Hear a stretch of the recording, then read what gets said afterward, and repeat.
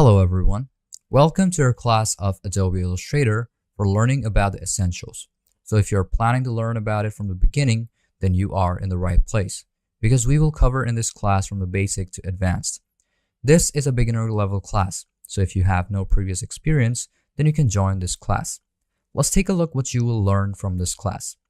Introduction to Adobe Illustrator, user interface, collaboration, tools and functionality, mastering tabs and ribbons, visualizations, and usage of Adobe Illustrator. After completing this class, you will be able to use the interface of Adobe Illustrator easily, create stunning designs, collaborate, and how to find the needed tools whenever you want. This is a project-based class, so during learning, you will have class projects. So what you have learned, you will be able to participate in class projects, so you can do practice while you are learning. You will have supporting resources in this class, so it will be easier for you to learn. While learning, if you face any issue or if you have any question, then feel free to ask me. I'm always there to help you. So let's start learning Adobe Illustrator Essential. Welcome to our course of Adobe Illustrator Essential. Well, this is going to be our introduction, and also we're going to learn about the interface of Adobe Illustrator. So, before getting into our first lesson, let's learn what Adobe Illustrator is. So, what is Adobe Illustrator? Adobe Illustrator is a vector-based graphic design software developed by Adobe Inc. It's a powerful tool used by designers, artists, illustrators, and professionals in various industries to create and manipulate scalable vector graphics. So, what is the overview of this course? So throughout this course, you will embark on a journey to master the essential skills needed to harness the full potential of Adobe Illustrator.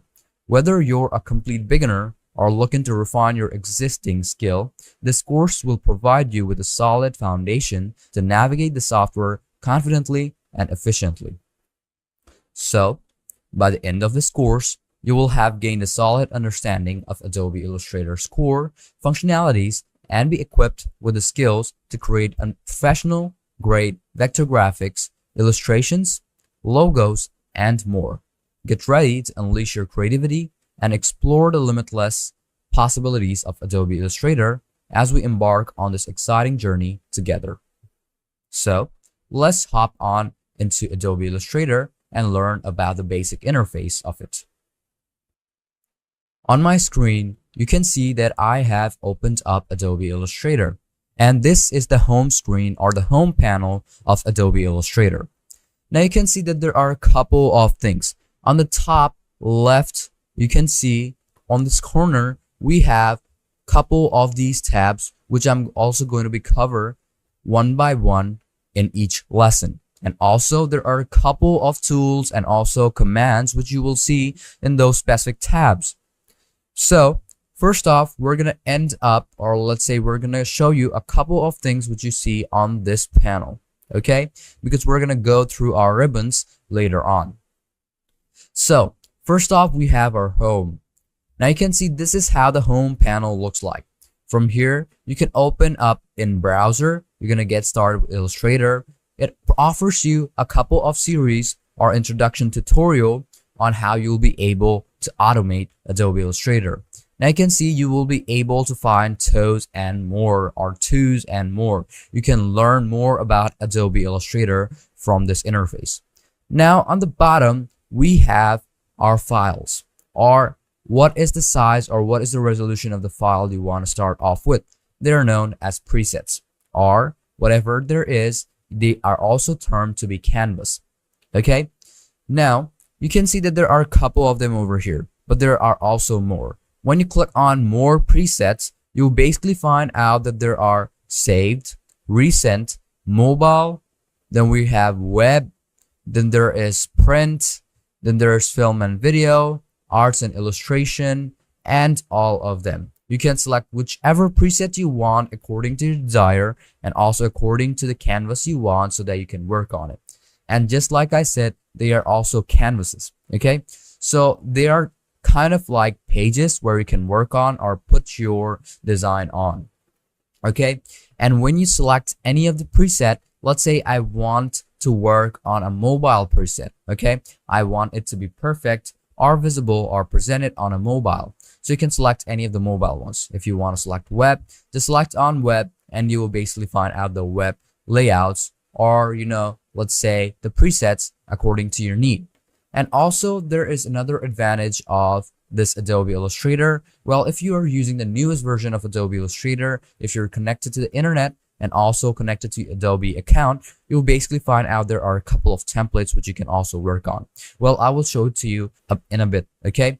So when you select any of the preset, now you see on the right side, there is also a panel of properties.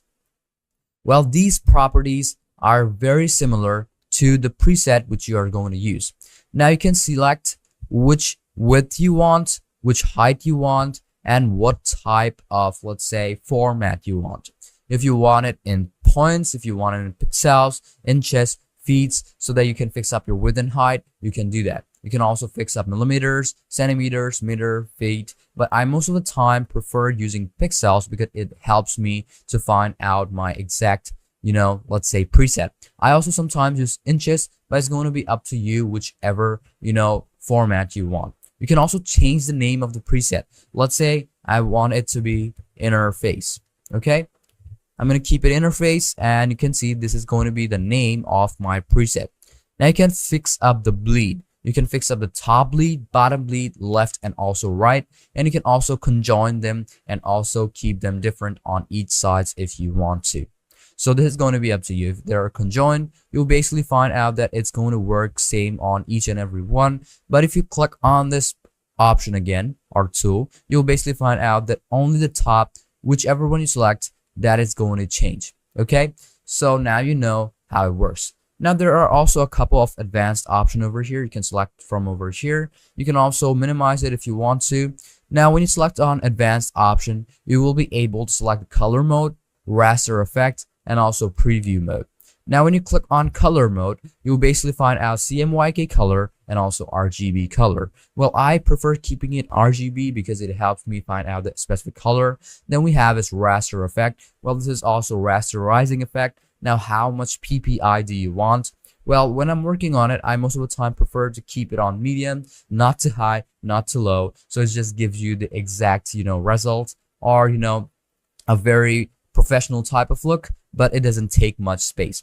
Now in the preview mode, you will be able to select if you want pixel or overprint. Well, I prefer keeping it on default because it helps me get out or present any, format or anything, whichever one I want. Now you have more settings over here. When you click on more settings, you will find out more settings about this, preset. You will be able to select, size, width, number of artboards. You will be able to do that. Or artboards are also termed as pages or canvas, just like I said. So you'll be able to fix them, fix the template, fix the orientation, and all of them according to my need or to your need.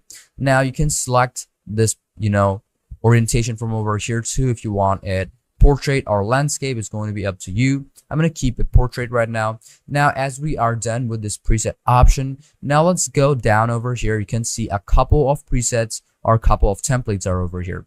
Well, these are pre-built templates, so those are basically edited. So you just have to put in your own data and then you're good to go. Well, these work the same way on each and every category. You will basically find out different templates for different presets, such as different one for mobile, different one for web, different one for print, different one for film and video. Now you can select them. Now you have to stay connected to the internet. Now, if you want to use any one of them, just click on any of the preset. When you click on any of the preset, you have to download that. You can also see the preview if you want to. When you click on download, it will be downloaded on your PC, and then you'll be able to work on it whenever you want. Now, it will take a bit of a time to download because it will download it and then apply it directly on your, screen or your workspace, and then you'll be able to work with it. If you don't want to work on it, just make sure to use any blank preset you want to use so that you can start from scratch. Well, for this course, I'm going to suggest you not to use any template or any preset, okay? So that it just helps you to find out, or let's say, increase your, capability or increase your skills in Adobe Illustrator. So when it is downloaded, you can just press on open and then you'll be good to go. You can see your current setting, discard CMYK in profile linked content, but profile was set to be honored when the document was created. Just press on continue because it needs to be in CMYK, not RGB. So if you select RGB, just like I said from, let's say the property of the specific preset, if you selected CMYK sometimes and you want to open up RGB, it might not work, or it will just give you that pop-up notification, so that you just have to continue and select, and then you'll be good to go. So this is how the preset is, or this is how the template is. I'm not going to be using it, so just cut this off and then you're good to go. Now it will take me back directly again to home, and you'll see this is how it works. Now we know about home. So this is the learn, and in learn you'll basically find out what you want to learn about. So Adobe Illustrator also allows you or offers this functionality. Now in cloud documents, you'll be able to save all of your documents in clouds. So this is basically like a cloud drive where you'll be able to save your work, or maybe upload your work and also share them whenever you want. And even if a person shares those files with you, it will appear on shared with you section of Adobe Illustrator. Now what you can also do is go off to delete it. Well, Adobe Illustrator also offers you a recycle bin, so that if you delete any let's say project or any work from your workspace, it will appear up on deleted, and then you'll be able to restore it from this point. As I don't have anything in my deleted, and as this is a new account, I basically don't have anything on cloud documents shared with you or deleted, so it is basically kind of blank or still loading. Now you can also create any new preset or start working on them from clicking on create new. When you press on create new, you'll basically see the same type of interface. When you click on more presets, appears over here. You'll be able to select any of the presets and then press on create, and then you'll be good to go. I'll come back to you in a bit. And when you want to open up any project or any file that you worked on previously, and you just click on open, and it will open up this interface for you. From here you'll be able to select any drive or any file you want to use, and then you just select that AI file, and then you'll be able to open it up whenever you want. So this is basically about the interface of Adobe Illustrator on the home panel. Now I'm gonna do is open this section up, or open a preset, and then show you the interface of the workspace. Press on create new. I'm gonna do is click on, let's say, print, and I'm gonna find out A4. You can see A4 over here. I'm gonna press on create. It will take a bit of a time to load it up on my screen. Now you can see that this is how it will work. Okay, now this is the interface of Adobe Illustrator, or the workspace. Now you can see that there are a couple of tools which you will find out over here. Now the first thing I'm going to be suggesting you is, first off, what you're going to do is go off to Windows, find out workspace, and then find out Essential Classic. Okay, make sure to select on Essential Classic because it allows you to see all of the tools in Adobe Illustrator, or you can also find them from the right side of the panel. Now let's go through a couple of things, or how the section works, or how the workspace works in Adobe Illustrator. Now you can see, just like I said on the beginning, the top part are the ribbons, which contains most of the commands, or most of the basic commands, and all the tools which you will basically find out in Adobe Illustrator. So we're going to go through them later on one by one. Now, if you want the basic tools of Adobe Illustrator, most of them are on this left side of your workspace. Now you can see that there are a couple of things on these tools, but these are not just it. You can see that there is this corner section, marked like this over here. Well, this means when you right click on those tools, you basically find out more tools. So this icon, basically whichever tool has them, has a couple of tools. Just like this one, if I right click on it, there are 2 tools. If I right click on this one, there are a couple of tools. But as this one does not have any of this icon on this corner, if I right click on it, it will not show me or extend up the workspace of tools. So select whichever one you want. Now you can see that this option is called the color palette. Now there are 3 of these options. This is no fill, this is gradient, and this is going to be our solid color. Now you can also swap colors by pressing on X. If you want to, you can see X. Now if I press on X, it will turn out black. If I press on X again, it will turn out to be white again. So you'll be able to switch through colors by selecting on these. You can also select them and also swap them if you want to. Okay, it's going to be up to you. You can also use a different color palette if you want to. So this is the essential tools of Adobe Illustrator. Now on the top part is going to be, let's say, one of our properties. Now you can select what type of tools, or let's say if you select a tool, now how are you going to customize it. So this part is also very important. You can see that you can select color, you can select the stroke, you can select the size, you can select the width, you can fix the definition, opacity, style, document setup, and also preferences, and also similar objects and all of them. Okay, well, it's going to depend on what type of object or what type of tool you're working with, and they're going to change by time. Now on the right side, we have properties and libraries and a couple of tools. Well, you basically will be able to pop in any of these tools over here on this section, okay, like this, and you can see that all the tools are over here. Now you can see on the properties, we have all the properties about a specific object or a specific panel, or let's say a worksheet. Not even a worksheet, this is basically called an artboard or a canvas. So all of the properties will be available over here. You'll be able to customize it and also fix it up according to your need. And we also have our libraries. Okay, make sure to stay connected to the internet. And also, as I don't have anything in my libraries because this is a new account, so it is basically empty. Now you can go through a couple of these tools whenever you want. Okay, so this is basically how this interface works, or this is how the workspace works. And you can see this is how you'll be able to arrange documents. You can see it however you want to, but I'm going to just prefer to keep it like this, or you can select it however you want. Now you can also switch the workspace if you want to, right from over here, instead of going to Windows and fixing up your workspace. So basically you'll find it over here. Okay, then you will be able to go through a couple of these options over here too. You can see align art to pixel grid. You will be able to do that. And you can also find this option over here. Just click on it and you will basically find out alignment option and also a couple of tools. Okay, so this is basically how you want your workspace to look like. You can see if you want it aligned, if you want anchor points, if you want artboards, if you want brush, character, clipping mask, and all of those. Okay, so hope you learned about every interface of this lesson. And this is basically very simple and also very basic. So I'm going to suggest you to just fiddle through it.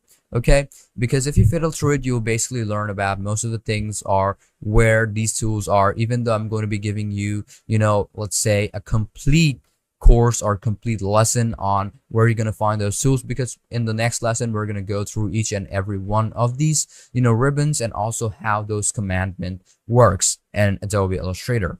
So hope you understood everything in this lesson, and if you have any question, you can ask me, and feel free to ask me because we will guide you through the whole process. So in our next lesson, we're going to learn about the file ribbon and also 5 basic tools of Adobe Illustrator. Now, when I say 5 basic tools, we're going to go through 5 on step by step. So this is going to be the 5 ones, or the first 5, 1, 2, 3, 4, 5, and in the next lesson 1, 2, 3, 4, 5. Okay, so let's hop on to our next lesson of Adobe Illustrator. File ribbon and 5 basic tools of Adobe Illustrator. Welcome back to our lesson of File tab, or let's say File ribbon, and also 5 basic tools of Adobe Illustrator. So now what we're going to do is open up a preset, which I did from the previous lesson. Let's say I'm just going to select any one of them if you want to. Let's say I'm going to do select on letter. And when I click on it, it will open up a workspace for me where I can work on. Now, I'm going to be showing you all the commands or all the tools which I have in File ribbon. So let's click on File, and then the first thing we have is New. If you want to open up a new workspace, press on New, and it will open up a new workspace for me by opening up this interface right now. And then you can select any of the presets you want, and then you can open up another workspace. Another advantage of using this is that it opens up a new tab. Let's say I'm going to use press on Create. I want A4. I'm going to press on Create, and we'll make it right beside our first one, which is letter. So you can see this is A4 and this is letter. So you can use whichever one you want. I'm going to cut one of these off so I can work on a single one. Now I'm going to press on file again, and then we have is new from template. Now, if you don't want to work on a blank worksheet, or let's say on a blank artboard, then you can press on new from template. It will open up the template interface so that you can select any of the templates you want, or even if you have any downloaded template, you can select that and open it up directly from your PC.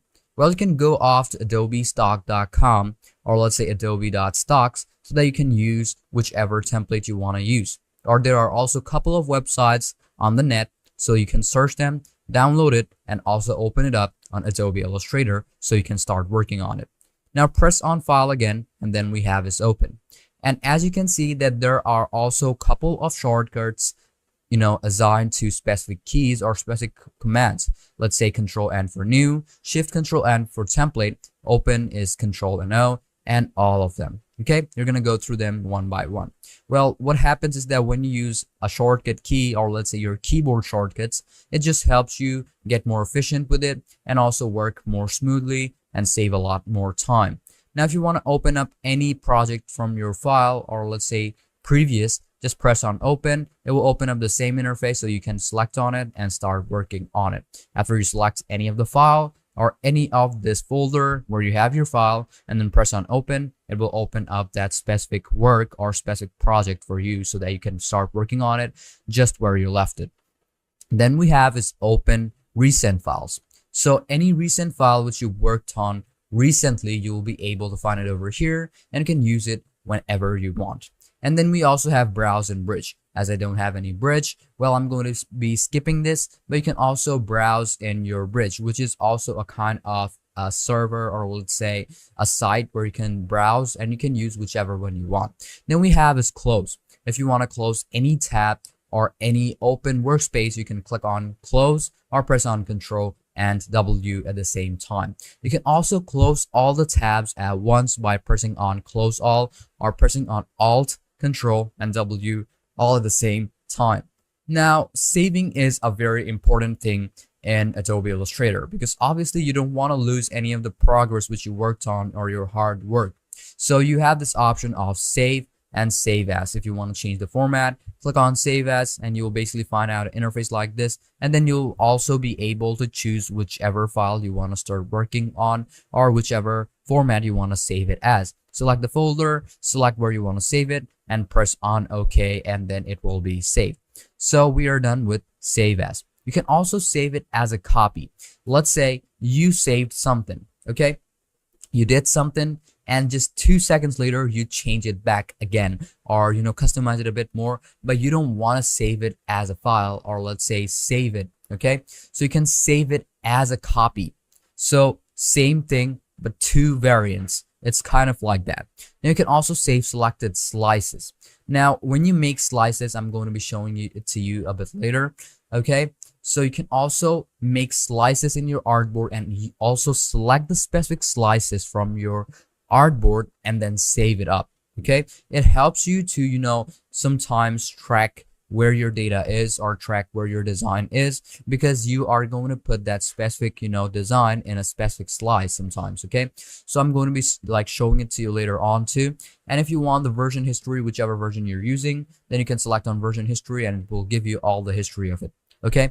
Now one thing I'm going to suggest you is that first off, whenever you're using Adobe Illustrator, stay connected to the internet, stay connected to your Adobe account, and also make sure that you are using a genuine version, because it will allow you to use all the functionality Adobe Illustrator has to offer, from the newest tools to the oldest tools, and also a lot of bug fix, which is going to make your work, or let's say your work here in Adobe Illustrator, to be a lot smoother than the ones which you use in the old versions.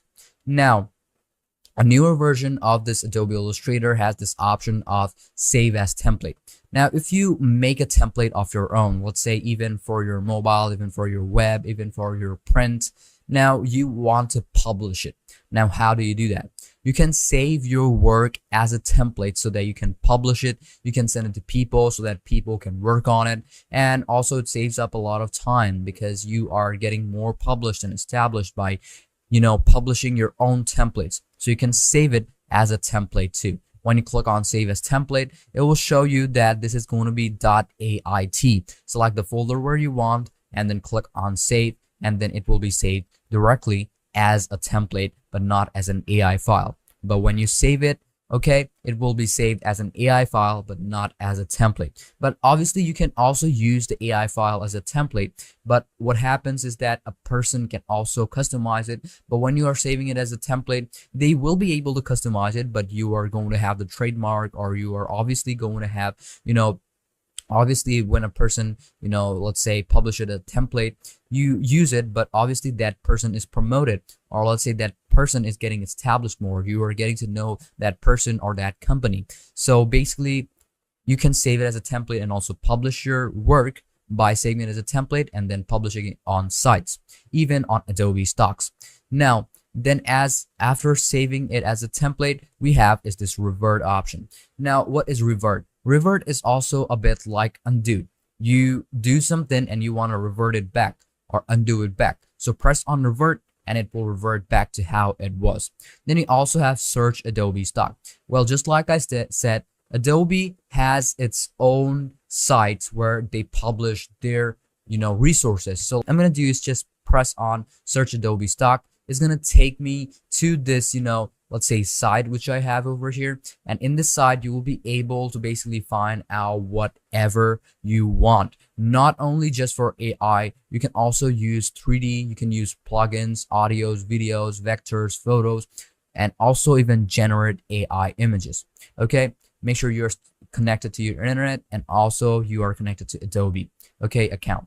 Now I'm going to do is go off to Adobe Illustrator again, and there you have it. Okay, you can browse that if you want any resources, but one thing is that not all of the things are free in Adobe stock, so sometimes you have to buy the resources too. So make sure to use whichever one you want. But one thing I can ensure is that they have, let's say professional quality resources. You can use them whenever you want. Just go through them or go through Adobe stocks and then find out the one, whichever one you want. Then we have is this place. Well, you can place specific object or place. When you click on place, now you want wherever you want, your object to place, or whichever file you want to place it on Adobe Illustrator. Okay, so in the next one we have is export. Exporting your work is a very important thing, okay, or a very important command, or a very important process. Now you can export for screens, export as, or also save for web as a legacy. Now you can export for screens, just click on export for screens, and then you can export it as screens. You can also change formats or click on formats, and then you'll be able to create subfolders by formats. You can fix the full document or fix whichever artboard you want to export. It's going to be up to you. And you can also fix the range and also change the format whenever you want. Is it for iOS, on Android? It's going to be up to you. You can export it later on, and then you can work on various, let's say devices or whichever one you save it at. Now you can also export as. This interface will open up, and then you can save your, let's say whatever type of format you want to save it as. It also allows you to make, let's say, a photo type of format so that you can work on it, or maybe even just show it as a presentation, or maybe just as a photo. So this is basically how it works. Then you can also select the export, okay, or let's say export the selected ones. If you have a couple of artboards, select the number of artboards, and then you can select the export selection. But one thing is that when you go off the export and then click on export for screens, you will be able to do the same thing. You can select whichever artboard you want to export it to. So it basically does the same thing, just like I said on export selection. Okay, so use whichever one you want. It's going to give you a vast amount of advantages and also a couple of things which you will need later on. And there are a couple of packages you can use it with later on. Then we have scripts. If you want to apply scripts such as docs or images or other scripts from your PC, you can click on them and apply whichever script you want on Adobe Illustrator while you're working on it. Okay, then we have document setup. If you want to fix up your document or change the properties of your document a bit, you can see it over here. It's quite the same as working on it before, or maybe let's say fixing what type of artboard you want. It's kind of like that, but there is a bit of difference is that you can fix up the grids, you can fix up the grid color, you can fix out bleeds. Well, bleeds is you can fix it on from the beginning, but there's like show images and outline, highlight, substitute. Then there is also this type option. In here, you will be able to fix the language, codes, superscript, subscript, small caps, export, and all of them. Okay, so if you want to go through them, you can do it. You can even change the color of the background if you want to. You can see it over here. You can fix the grid size. Let's say I want it large. You can see now this is large, but I don't want it. I'm gonna just keep it medium because that just allows me to, you know, obviously work on it more fluently and also work on it very smoothly. So you can use them if you want to, and you can also see discard white overprint in output. You can also select that. It just discards the white overprint when you want to output anything. So you can use it whenever you want, and you can go through them, and you can also edit your artboards through these options. You can see you'll be able to crop it. You can see it over here. It will be like this, but if you want to increase the size, and there we go, we have it. Okay, so use whichever one you want or any one you desire or anything, let's say. Okay, then in the next one we have is document color mode. You'll be able to select whichever color mode you want to work on. Now, one thing is that if you have any template, it's going to depend on which color mode it is. Let's say you selected CMYK, but the template you are using is RGB. Now, you might think that what if there is a problem? It will not have any problems. Just one thing it will happen is that it will give you a short notice is that it is in CMYK. Do you want to revert it? Or do you want to change it to RGB if you're working, or if you have RGB on default? Then it will just tell you, just press on continue, and then you'll be good to go. So you don't have to worry about anything. Then you also have file information. If you want to check any information about the document which you're working on, you can see it over here. You can also customize it.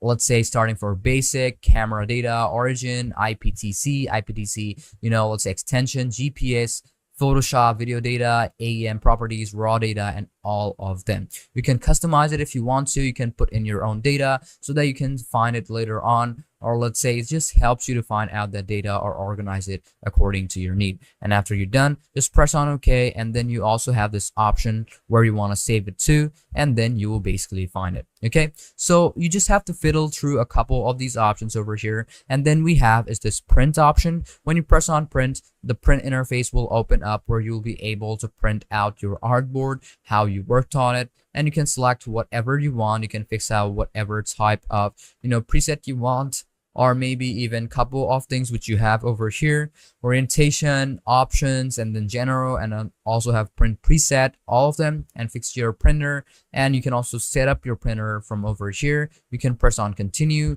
and after you're done, you just select on them and select whichever printer you want, and then you are good to go when you just press on done and print.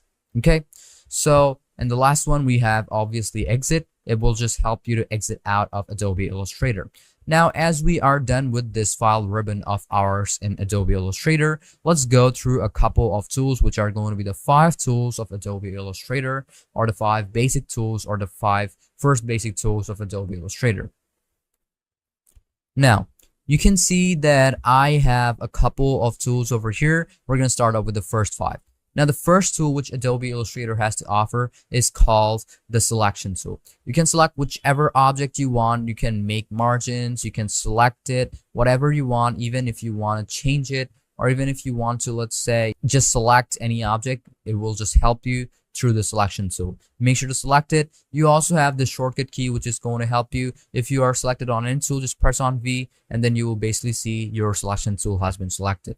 Then the next one we have is direct selection tool. Now you can select any object. Okay, let me just make an object over here. Okay, as we have it, I'm going to select this tool, and you'll be able to drag it wherever you want. But when you select on this, you'll basically be able to change, or if you have a couple of objects, even if they are grouped up, you'll be able to select any specific object which you have in Adobe Illustrator. Okay, and then you'll be able to customize it or do whatever you want. When you right click on it, you'll basically see group selection tool. It allows you to select multiple objects in your specific workspace. Let's say I'm going to do is put in 2.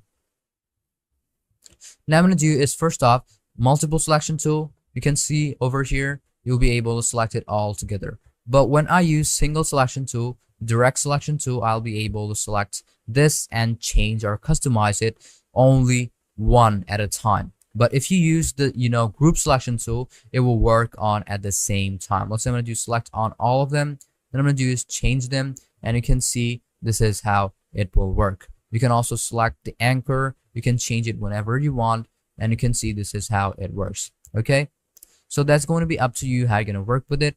The next one we have is called the magic wand tool. It just allows you to customize it, or let's say you can select on this and you can see all of them has been selected at the same time. You can see it how it works. Now when you go through that, you will basically see that magic wand tool is Y, and it helps you to customize it however you want. Okay, well, the main function of using this magic wand tool is that it helps a user easily select areas of an image with just one click.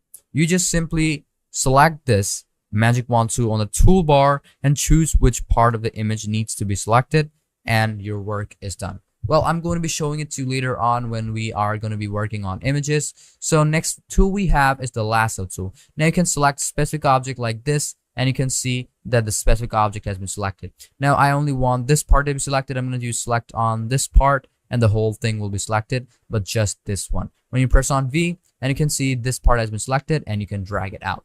So this is basically how this lasso tool works in Adobe Illustrator. And the last one we have is the pen tool. It just helps you to draw a line, customize it according to your need. And when you keep it up over here, make sure to use it, and there we go. And you also have this handle which you can use to customize it according to your need. Okay, then the last tool which we have are right click on it, and then we have is the add anchor point. Now you can apply your anchor point right over here. You have to select a segment of the path. Let's say I'm going to do select this segment first, and I'm going to just put the anchor over here.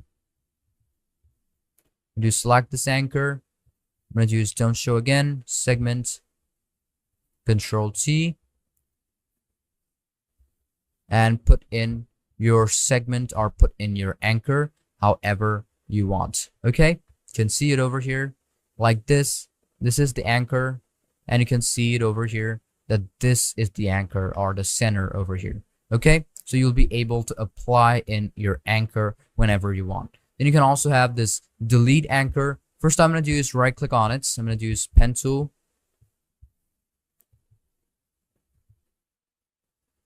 anchor. I'm going to do is right click on it, add the anchor. You can see it over here. You can change it whenever you want. It's going to be up to you how you're going to work with this anchor. Now we have this anchor point tool. It will just help you find out the anchor of that specific object. Let's say I'm going to use press on T, and it will just help you intersect or find out the intersect whenever you want. Let's say I'm going to use find out the intersect. You can see it over here. This is the center, and when I go up over here, this is the center. If I go over here, and I will find basically the center of that specific object. Okay, so this is basically how you'll be able to find out anchors with this tool in Adobe Illustrator. So hope you learned everything about this lesson on knowing about the file ribbon and also the first 5 basic tools of Adobe Illustrator and what functionality it has to offer. So thank you for watching this video up till the end. Now in our next lesson, we're going to learn about the edit ribbon and also the next 5 tools, which are this pen tool, or let's say curvature tool, text type, and then we have line segments, and we have this rectangle tool, and also our paintbrush tool. So let's move on to our next lesson. Edit ribbon and 5 basic tools. Hello, we are back with another lesson about edit ribbon and also 5 basic tools. Now let's start off with our edit ribbon and what functionality it has to offer. Go off to your left top corner and you will find out edit. Now you can see that there are a couple of these options more than file, right?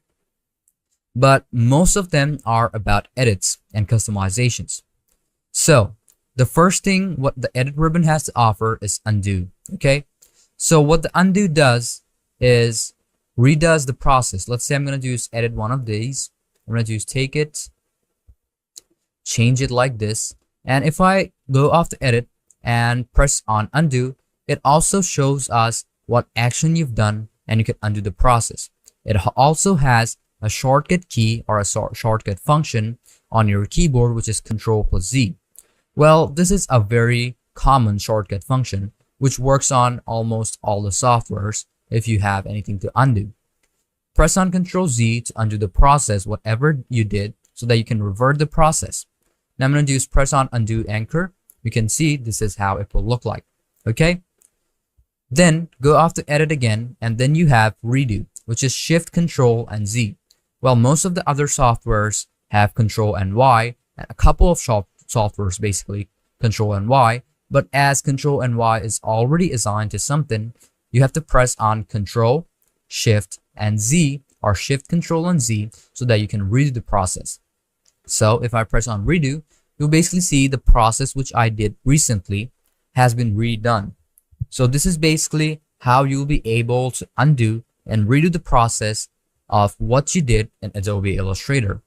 Press on edit again, and then we have cut, copy, and paste. Well, this is a very, let's say common function in all softwares, which is cut, copy, and paste. It just helps you to save a lot of time. If you want to copy anything, let's say I'm going to use click on this selection tool, press on Ctrl+C, or you can press on edit and go off to copy, which is also the same command. And if you want to paste it, you can press on paste from over here, or you can press on Ctrl+V. Okay, so this is basically how it works. You can see now there are two of them, right? Now if I select on any one of them and move it, you can see that there are three, because I also pressed on Ctrl and V after I clicked on paste.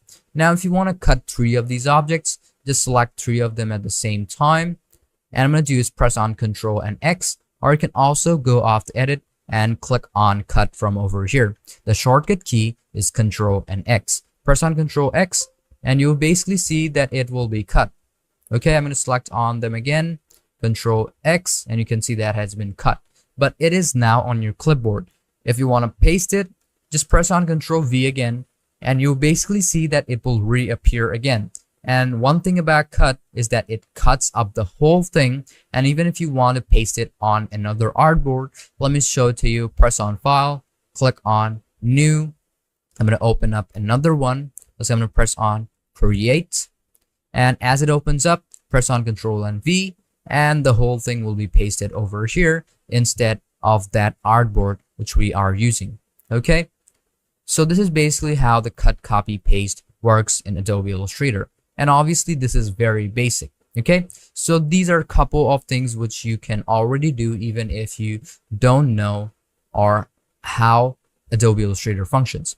Now go off to edit again, and then we have paste in front, paste in back, paste in place, or paste on all artboards. Well, if you've already worked on some, let's say PowerPoint, or maybe Lightroom, or maybe Photoshop, well, you might have some basic ideas about layers, right? Now, even if you don't, it's not a problem, because we're going to guide you through the whole process. Okay, now what happens is that you want to paste in front, paste in back. Now how does it work? Now I'm going to use, first off, click on any of these objects, and you can see that this is overlaying one of this. I'm going to do is remove one of them, delete, and you can see that this is overlaying this one or overlaying this one.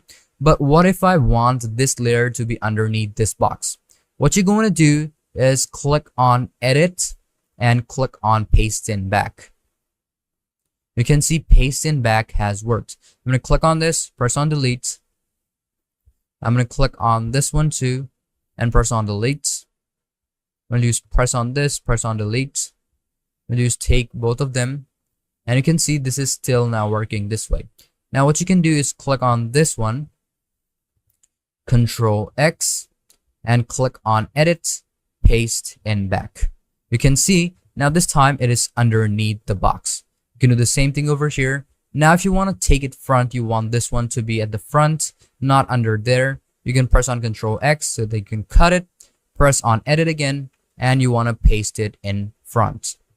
Now you can see that the one which was behind is now overlaying the one which was overlaying this one previously.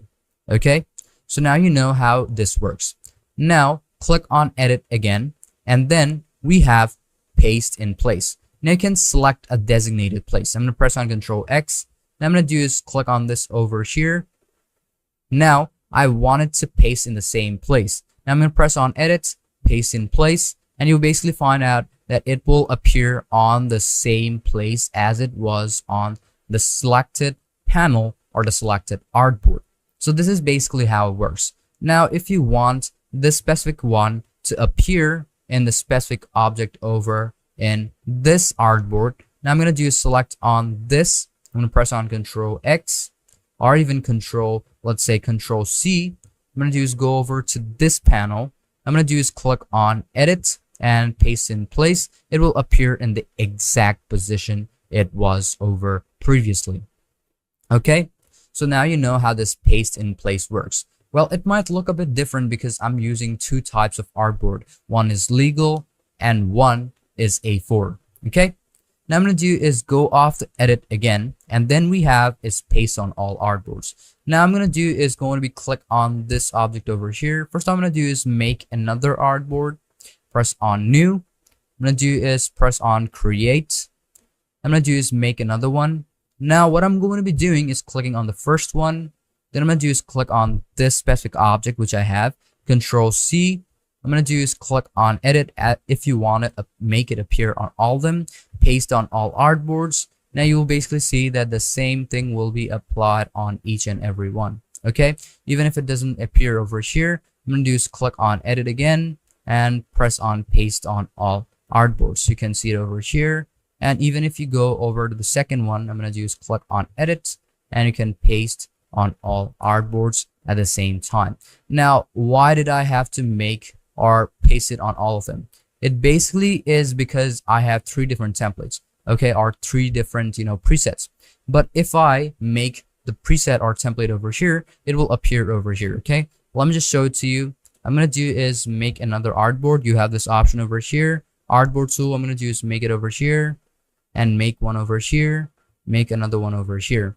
Now what I'm going to be doing is clicking on the selected object. I'm going to do is click on edit and paste on all artboards, and you will basically find out that it will appear on each and every one of these artboards. You can see it over here, 1, 2, okay, and another one is going to be over here. See, this is very simple. Or you can also do is select them, make them all the same size, and then you can make it, paste it wherever you want. So now you know how this works in Adobe Illustrator. So I'm going to do is remove it, Control Z, so that I can remove the artboards which I don't need. Now as we are done with place in all artboards, I'm going to click on edit again, and then we have is paste without formatting. Well, paste without formatting is a bit different. I'm going to do is press on Control C.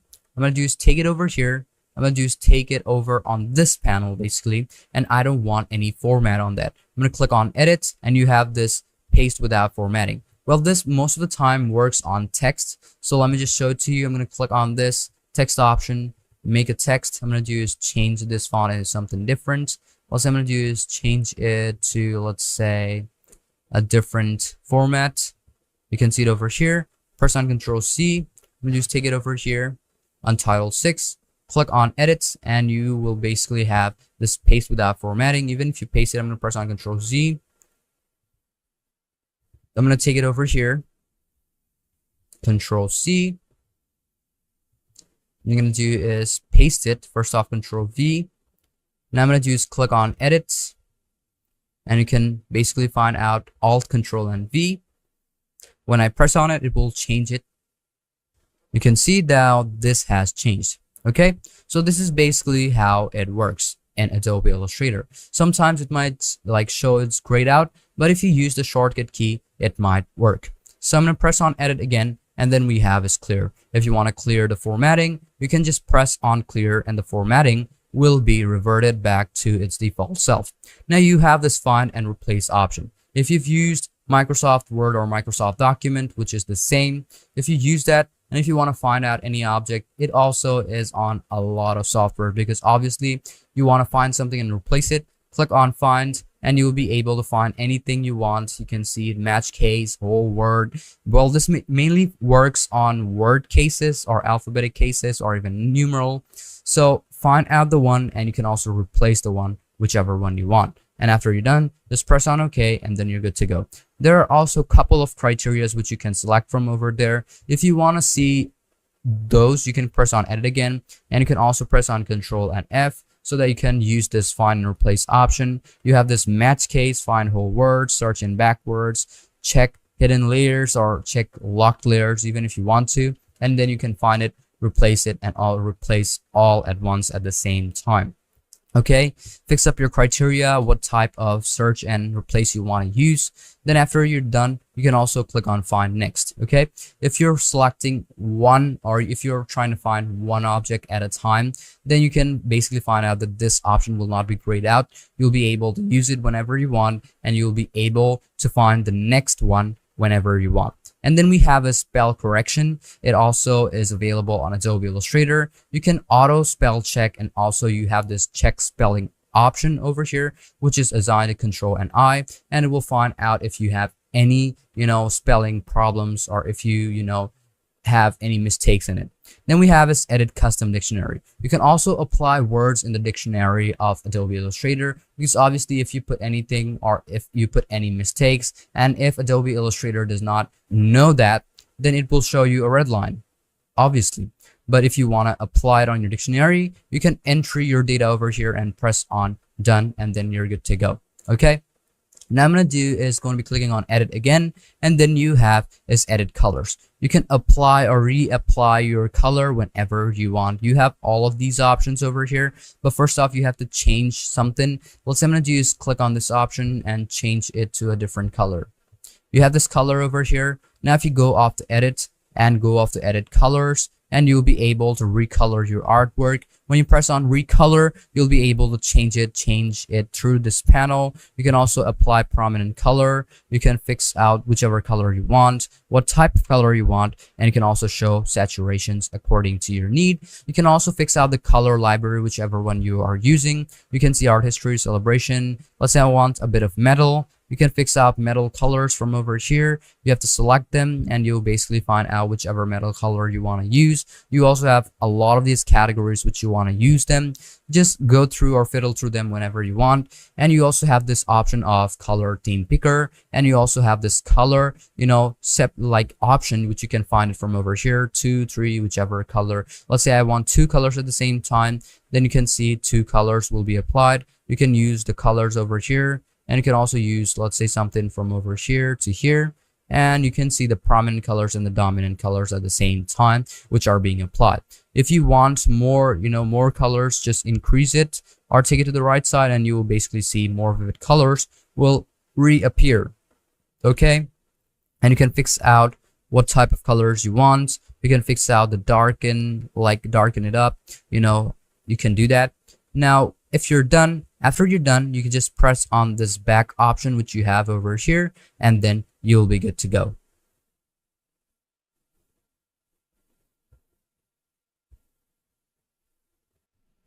Now, the next one which we're going to work on is, obviously, if you've, recolored it, just click on this option again and change the color however you want, and then go off to edit again. Click on edit.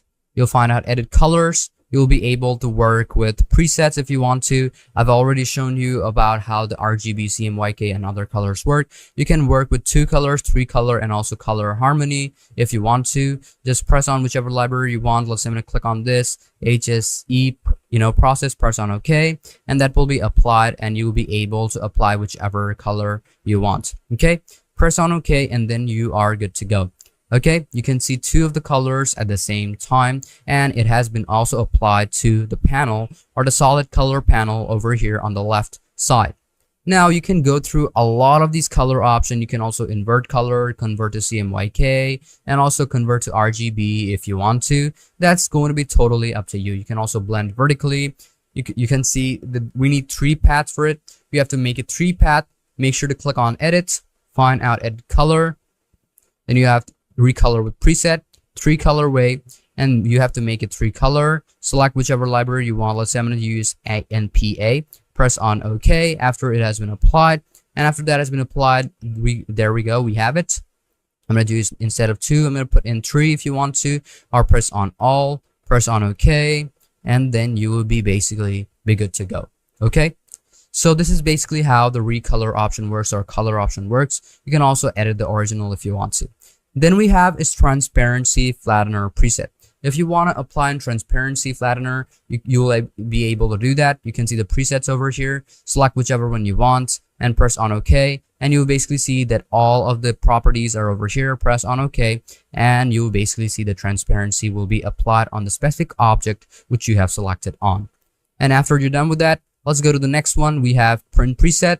Now, it's also the same process of how the print option works. You'll be able to select whichever print preset and you'll be able to apply or make your own print preset if you want to. So it's going to be up to you, whichever one you're going to use before printing it. Now, after you're done, now go to the next one, which is Adobe PDF preset. Now you can click on it. It will take you to the site, or maybe sometimes open up this interface where you'll be able to select whichever PDF preset you want to use. Select the one you want to use and press on OK, and then it will be saved. So you don't have to worry about anything. Okay, now click on edit again, and then let's go off to perspective grid preset. Now if you want to apply in your grid as a perspective, let's say I'm going to click on this and press on OK, and you'll basically find out the grids will be applied on your panel. Sometimes it is visible or sometimes it is not, but it is basically working underneath your panel. So make sure to use whichever one you want, and also you will see that it will be aligned to a specific grid line when you hold on a shift, and you can see this is how it will work. Okay, you can see how it works. See, this is how it will work. So I'm going to press on edit again, and then let's go off to color settings. If you want to fix up your color settings, just click on this option, then fix out whichever settings you want. You can also load up. You can fix out whichever color option you want. Let's say Photo Pro or Pro Photo, Image P3, Apple RGB, sRGB, Monitor RGB. It's going to be up to you, whichever color you want to use. And also you have CMYK, whichever CMYK color you want to use. And also we have is RGB over here, which color management policies you want to use. Let's say preserve embedded profile or convert to working space. Is going to be up to you. I'm going to suggest you to keep all of these on default because you don't want to go through each and every one of them, because sometimes it jumbles up the color options and features. So try keeping it on default, because obviously in also default you'll be able to get all of the features Adobe Illustrator has to offer. Now when you're done with it, you have this assign profile. You can also apply in profile if you want to. Don't color manage this document or working CMYK, or you can also apply in specific profiles if you want to. It's going to be up to you. So it's going to be up to you, whichever one you want to use. And if you don't want anything, or if you don't want any changes, just press on cancel, and you will basically find yourself back to your workspace.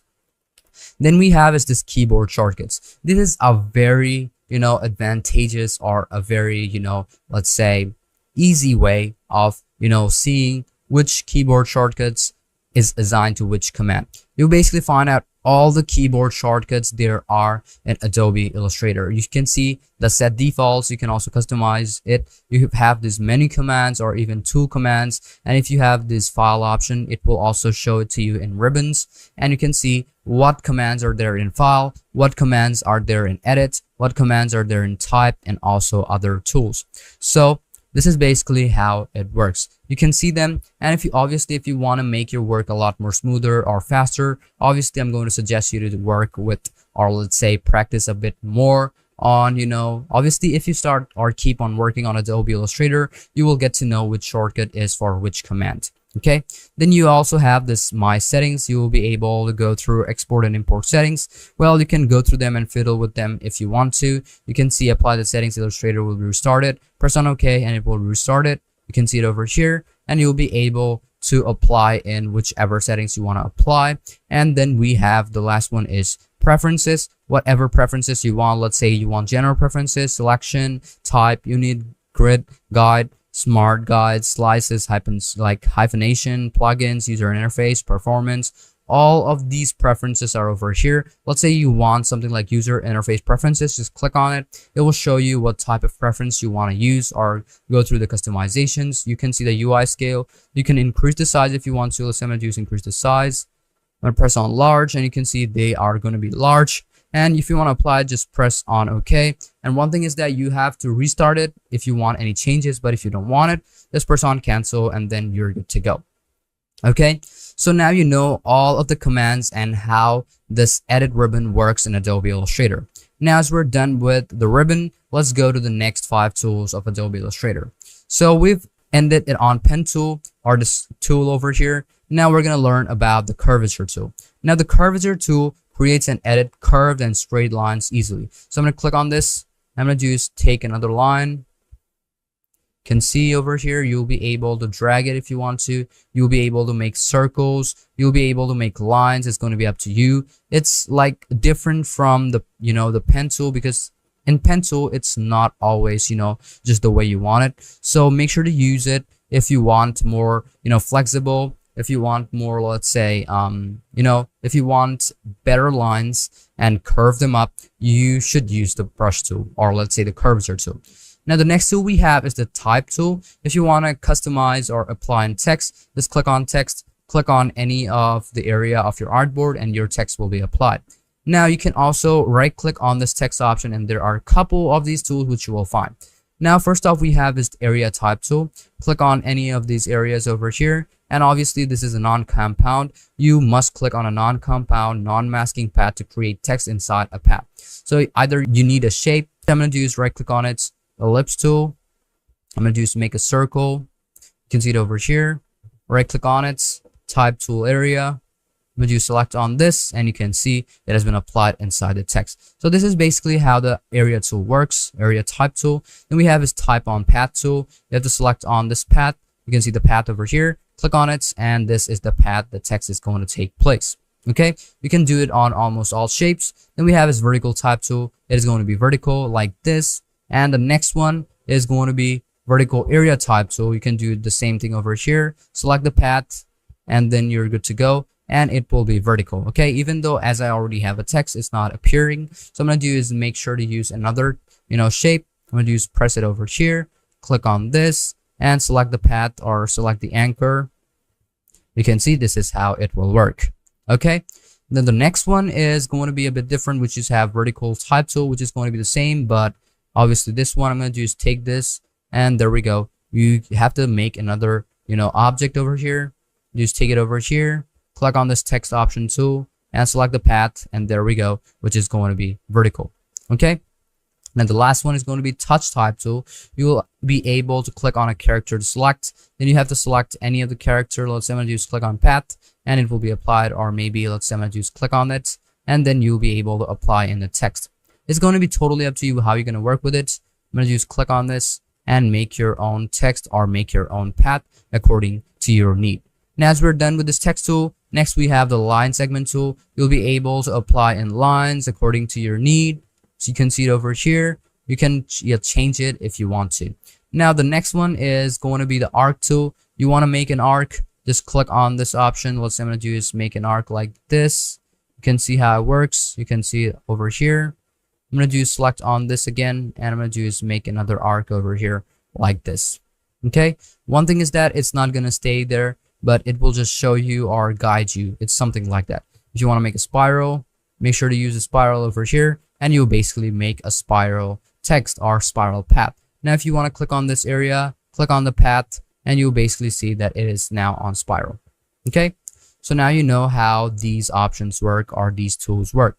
Next one is going to be the rectangular grid tool. You'll be able to make a grid of your own whenever you want. Obviously it's going to contain a path, because you can see all the path over here, and also there are intersections, and also there are a couple of anchors inside of the grid. Then we have is the polar grid. So if you want a polar grid, select on this, and you'll be able to make a polar grid. It's going to be up to you how you're going to work with it. So make sure to customize it according to your desire. Now as we're done with this part, let's go off to the shape tool. Well, I've already shown you a couple of these shapes. There's rectangular shape. You can see it over here. Then I'm going to do is make another shape, the round rectangle, make it over here. And another, I'm going to suggest you is that when you're making a shape, if you hold on a shift and make a shape, it will make you a perfect size shape. But if you change that over here like this and hold on a shift and then do it, it will still contain the shape how it was, but keep it to be, very perfect. Then we have the ellipse tool so that you can make a perfect circle. You can see it if you hold on a shift, it will work like this. But if you let go of shift, it will work like this. You can make an oval, you can make something like this, or if you hold on a shift, it will turn directly into a circle. See? So as I have it, I'm going to press on Control Z. I'm going to do is hold on a shift and make a perfect circle. Next one I'm going to be doing is going to be polygon tool. Just make a polygon tool like this, and there we go. We have our polygon. And the next tool we have is the star tool, which is over here. You can make a star just like this. And in the next one we have our flare tool. If you want to apply in flare, just make your flare over here, and you'll basically find out the flare has been applied on that specific object. See? You can take it over here, and this is how it will work. Now, if you want to change these objects, let's say I'm going to click on this option, and when you will basically find out paths, anchors, and also a couple of things. Let's say if I select on this, you'll be able to change its size. Hold on a shift. There we go. We have it over here. Just take it over here, and this is how it will look like. Okay, then we have this circle tool. You'll basically find out over here as an arc option. You can make an arc just like this if you hold on to it.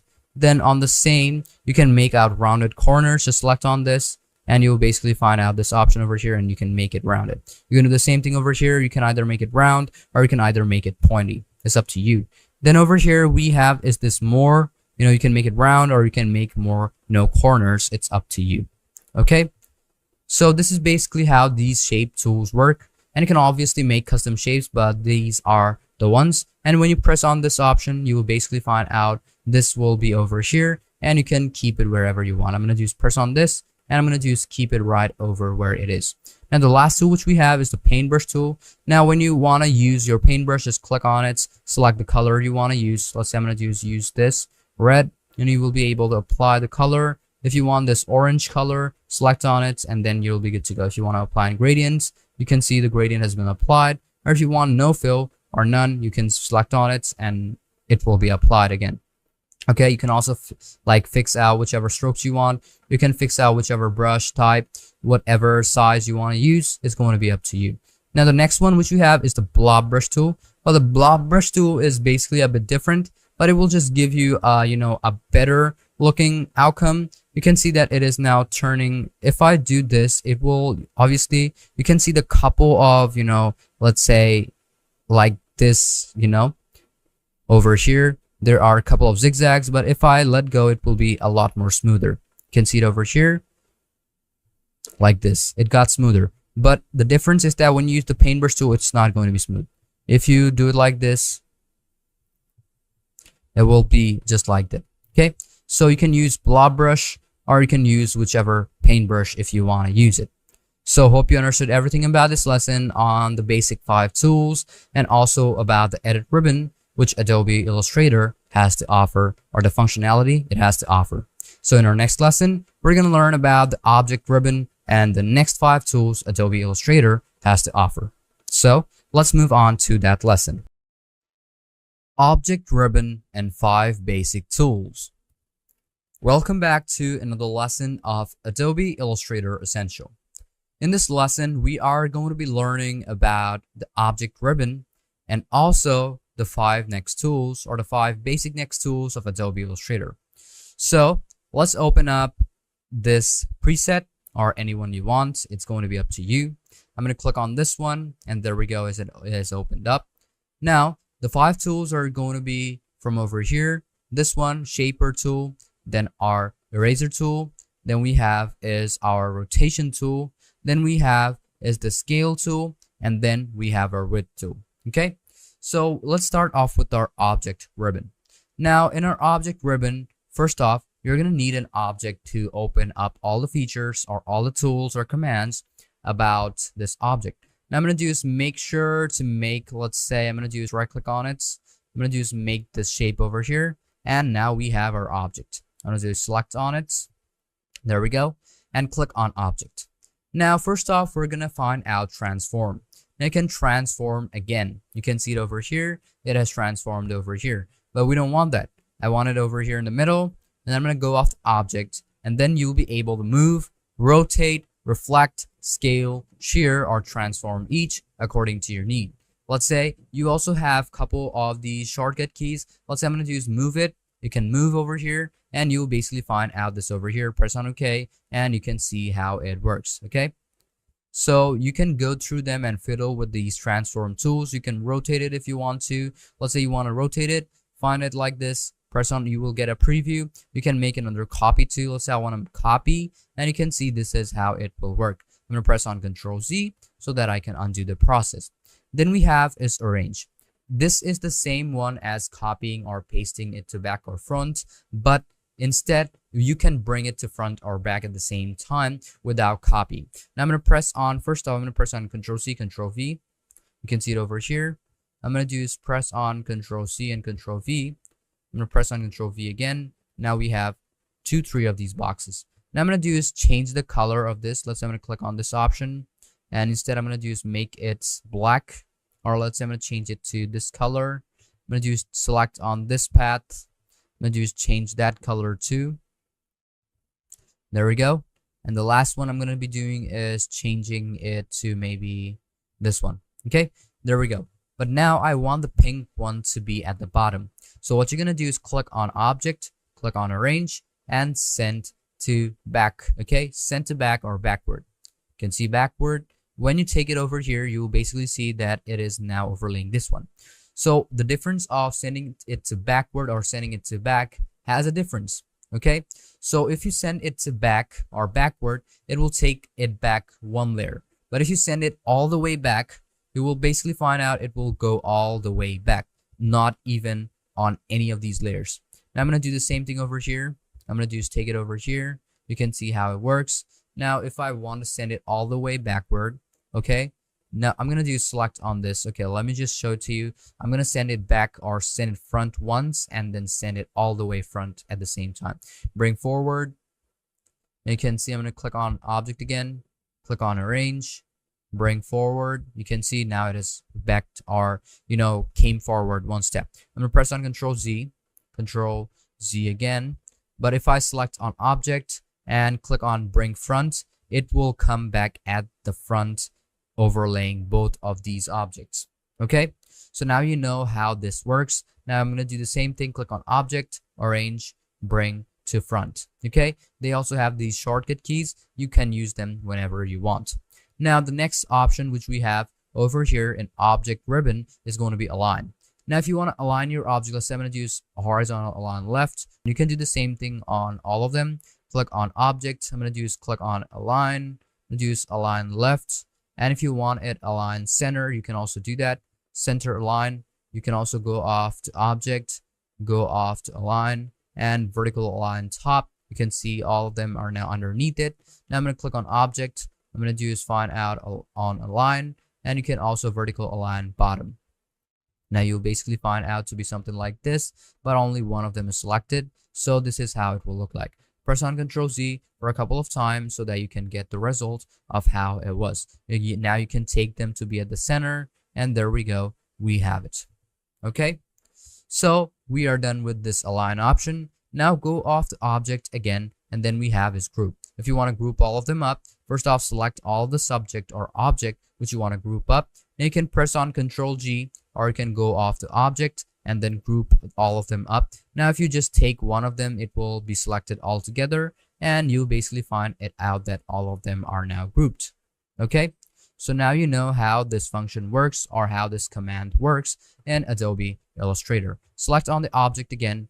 Now one thing is that even if you grouped it up, if you double click on a specific object, you'll find out the specific object over here. But still, if you get out of these, I'm gonna just go over here. Now you'll basically find out that this is how it works. I'm gonna go back again, and now you have to use all of them back again until you ungroup them. Now if you press on Ctrl G again, it will be ungrouped, so you don't have to worry about it. So first off, you have to select on it, go off the object, and you'll also find out this ungroup, which is Shift Control and G.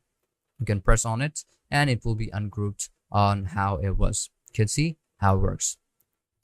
Then I'm going to go off the object again, and then we have is lock. If you want to lock the selection or all the artworks, you can also do that. when you lock up any object or all the artwork or other layers, you won't be able to work on those.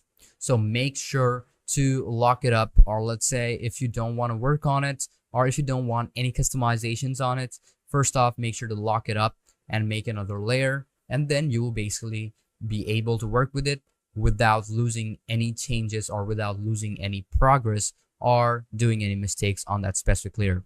Then we have is this unlock option. If you lock anything or if you lock any object or layer, you can unlock it by clicking on unlock all on Alt Control and 2. Then we have is hide. You can hide out specific selection or artworks or above or even layers if you want to. Now you can also show all the layers if you have hidden any object from your workspace. Then we have is expand. When you click on expand, it will show you an expand option over here, what type of fill you want. If you want any fill, you can also deselect it. You can also deselect this stroke. You want only the object, press on OK, and you'll basically find out no fill, no object, no outline. Okay, so this is going to be up to you how you're going to work with it, but make sure when you are using this object ribbon, make sure to select any object before. Now you have this rasterize option. So what the rasterize option is, or let's say why the rasterize option is used, is because you are going to rasterize the effect for later purpose. And what are the advantages of using a rasterized image or maybe a rasterized object? So basically the rasterize is necessary when you want to display or print a vector-based image on a device or medium that only supports raster graphics. This conversion ensures that the image appears correctly with all its details and effect and doesn't lose any resolution. Okay, so you can rasterize it if you want to. So basically in computer graphics, rasterization or is the task of taking an image described in a vector graphic format, shapes, and converting it into a raster image. A series of pixels, dots, lines, which when displayed together creates the image which was represented via your screen or via any of the software. So you can use it if you don't want to lose any effect. Let's say you are working on Adobe Illustrator 2023 right now, but you want to take all the color features and all the effects directly into a really old version of Adobe Illustrator. Obviously, it's not going to work, but if you rasterize it and turn it into an image format or a shape format, it will support there, and you can represent it on an older version too. So you can rasterize it whenever you want. Okay, so make sure to rasterize it according to your need. Now you can see this, we have this option over here. You can also fix the text if you want to. You can see it over here. Double click to convert to area text. We have this text over here, but I'm not going to be using it. I'm going to delete it. I'm going to press on Control Z, and there we go. Now the first thing I'm going to be doing is press on object, select on the object first, click on object, and then we have is create gradient mesh. You can also create your gradient mesh if you want to. You can see it over here. Now press on OK, and then you'll be able to fix out the gradient according to your mesh. Obviously, you'll be able to change it wherever you want and also paste it wherever you want. You find the edge of each and every one of them, and you'll be able to apply in the gradient according to your need. So now you know how you'll be able to apply in a gradient mesh. Now the next thing we're going to do is going to be flatten the transparency. You can do that. You can also flatten the transparency if you want to. Let's say I'm going to do is keep it over here. You can go through these options and fiddle with them so that you can see how it works, how it functions, and what are the differences. You can see that there are a couple of criterias and couple of checkboxes. You can see convert all text to outlines. You can do that. You can convert all strokes to outlines, clip complex regions, and also anti-aliased rasters. And after you're done, just press on OK, and then you're good to go. See how it works? You can press on this over here. I'm going to press on object, and then you'll be able to create object mosaic if you want to. But obviously, I'm going to skip it because this is not going to work on over here. But yet you can see when I applied those effects, this has turned into something totally different, and I've rasterized the effects a bit, and this looks very smooth, okay, without any outline. So I'm going to go off the object again. I'm going to select on this object, click on object, and then you can make pixel perfect. You can make your pixel perfect by clicking on that option, and Adobe Illustrator will scan that specific object and make your object look a lot more better because it's going to fix out all the pixels. Now go off the object again, and then you can go off the slice. Just like I said, you can make slices. You can make it over here. You can release it. You can create from selection 2 or clip to artboard. Now I'm going to just make the slices, and you can see you can apply, or this is one slice, this is one slice, this is one slice, this is one slice, and this is also one slice. 8 images, 8 images, 3 images, 8 images, and also 8 images, 4 of them. So you can select the slices and also print them if you want to. But as I don't use slices most of the time, well, the advantages of using slices is that it gives you a direction or a guide that what you can put inside of that, and also keep a specific section for each and every element or object which you are trying to put in a specific slice. Okay, click on object again, and then you can go off to create trim marks. You can trim your marks if you want to. You can see it like this. You can trim the marks, and you can also see how it works. Now you can see, you will be able to see it. You can trim it from over here, and this is the anchor, and this is the path of each and every one of them. Okay, it's going to be up to you, but if you don't want to use it, you don't have to, but it just helps you sometimes to guide it up. And even if you have, let's say, a totally perfect circle or maybe a rectangle, now you want the outer grid where you want to put another circle so that you can see the grid and also make it perfect, well, that option is used. Now I'm going to go off the object again. Then we have is path. Now you can fix a path, you can join, you can average, outline, stroke, offset path, reverse the path direction, simplify, add anchor points, remove the anchor points, divide the object below, and split into grid. Let me just show you a couple of them, and after I show you a couple of them, you will basically know how it works. Now if you want to join any path, you'll basically find out over here, press on OK, and as this is not an open path, this is an open path, you'll be able to fix out the path and join the path if you want to. You can see it over here, the edge, and this is the path over here, the edges and the paths. Okay, now you can select on this, and this is the path. You can join them up if you want to with another object.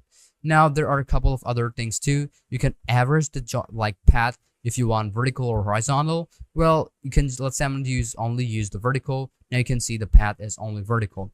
But if you use horizontal, it's only going to be horizontal and make a path for you, but not any shape. I'm going to press on object again, and the last one which I'm going to use is outline the stroke. Now you can see the stroke outline has turned into a path, which is totally not the shape. You can select on this. Basically now it is a shape, but you can only see the, let's say the outline. You can see the path over here. Now if you want to increase the size, if you want to, you can do that, but I'm going to just keep it just the way it is. Okay, so now you basically know how you'll be able to use this section of path option. Now if you want to convert or let's say customize your shapes, we have this shape option. You can convert a shape or expand the shape. Now one thing is that, why is it there of converting into shape when I'm using a shape? Well, this works most of the time when you are using a photo and you want to turn it into a shape. Now what I'm going to do is turn all of these together into a shape. I'm going to click on object, click on shape, and I'm going to just convert to a shape. 6 out of 9 have turned or not into a shape. I'm going to click on this option. You can see it over here. But if I have only the shapes, you'll basically find out that it will turn, or it has already turned into a shape. Okay, then you will not be able to select them individually because it has turned into one shape at a time.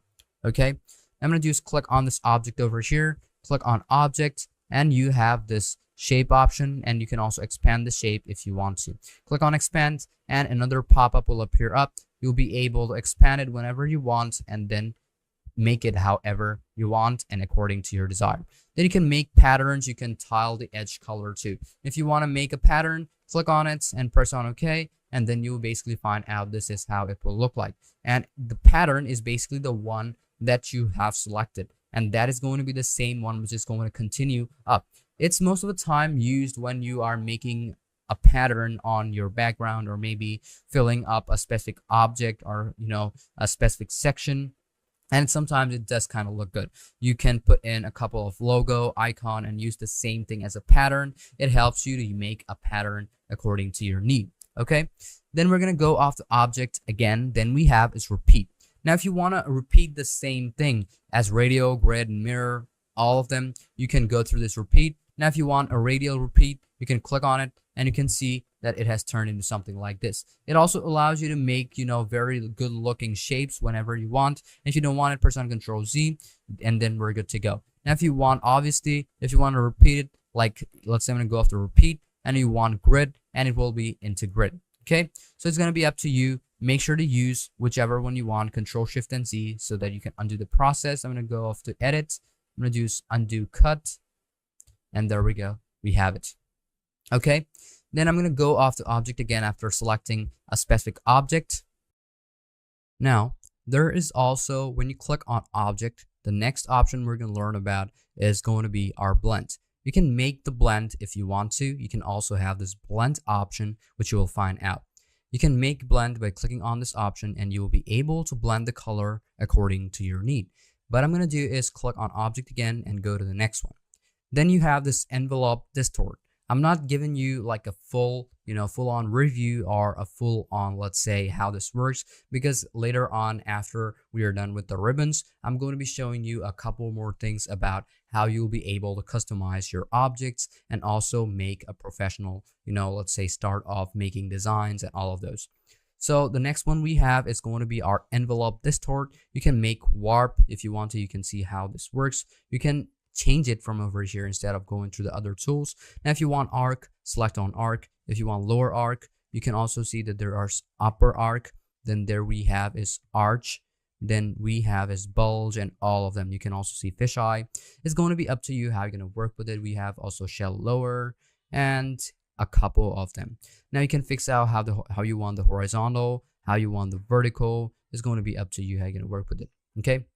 After you're done, just press on OK, and you can also fix the bend of how you want the bend to be, and then just press on OK. And basically, you will also see the path on how it is working. And if you don't want any of those, just make sure to keep it over here. Make sure to keep it on 0, and there we go. We have it. And I'm going to use just keep it the bend, or maybe something around over here. And you can also fix out if you want vertical or horizontal, and you can use whichever one you want. So I'm going to do is use the arch lower. I'm going to press on OK.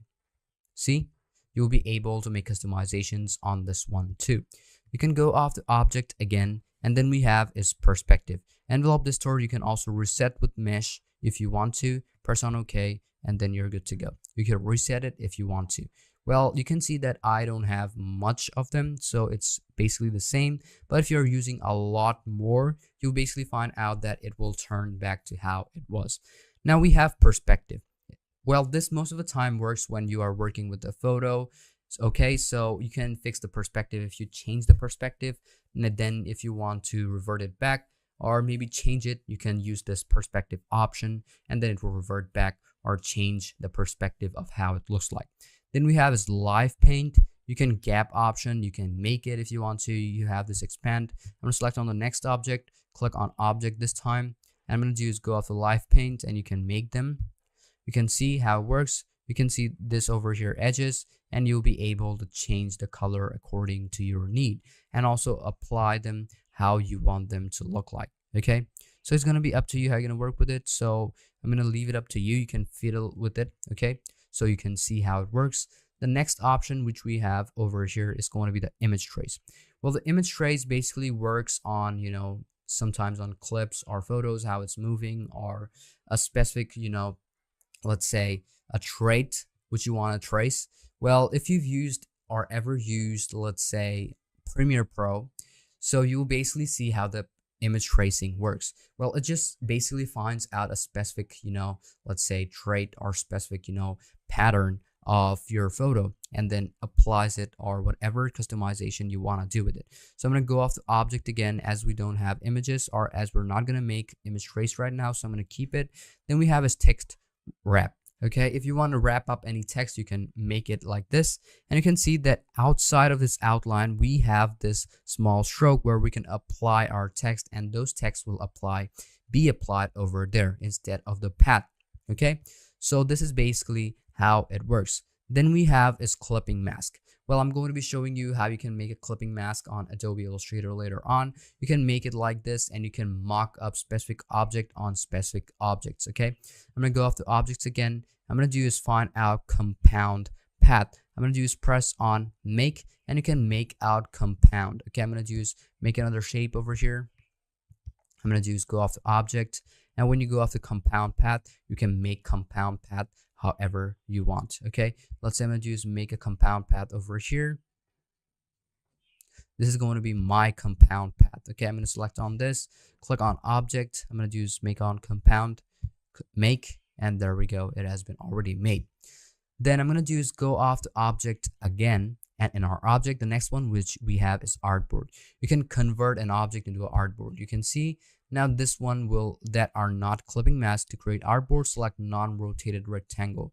So first off, if you have to select something and then rasterize that effect, and then it will turn into an artboard. So I'm going to do is click on object, then you can rasterize it, press on rasterize. It will take a bit of time to rasterize that effect, and after that has been rasterized, what you can do is turn it into an artboard. Click on object, then you can do is go off the artboard and convert them into an artboard if it is not rotatable.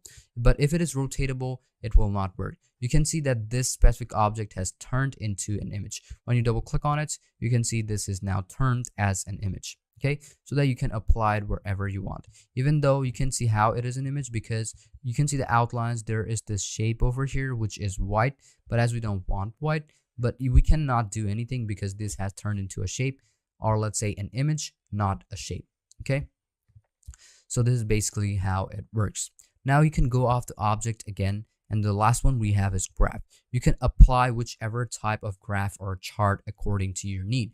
Now you can click on type, and you'll be able to put in your data, and it will make your chart or the graph type you want. Okay, now if you want, let's say, graph option like this, or maybe stacked columns, bars, stacked bars, lines, areas, maybe pie, or even scatter, or even radar, it's going to be up to you. Put in your own data, and then you'll basically find out your chart or the graph which you want to apply will appear on your screen on your workspace. So this is basically how it works. I'm going to remove all of them, do is press on delete, and you can see this is now totally clean. Now you can see collect for export. You can collect specific object for export too. So you can select them and then collect them for export for later purpose, or you can do it whenever you want. So we are done with this object ribbon in Adobe Illustrator. Now the things which you're going to learn about is going to be the 5 tools. Now as we were done with this blob brush tool, the next 5 is going to be the shaper tool, eraser tool, rotation tool. Then we have a scale tool, and also about width tool. Now let's start off with our shaper tool. Now if you want to shape any object, you can do that. You can see now, even though I put it like this, I'm going to just take it like this. You can see this has turned out to be like this. You can see now circle. Now if I keep it like this, it will turn into a circle. See? Now if I take it like this, you can see how it works. It just has to, take out. I'm going to just make sure to try a triangle. You can see now triangle has been made. If I try making a rectangle, it will make up a rectangle. See? This is how it works. If I try to make a star, it will turn it into a star. Let me just show it to you.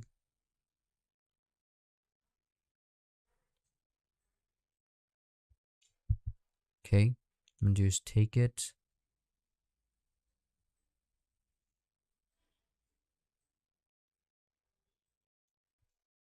Over here, because sometimes it doesn't show up, so you can just make another like whichever shape you want, and it will appear just the way it is. You can see it like this. See how it works? So basically this helps you a lot of time, because you can like have some fun too. Then we have is our pencil tool. You'll be able to make a pencil line, and one thing about this pencil line is that you have these anchor points. You can change it whenever you want. Okay, then we have a smooth tool. You can smoothen up any object. You can smoothen up how it works. You can see how it works. You can see now it is a lot smoother.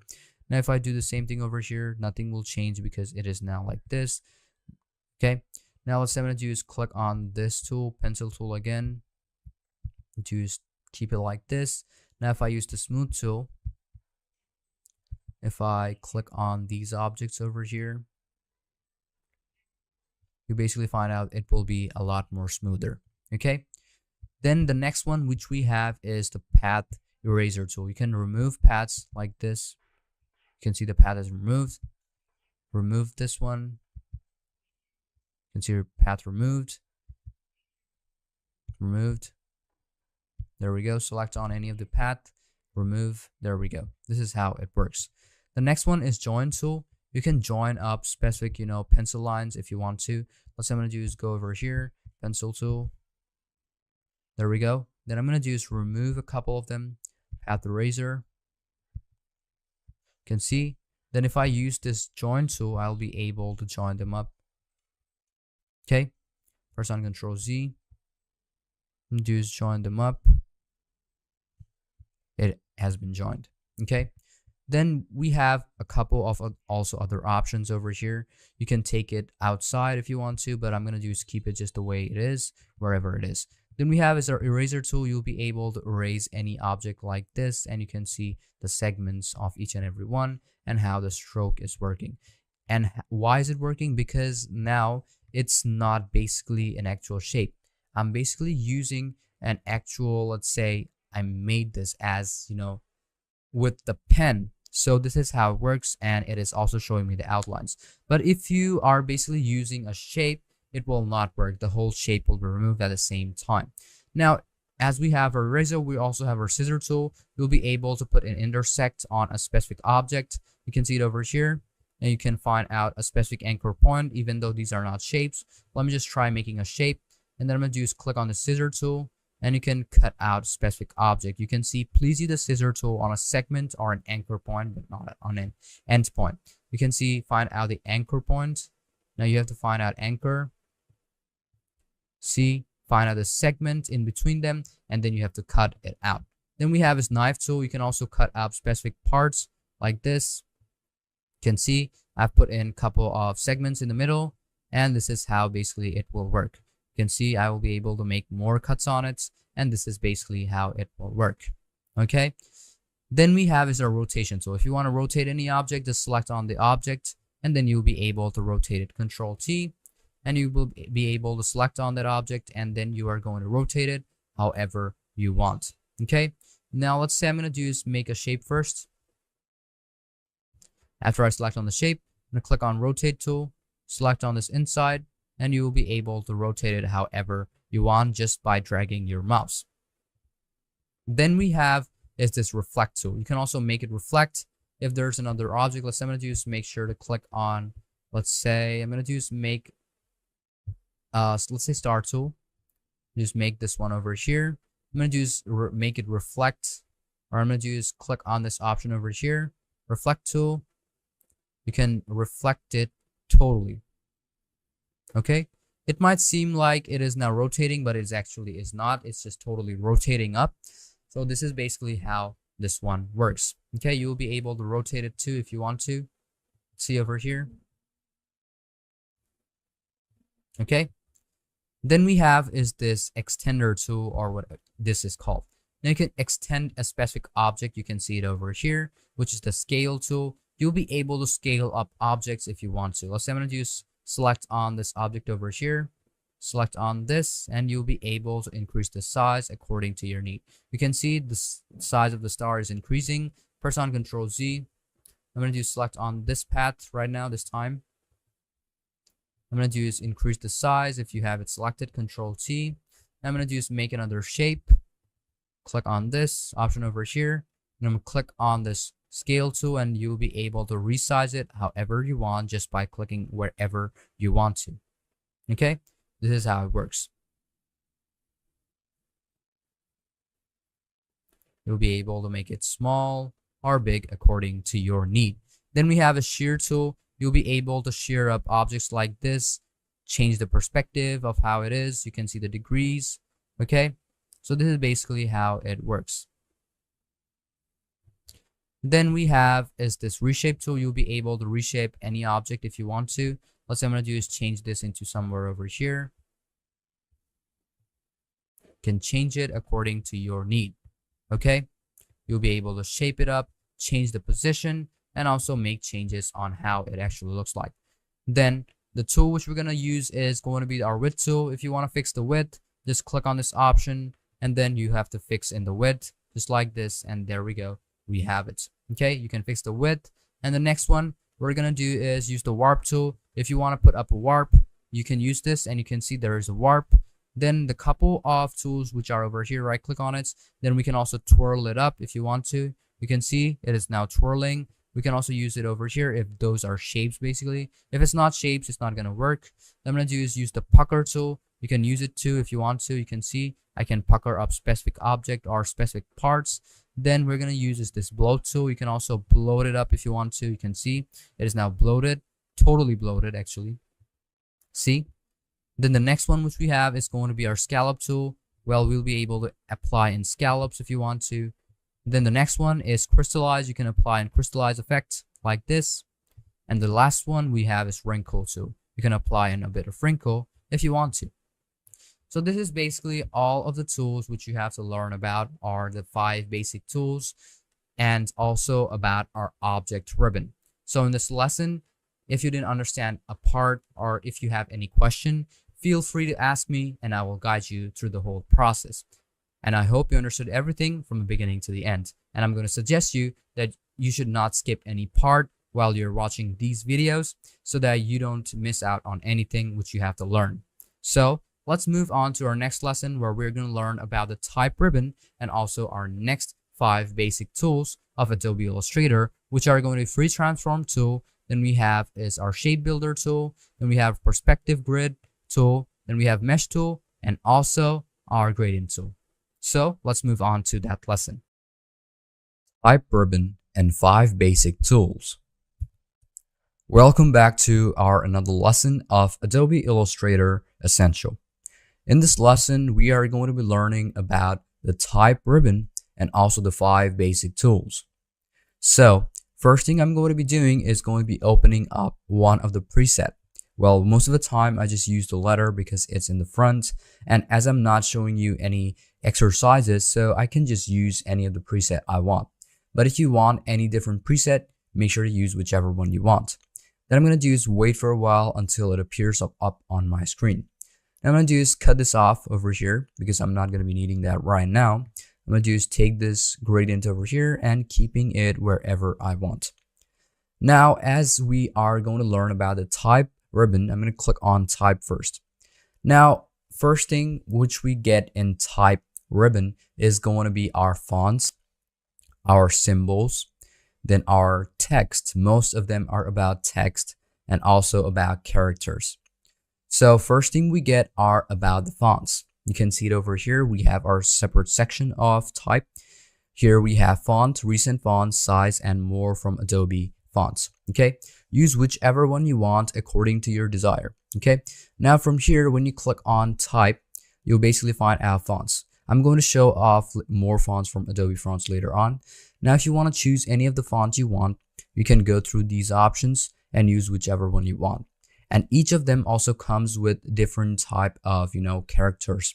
Let's say a couple of them are regular, italic, bold, bold italic. Then there are also narrow bold, italic, narrow italic. You can see that there are a couple of them.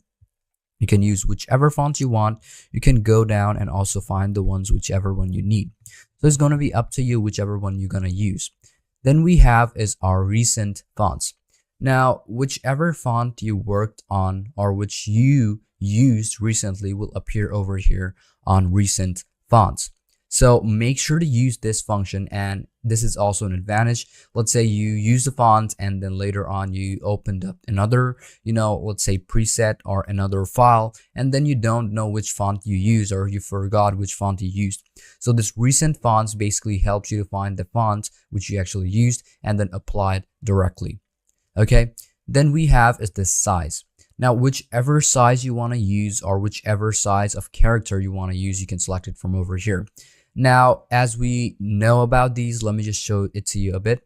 So I'm going to click on text, or let's say the type tool, which we have on Adobe Illustrator. When you click on it, I'm going to do is type in my text. First I'm going to do is going to be, as you can see, it is still selected. I'm going to go off the type.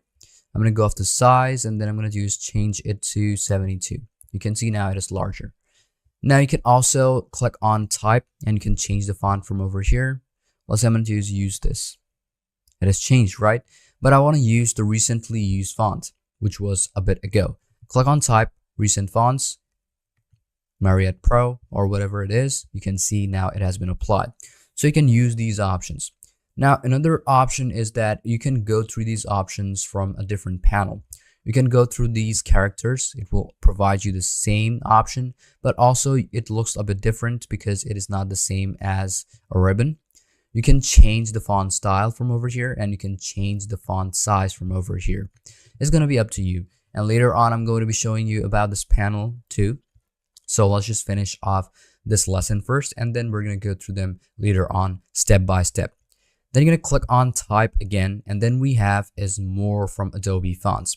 Now, one thing is that there are a vast amount of fonts on Adobe Illustrator, but when it is on default, you might see that there are not like all the fonts over there on Adobe Illustrator in default mode. Okay, so a couple of fonts that you have to download it, or you have to load it up on Adobe Illustrator so that you can use it. And sometimes you download something or you use a template and that font is not available on your Adobe Illustrator version or not on your libraries. So what happens is that if you want that font, it's going to detect the font for you. And if you want to download that font, just click on more from Adobe fonts. So basically when you click on more from Adobe fonts, it will take you to their site where you will be able to download any of the font you want to use in the services of Adobe Illustrator and use them for various purposes. You can see the website is basically fonts.adobe.com, and then from here you'll be able to preview or see whichever font you want to use, and also you can get a preview and then download it and directly apply to Adobe Illustrator or load it up so that you can use it while working on Adobe Illustrator. And there are these vast amount of fonts, and there are also categories of what type of fonts you want, and obviously on each and every one of them there is a preview. You can see slab serif is like this, script is like this, serif is like this, hand is like this, and also mono, sans serif, and a lot of them. So now we know about the differences, and now you know how you'll be able to get fonts. So let's go off to Adobe Illustrator again and show it to you how the other tools or other commands of the type ribbon has to offer. Now I'm going to click on type. Now we have glyphs. Now what are glyphs? Well, glyphs are basically kind of like symbols or icons. Okay, so I'm going to click on glyphs. You'll basically see that it is kind of like it is going to show me a glyph panel where I'll be able to select whichever glyph I want to use. You can see these are going to be entered as signs or symbols. Now you can use different type of symbols too, lining figures. Then you'll be able to select different type of categories. Subscript, superscript is going to be up to you. So this is how the glyphs option or the glyph tool has to offer and how it functions. Now, the next one is going to be type conversion. Now, how to use the type conversion. I'm going to do select this, click on type, and I'm going to do select on this text, click on type again. And what basically happens is that it will turn a specific text into either a shape or rasterize it. Now, first thing is that I'm going to do select on it. You can see Control T when you select on it. And you're going to go off the type and you can convert the type. Okay, well, this is not working right now because we have to turn it into, let's say, a section, or let's say we have to turn it into an outline first. You can select on type and then you can convert to area type. You can click on it and you can see you'll be able to convert it however you want, and you can turn it into an outline too. Well, I will also show it to you later on. You can see you can convert to point type. You can also do that. You can see the anchor. You can see almost all the paths of this specific text. Then you can also go off the type and convert to area type back again. You can see the anchor over here, and you can change how it looks like according to your need. And you can also change the anchor point, and also you can convert the point type if you want to. You can see it over here. Double click on it and then change it whenever you want. Now let's go off the type again, and then we have is type on path and threaded text. Well, these are basically the same options or the same tools as we see over here, area type tools.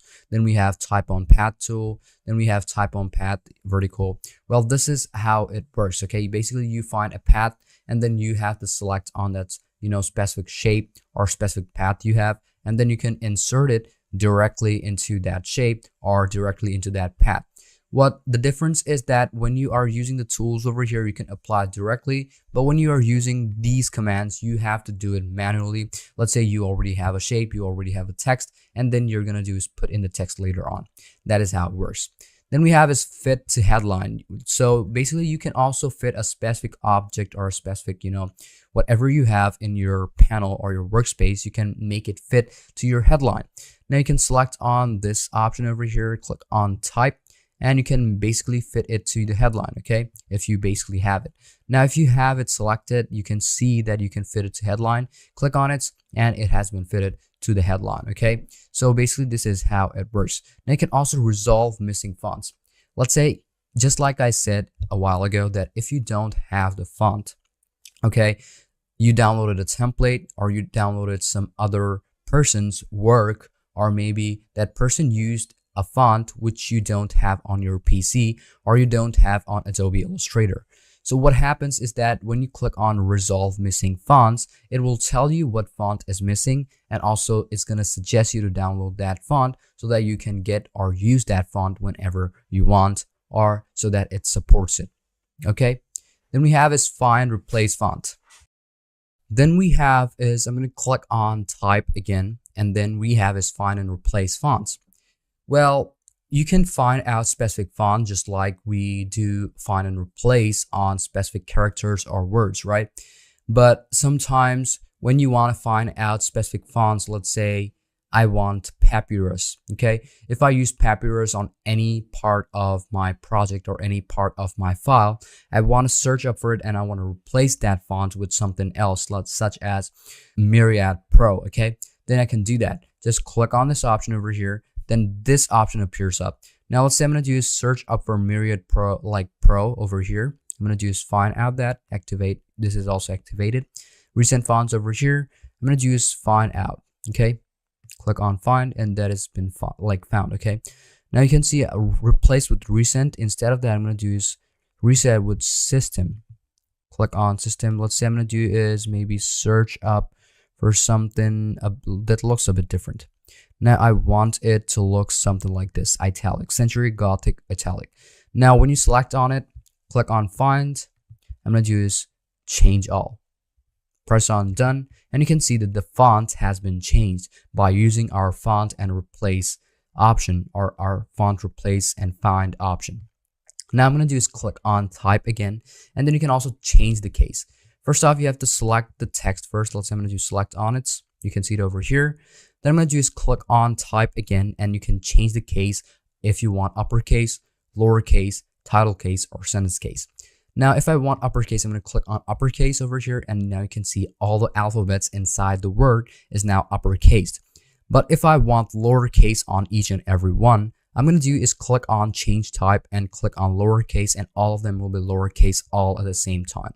I can do the same thing and change it to title case, and I can use the same thing on, let's say, sentence case. Okay, well, basically title case and sentence case are basically quite the same.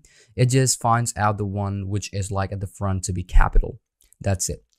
Then I'm going to do is click on type again, and then we have a smart punctuation.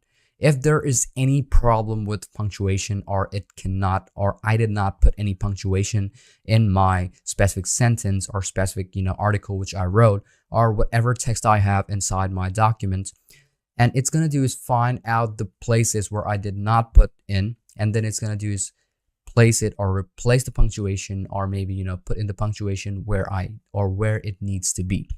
Okay, you can see select the text only or the entire document. It's going to be up to you. So I'm going to press on cancel. I'm going to do is keep it just the way it is, because it's not going to make any difference because I don't have any specific text. Then we have is create outlines. Now you can do is select on the text over here, which is over here, click on type, and then go off over here and create the outlines. Now this text is not basically a text anymore. It has turned into an outline. You can see it's basically like a shape. Okay, it's basically like a shape right now. Okay, so now you know how this works, and this is basically how it's going to work. Now click on type again, and then we have this optical margin alignment. I'm going to do is press on Control Z. I'm going to do is press on Control Shift Z. Or if it doesn't work, I'm going to do is undo scale. I'm going to do is press on edit again. I'm going to use undo create outlines, and I'm going to keep it just the way it is. I'm going to click on type again, and then I will find out optical margin alignments. You'll find out the optical margin alignments of each and every one. So make sure to use it whenever you want to. Then we have is insert special characters. If you want to apply symbols, hyphens, quotation, you can go through these options and apply them whenever you want. But for that reason, you have to select on the text first. You can see over here, click on type, go off the insert special characters, and then apply it whenever you want. There's a couple of things. Let me just show two on each and every one of them. Let's say copyright symbol. You can see how it works. I'm going to click on type again. I'm going to click on insert special characters. Now, if I want something like ellipsis, you can see the ellipsis. Now I'm going to do is show it to you on a different one. Let's say I'm going to use hyphens and dashes. Let's say EM dash, and you can use whichever one you want. Now let's say I'm going to show it to you the last one, the quotation mark. Let's say single left quotation. Even though you can apply it directly from your keyboard, but you know, the symbols look a bit different than, or let's say comparatively to the ones which you put on your keyboard. Okay, so this is basically how it works. Then we have is insert white space characters. You can also do the same thing. Let's say thin space, you can apply it if you want to, but if you don't, you can just keep it just the way it is. Okay, then we have is insert break characters. You can apply and force break lines if you want to, and you can also apply and fill with placeholder text. You can also apply that whenever you want. I'm going to press on Ctrl+Shift+Z. See how it works. Then you can press on edit. I'm going to do is press on undo. Let's say undo typing, Ctrl+Z. I'm going to keep it just the way it is. Press on Ctrl+Shift+Z, and there we have our text. And you can go off the type, and then you can apply it whenever you want. Okay, then I'm going to do is show the last one, which is show hidden characters. If there are any hidden characters, you can see that there's a space over here. So the spaces basically look like this. So that is how it will look like. Now you can go off over here, type orientation. You can also see the orientation is now horizontal and also vertical. Then we have is our legacy text. Basically, we don't have basically any legacy right now. So if you do have any legacy text over here, you want it to appear to be on your workspace, then make sure to select on it, and all the legacy text will also appear up, just like it is shown on over here, the hidden characters. Okay. Now, as we're done with this type, ribbon, let's go off to the next 5 tools of Adobe Illustrator and what it has to offer. So in our last tool, we used our width tool. Now in this lesson, we're going to start off from the free transform tool. Now when you click on this free transform tool, you'll be able to transform basically anything. You can see how it works. See, you'll be able to transform basically anything. This is basically how it works. You can literally change anything into whatever you want. Now you can right click on it. You have this puppet warp tool. You can also warp it up by selecting on the anchor. You can see over here, and you can puppet warp it up. Okay, you can see you can take it wherever you want. I can also take this wherever I want, and I also can take this wherever I want. See, this is basically how it works. When you select on it, it will still remain the text, but it will just be where you kept them to be. Well, this is kind of like very useful when you're trying to make a design or trying to work with your text. So you can use this option or use this tool. It will help you a lot. Then we have is this tool called our shape builder tool. You can use shapes or select shapes from over here. Let me show it to you. Okay, I'm going to do is first off make a couple of shapes. There we go.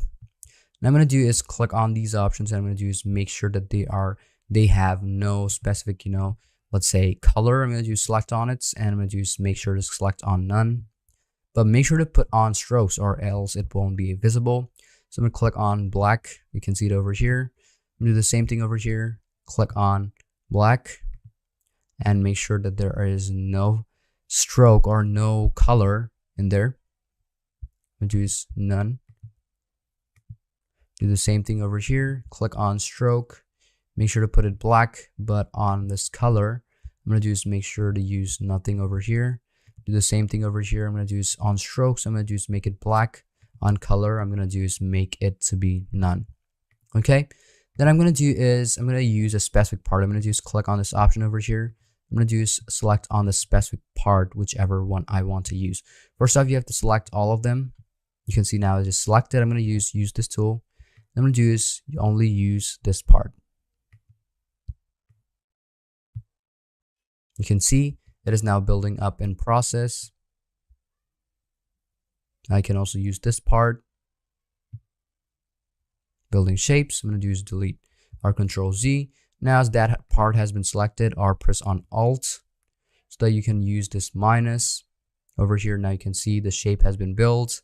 What do is take this up and you can see that this has turned into a shape. Okay, you can select on the path and keep them wherever you want as they have been conjoined. Now you can right click on it, and there's also a live paint bucket. You can also use the paint bucket to color it up. Now if I use, let's say, black, I'm going to do is change it into black. If you want to, press on X, or let's say I'm going to do select on any of the color. Then I'm going to do is, as I've selected on the color, I'm going to do select on this bucket tool. Now I'll be able to color it up whenever I want. So it's going to be up to me how I choose the color. Okay, now you can also use the live paint selection tool. You can also use this and also change it however you want. You can see there's now, or let's say the color has been removed. The next tool which we have is perspective grid. Well, this is most of the time used in 3D mode. Well, if you are working with any 3D object, well, I would suggest you to use this because it helps you to find out the grid lines and also give you the perfect perspective of how it should look like.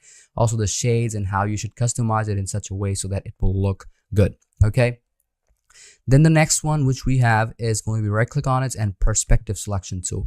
Now you can select on the perspective whichever one you want and then change the perspective of that specific object which you have. So this is how it will work. As I don't have any 3D object in my my workspace, it will not work. Then we have is this mesh tool. If you want to apply in a mesh, you will be able to do that. First off, you have to do is select any object. Let's say I have it. Then you will be able to select on the mesh tool. And then you'll be able to put in the path if you want to, or put in whichever mesh you want. Then we have is our gradient tool. If you want to apply in any gradient on any surface or any object, just click on gradients and apply the gradient however you want. Now, first thing I'm going to do is remove this part. As I don't need it right now, I'm going to just click on this as I don't need it. So after I remove it, I'm going to do is start off by removing it. Or maybe I'm going to do is make sure to put another new file. So I'm going to click on new. I'm going to do is make up another panel where I can start working on it. Press on create and then I'll be good to go. You can see it over here. Now, just like I said, if you want to apply in any gradients on any object, let me just show it to you. Let's say I'm going to click on this object and I'm going to do is make a shape. Now, after making a shape, I'm going to do is use this. I'm going to do is select on this object over here. And you will be able to apply in the gradient and also customize it according to your need. Okay. Then the last tool which I'm going to show you is going to be this eyedropper tool. Well, the eyedropper tool is basically there to find out the color which you want to use. You can see it over here. You can see it over here, and also this one. Now, if I use the measure tool, I'll be able to measure up specific object. Let's say I'll be able to draw a line, but that line is not going to be visible when I want the output. So it's not a problem. So make sure to use this tool if you want to. And you also have the navigator if you want. Okay. And it will also show you the degrees, the X and Y axis, the height and width too at the same time. So hope you learned everything in this lesson on the 5 basic tools and also about the type ribbon in Adobe Illustrator. And if you have any questions about this lesson, okay, so feel free to ask me anything or feel free to ask me any question and I will guide you through the whole process. So thank you for watching this video up till the end. Now in our next lesson, we are going to learn about the select ribbon and also the next 5 tools Adobe Illustrator has to offer. Thank you. Select ribbon and 5 basic tools of Adobe Illustrator. Welcome back to another lesson of Adobe Illustrator Essential. Well, in this lesson, we are going to learn about the select ribbon. In our previous lesson, we learned about our type ribbon and also the 5 basic tools. So in this lesson, we are going to start off with our select ribbon. Before getting into that lesson, let's just open up one of the presets which I use most of the time, but obviously you can use whichever one you want. So after I've selected that, or after I've selected my preset, it will take a bit of a time for it to load it up on my screen. And there we go, we have it. Now I'm going to do is cut this off, and I'm going to do is keep it wherever I want it to be. Now what I'm going to be doing is obviously clicking on the select ribbon, because this lesson is about the select ribbon. So I'm going to click on select, and there we have all about the selection option of objects or photos or whatever element is in my artboard. Now you can see that most of them are grayed out. But before that, what I'm going to be doing is going to be applying a couple of shapes, couple of text, or maybe even a photo, so that I can select all of them or do whatever I want with that specific element in my artboard. So I'm going to do is first off click on the shape option. I'm going to do is make a couple of shapes over here. There we go, we have our first shape, second shape, and then we have our third shape. Now I'm going to do is put on a couple of text over here. I'm going to do is increase the size of this text. There we go. I'm going to put another text over here and another text over here. There we go. Now as we put in our text and also our shape, the last thing I'm going to be doing is going to be applying a photo. Now how do I do that? Click on File, and then what you're going to do is click on Open, or you can also place Embedded if you want to. But I'm going to do is click on Open, and as this interface opens up, what you're going to do is click the photo or use whichever one you want, press on Open, and that photo will appear up on your screen in a new workspace. Now, first thing I'm going to do is going to be zooming out so that I can crop up the photo and see it according to my need. Okay, now how do you do that? First off, hold on to Alt on your keyboard, and then you will basically see it like this. Hold on to Alt and scroll out. Now select the photo or select this over here. Hold on to Shift so that you get an exact, or let's say a better size, or the exact size. Hold on to Shift. There we go. Then what I'm going to do is drag it down right over on the panel, which we are using over here. There we go. We have it. I'm going to use hold on Alt, and then let's see where it is. If it doesn't appear up, what you're going to do is do the same thing again. Go over here. I'm going to do is take it right over here on this untitled one, blank space. Now, if we have it over there, what you're going to do is click it over here. I'm going to do is take it around in this space. Now let's zoom out and see if it is over here. If it is still not there, what you're going to do is do another thing, is we're going to place the photo right over here. I'm going to do is take that, Control C. I'm going to just paste it right around over here. Control V. It will take a bit of a time, and there we go, we have it. What I'm going to do is also zoom this out. I'm going to do is hold on a Shift. And there we go, we have the photo too. Now, as we have all the elements we need, now I'm going to do is obviously use the selection ribbon. Okay, now how do I use the selection ribbon? First off, I'm going to do is click on Select, and you have this All. Well, Control and A is for select all. If you've used previous, software such as, Adobe Photoshop, Adobe Lightroom, Adobe Premiere Pro, or even Microsoft Word, or maybe Microsoft, let's say, PowerPoint or Excel, or even use your PC, you can see that when you press Control A, it selects all of the elements, right? It works the same way in Adobe Illustrator. If I press on Control A, all of the elements which I have in my artboard will be selected, and you can drag them all together at once when all of them are selected. But if you select on one of them, you will be able to move one of them at a time. Now you can also select it like this, and you can also select it like Control and A. And you can see this is how it works. It works the same way when I press on Select and press on All. You can see how this works. Now I'm going to do is going to be applying a couple of artboards. There we go. Now, as I have a couple of artboards, you can see artboard 1, 2, 3, 4. Okay. Now, I'm going to do is select the active artboard. So I'm going to click on Select All on Active Artboards. You can see all on active artboards. You can see none of them are selected. All on active artboard. I'm going to do select this. Click on Select All on Active Artboard, and you can see that only this part has been selected. And even if I have any other elements over here, let's try this over here. I'm going to just press on Alt, drag it right over there. I'm going to do is select on this element again and click on select all on artboard. Now you can see that this one is the active artboard right now because I'm working on this one, not on the other ones. So if you select any specific element on a specific artboard which is active, you'll be able to select only on that artboard, okay? So all of the elements in that active artboard will be selected all at the same time. So it's going to be up to you how you're going to work with it. Now click on select again, and then we have is deselect. If you've selected all of them at once, let's say I'm going to use press on Control A. And if you want to deselect them, you can see when I press on Control A, all of the elements in all artboard have been selected at the same time. You can see also the text which is over here on this artboard has been selected at the same time. But we don't want that, okay? So obviously when you want to use it on active ones, just press on select on all active, or let's say on active artboards, okay? Then we have is deselect. You can also deselect by pressing on Shift Control and A, and that part will be deselected.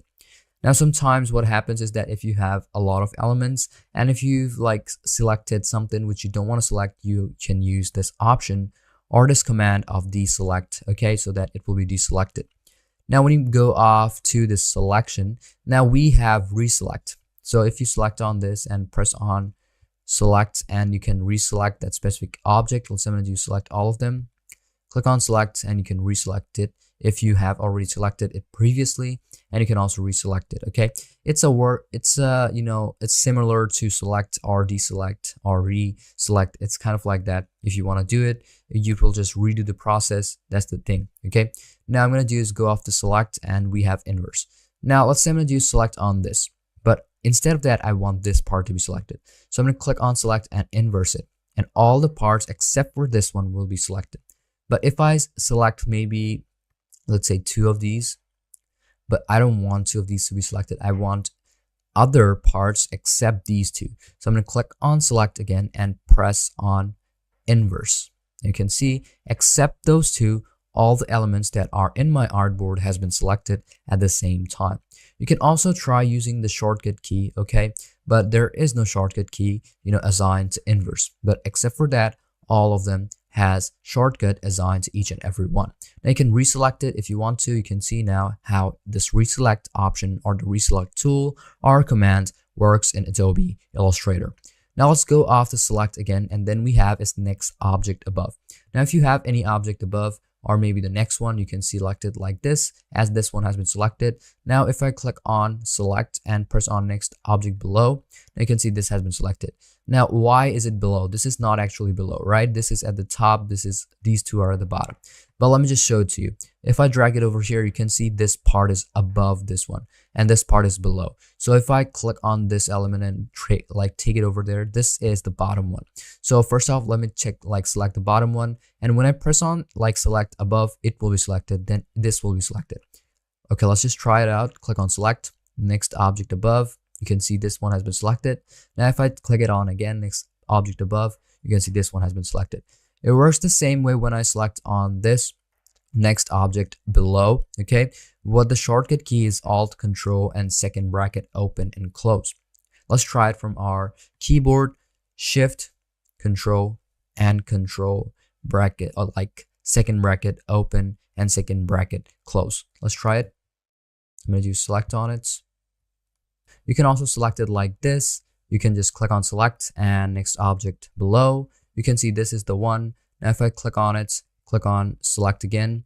Next object below is this one. Click on select again. Next object below is going to be this one. Okay, so now you know how this works. Okay, now what I'm going to learn is going to be a bit different. We have same. Now if you have any object which are kind of the same of the appearance or the blending mode, you can do that. Let's say what are the selected ones which are going to be the same. Now what I'm going to do is click on all of them, click on select, and you're going to go off over here, click on appearance, and they are the same, right? So these are the ones that are same. So I'm going to do select one of the objects, click on select, click on same, appearance. You can see these are the ones that are the same. Now if I click on text, I'm going to click on select. Now let's say I'm going to do select the ones which are the same. Let's say I'm going to do is go off the same and click on appearance. So these are the ones that are the same, not this object, but these ones are the same. Okay, and if I click on this and if I search for same, it will not show me any. But let's just try like making a copy of this over here. You can see that there are two of these. So I'm going to do select one over here and click on select. I'm going to go off the same and appearance. You can see these two are the same. Okay, so now you know how this select option works. Now you can also find out ones with the same blending mode, appearance attributes, maybe the fill and stroke, fill color, opacity, stroke color, stroke weight, and then font family. It's going to be up to you. Now let's try something. I'm going to do select on this. I'm going to do change this font into maybe, let's say this one. I'm going to do the same thing over here. Click on this one. I'm going to do is change it to manuscript.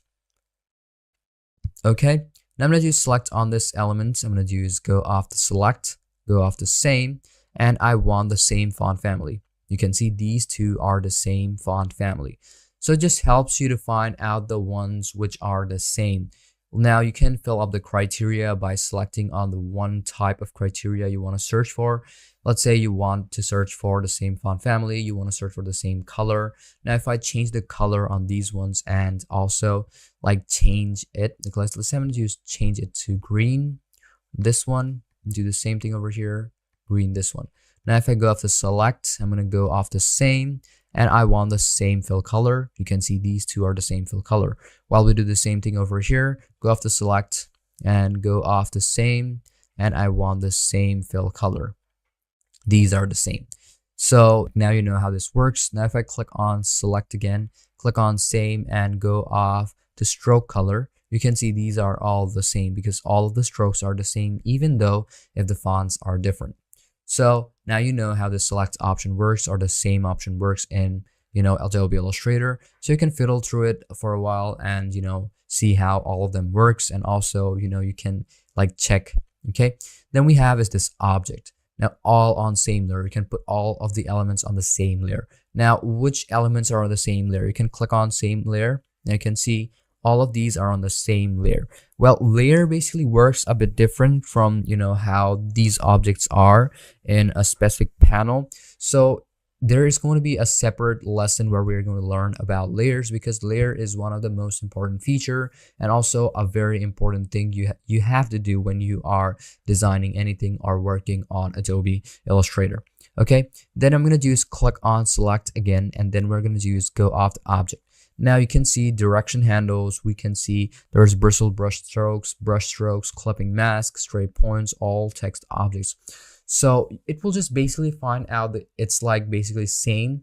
You can see over here the same, features, which you can find out the same elements. And in objects, it's going to find out the same objects on, with the same layer, maybe direction handles, brush strokes. Then we have brush strokes and clipping mask, whichever elements there are on the same object or which objects are the same is going to find that out for you. Let's say all text objects. You can see these are the all text objects which are the same. So you know how this object, or let's say this section, works too. Now you can also use start global editing. It basically helps you to work on it simultaneously, but we're going to skip this part. Then we have is save selection. Now in save selection, what happens is that you can save up any specific part of your element or any part of your work. Let's say I want to save only these two parts of this project or this artboard, and I don't want anything to be saved rather than this. So what you're going to do is click on select, and then you have the save selection option. Then these parts will be selected and press on OK, and then you are good to go. Even if we cut this part out, let's say I'm going to do press on cross, I'm going to do like click on no, and still this part will be like saved. Let's go off the file, click on open recent files. What I'm going to do is select the file which I have. I'm going to go off the home first, and let's see how this works. And you can see that the selection part will be saved. Okay, you can see it over here. We have our photo. Now, if I go off to shared documents, or the part where I put in my element that is saved, I have to go off the recent, and then I have to like open it up from over here. You can see that it is opening up, but this is giving me this one. So I'm going to do is use any of the saved ones. Now if I go off on open recent files, now if I click on this or maybe this one, it will show me the one which I had before. You can see as soon as I opened it up, this part which was saved has been opened. So this is basically how it works on Adobe Illustrator. Now, as we are done with the saved selections, and you can also edit the selection, you have it over here. Now, what we can do also is like customize the edited or the selected or the saved ones. You can mask it up if you want to, but we're going to go through that later on. So we're basically done with this selection panel or the selection ribbon in Adobe Illustrator. Now we're going to go off to the next 5 tools which we have in Adobe Illustrator, and as we are done with almost all of them, so we're going to go through the next 5 ones which we didn't cover up in our previous lesson. So the tools which you're going to learn about is going to be our blend tool. Then we have is our symbol spreader tool, column graph tool. Then we have as artboard tool, and then we're going to learn about the slicer tool. So let's start off with our blender tool. Now, how do you blend specific object? I'm going to show it to you, okay? Now, instead of this, I'm going to do is remove these elements. You can see it over here. I'm going to do is apply in different shapes. Also, I'm going to do is make a square like this. I'm going to do is change it to yellow. I'm going to do is change it to another shape. Also, I'm going to do is start off with an ellipse tool. What I'm going to do is make a circle over here. Now, what if I say I want to blend these two together? So I'm going to do is click on this blending tool. I'm going to do is take it right over here. You can see it over here. You can see how this works. This is how it will look like. Now, if you're going to right click on it, and you'll be able to customize it according to your need, you can basically see that this is how it is kind of looking like, but this is the path and of this blend. But I'm going to do is click on this over here. I'm going to do is take it over here and make another one. Now, let's see how this basically looks like. Sometimes it crashes a bit, so you don't have to worry about it. So if it doesn't work, you can try off with other shapes. What I'm going to do is make another shape over here. I'm going to do is make another shape over here. Okay, and then we're going to do is try blending these two at the same time. You can see it over here, or maybe somewhere from over here to here. And you can see that there is this section where it is a bit blended, right? Even though you will not be able to select the part which is in the middle. Both of them will be selected at the same time, okay? So this is basically how blending works in Adobe Illustrator. Well, you can do a lot more than these. Well, this is just the basics, so we're gonna do is keep it till here. Now, the next one we have is the spray or symbol spreader tool. Now, if you want to use any like symbol as a spray, you can put it up over here. Now, you have to first off select a symbol panel. Okay, I'm going to do is first off select a symbol from over here, or maybe I'm going to do is right click on it. Then you have to select on the symbol, whichever symbol you want to use. Now, I'm going to do is if you don't have your symbol panel over here, what you can do is you have to make sure that your symbol panel is on your workspace. So I'm going to do is first off remove this part because we're not going to be needing that right now. First thing you're going to do is go off to Windows, and you will find out symbols over here. You can see symbols, and you can basically see that there are a couple of symbols that are selected. Now you can use those specific symbols whenever you want. Now let's say I'm going to use this. You can see that these are the symbols which you can use as a spray. All right, and you can also use this if you want to. You can see a couple of them has appeared over there. If you keep it holding, you can see that it just multiplies, and it will basically fill up the whole circle, but it will, also go out the circle if you hold it too long. You can see a couple of them has been sprayed over here, but as I don't want it, I'm going to do is remove them because I don't like it. It just looks very messy. So this is basically how you use the spray symbol tool. Then we have a symbol shifter tool. You can also use the shifter. First off, you have to select any, symbol. You can see it over here. Then I'm going to do is first off, I'm going to do is use this, symbol spreader tool and select any elements. And I'm going to do is first off, make sure that I have a couple of symbols over here. And then I'm going to do is change it to symbol shifter. You can see it over here. You can change it or shift it wherever you want. Okay. Then the next tool which we are going to learn about is going to be the symbol scruncher. You can also scrunch them up if you want to. I'm going to do is zoom in. I'm going to do is scrunch it up. can scrunch them if you want to. Let's say I'm going to do select on any one of these elements. I'm going to do scrunch it up, and it will be scrunched up. Okay, basically it's not working because it's a single element and very small. So you just have to either like have a bigger or custom made symbol so that you can scrunch it up if you want to. Then we have a symbol sizer. You can also size them up if you want to, increase them if you want to. Now the next one we have is the symbol spinner. You can also spin them if you want to. What I'm going to do is take it over in this angle and it will be rotated. It also works as a rotationary tool. Then we have is this stainer. You can also put in stains if you want to. You can see the stains over here. You can change the color. Okay, then the next one we have is the symbol screener. You can also screen them up if you want to. It just basically works like it's getting blended to the screen. And the next one we have is the symbol styler. You can also style them up if you want to.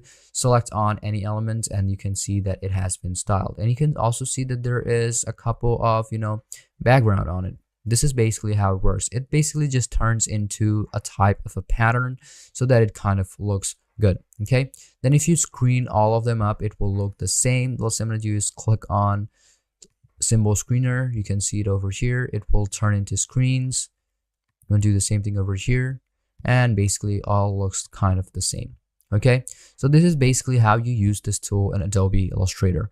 The next tool what you're going to learn about is going to be column and graphs. This is very simple. If you want to make a column and graph, you can see it over here and you can apply in your data from this panel. Let's say I'm going to do is put 1. Let's say I'm going to put in 3. The next one I'm going to put in 2. And the 5. I'm going to do same thing over here. 3. Put in tab 2, 7, 2, 2, shift tab. Do this 3, 1, tab 4. There we go. Press on OK. There we go. We have our graph. Now you can change it up. If you've seen my previous lesson, you already know how you will be able to change the graph or make custom graphs. So this is basically how this works. Then we have is our artboard. If you want to apply any artboard on your screen, there you go, you have it. This is very simple. And if you've already seen this lesson, you already know how you'll be able to make artboards. And the last one we have is the slicer tool. If you want to put slices in between specific elements or make a separate section for your work or your panel, you can make it through here. You can see this, you will be able to make slices or separate section for your elements in your own artboard. Okay, now you can see that there are 2 sections. This is 8 photos and this is 3 photos. So this is basically how it works. And we have is this slice selection tool. You can also select the slices one and remove them whenever you want. And you can even drag it and also make copies of them. And you can also take them to another panel over here. See, this is very simple. So hope you learned everything in this lesson about all the tools and also about the select ribbon in Adobe Illustrator and what functionality it has to offer. In our next lesson, we're going to learn about this effect ribbon because there are a lot of it. We might also make this, lesson into 2 parts because these are like gonna take a lot of time. And then we're gonna learn about the last, tools and also the color palette about Adobe Illustrator. So without any further ado, let's just hop onto the lesson of Adobe Illustrator Essential. Effect ribbon and basic tools. In our previous lesson, we learned about our select ribbon and also the 5 basic tools. In this lesson, we are going to be learning about the effect ribbon and what functionality does it have to offer in Adobe Illustrator. Now, just like I said that we don't have any, let's say not 5 more tools available in Adobe Illustrator. So what we're going to do is also cover up the rest of the tools which we have on our basic tool panel. So the first thing I'm going to do is going to be opening up this preset. And after I open up the preset, I'm going to be doing is applying in maybe a photo, or we can also use, let's say, an image, or maybe, let's say, a shape. So first thing I'm going to do is click on File. I'm going to click on Open. And then I'm going to do is use the photo which I used in my previous lesson. Now, after I open that up, I'm going to do is obviously zoom out. I'm going to do is make sure that it is fit perfect to my shape of the, let's see, the artboard. Just take it over here. take it right over here. Then I'm going to do is zoom in. Make sure to hold on to Alt so that you can zoom in. Do zoom out a bit, and there we go, we have it right over here. Okay, now as I have my photo right over here, now obviously you want to use effects on your photo because this is Adobe Illustrator. Even though if it's not a photo, you can also apply in shapes. So I'm going to do is make a rectangle and keep it right below this specific image. Now I'm going to do is change the color into, let's say, I'm going to do is first off select this object over here. Now I'm going to do is change the color of this object. Now if it doesn't work, what you can do is first off make sure that you have this box over here, and then first I'm going to do is select on this, and then I'm going to do is change the color into, let's say, whatever you want. Let's say I'm going to use this black. I'm going to keep it black. Then after I have it, then I'm going to do is going to be putting an effect on each and every one. Let's say I'm going to do start off with this photo. I'm going to go off to effect, and you have this apply last effect and last effect. It allows you to apply the previously applied effect on a specific photo. Let's say I'm going to do start off with 3D and materials. If you want to work with any 3D or any material effect, click on 3D and material. You'll find out extrude and bevel, revolve, inflate, rotate, material, and 3D classic. Now you can make it into or use those effects too. Let's say I'm going to use extrude and bevel. Now after I use it, you might see that sometimes it does not take any effect, but it will open up this interface for you. Now you can use this. Let's say I'm going to use fix the depth. Then I can use this revolve if I wanna. If I want to use inflate, I can. But as this is just a photo, it's not gonna work. So we have to apply this on a different element. Now I'm gonna do is click on that element, and I'm gonna do is put on extrude. Now you can see that this is how it will look like when you are applying it on a shape. Now if I use revolve, it will change its shape and also the POV, and then it will look a lot more different. But you will be able to revolve it according to your need. So I'm going to press on revolve, and you can see this is how it works. Now you can revolve it according to your need. You can see this is where it is. Now when you hold on to the path over here, you can click on this, the path, and you'll be able to rotate it according to your desire. Now I'm going to just keep it somewhere around 0 so that I can use it whenever I want. Now the revolving angle, which angle do you want? You'll be able to fix that. Now you can see only 75% of it. Now I can also use inflate if I want to. Now you will see that it will change its, you know how it looks like. Then I'm going to just change the path of how this works. I'm going to do select on this rotation. I'm going to use rotate it, and this is basically how it works when you use inflate. Now you can also make it plain if you want to, but it will also look 3D. Okay, then you can also apply caps, bevels, then custom rotation. You can fix it from over here. You can fix it from over here. It's going to be up to you how you're going to work with it. Then we have is this materials. Now if you want to apply a material, you can also do that and make it how it looks like. This is the base material. It is how it's going to look like, but you can also apply different type of shades, different type of, let's say, surface, and how it will look like. Either it's rough or smooth. It's going to be depending up to you how you're going to work with it. Now you can also apply in a bit of roughness on your specific element. Now what I'm going to do is fix it or make it smooth. You can see that this is very smooth now. You can also make it metallic if you want to. You can see that this is how it will work. Now I can go down, and this is basically it. And the last one we have is this lighting. Okay, you can fix out the lighting. Now if you want to use diffuse, you can also use that. If I want to use top left, I can also fix that. I can also use right. It's going to be up to me how I'm going to work with it. You can fix the intensity, the rotation, then also the height, and also the softness all at the same time. So this is basically how this 3D material works in Microsoft, or let's say Adobe Illustrator. Now let's go off the effect again, and then we are almost done with all of them. But the last thing we have is 3D Classic, where we have is extrude and bevel, revolve, and rotate. Well, these are the total classic ones. You can fix it from over here. This is basically how it works. You can also fix it from over here like this, dragging this cube. You can also fix it from over here by fixing how it looks like, and you can also fix the rotation vertical. Okay, it's going to be up to you. Then you can press on cancel if you want to discard how it looks like. Okay, so we are basically done with the 3D materials. Now you can see that you will be able to apply the previous effects that I applied. This is the last effect, and you can also apply the last effect, okay?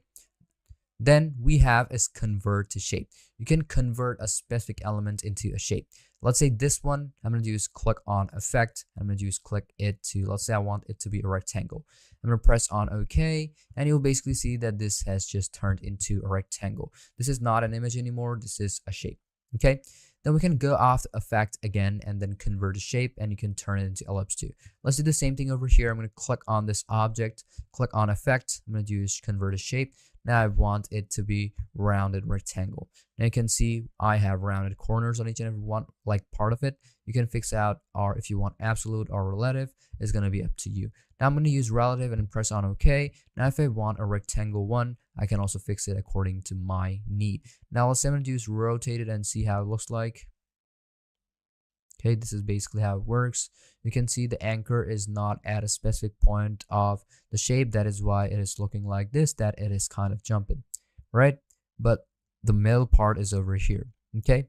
And this part is a bit bigger, or this part is a bit bigger than the other part. So that is why it's looking like it is moving. Now let's go off the effect again. And then we have is ellipse. If you want to turn it into ellipse, you can also turn it into ellipse, apply new effect, and there we go. It is now ellipse. So this is basically how it works in Adobe, or let's say Adobe Illustrator. Okay, you can see that there is a bit of circular, tension over here on the top or on the corner. You can see how it looks like.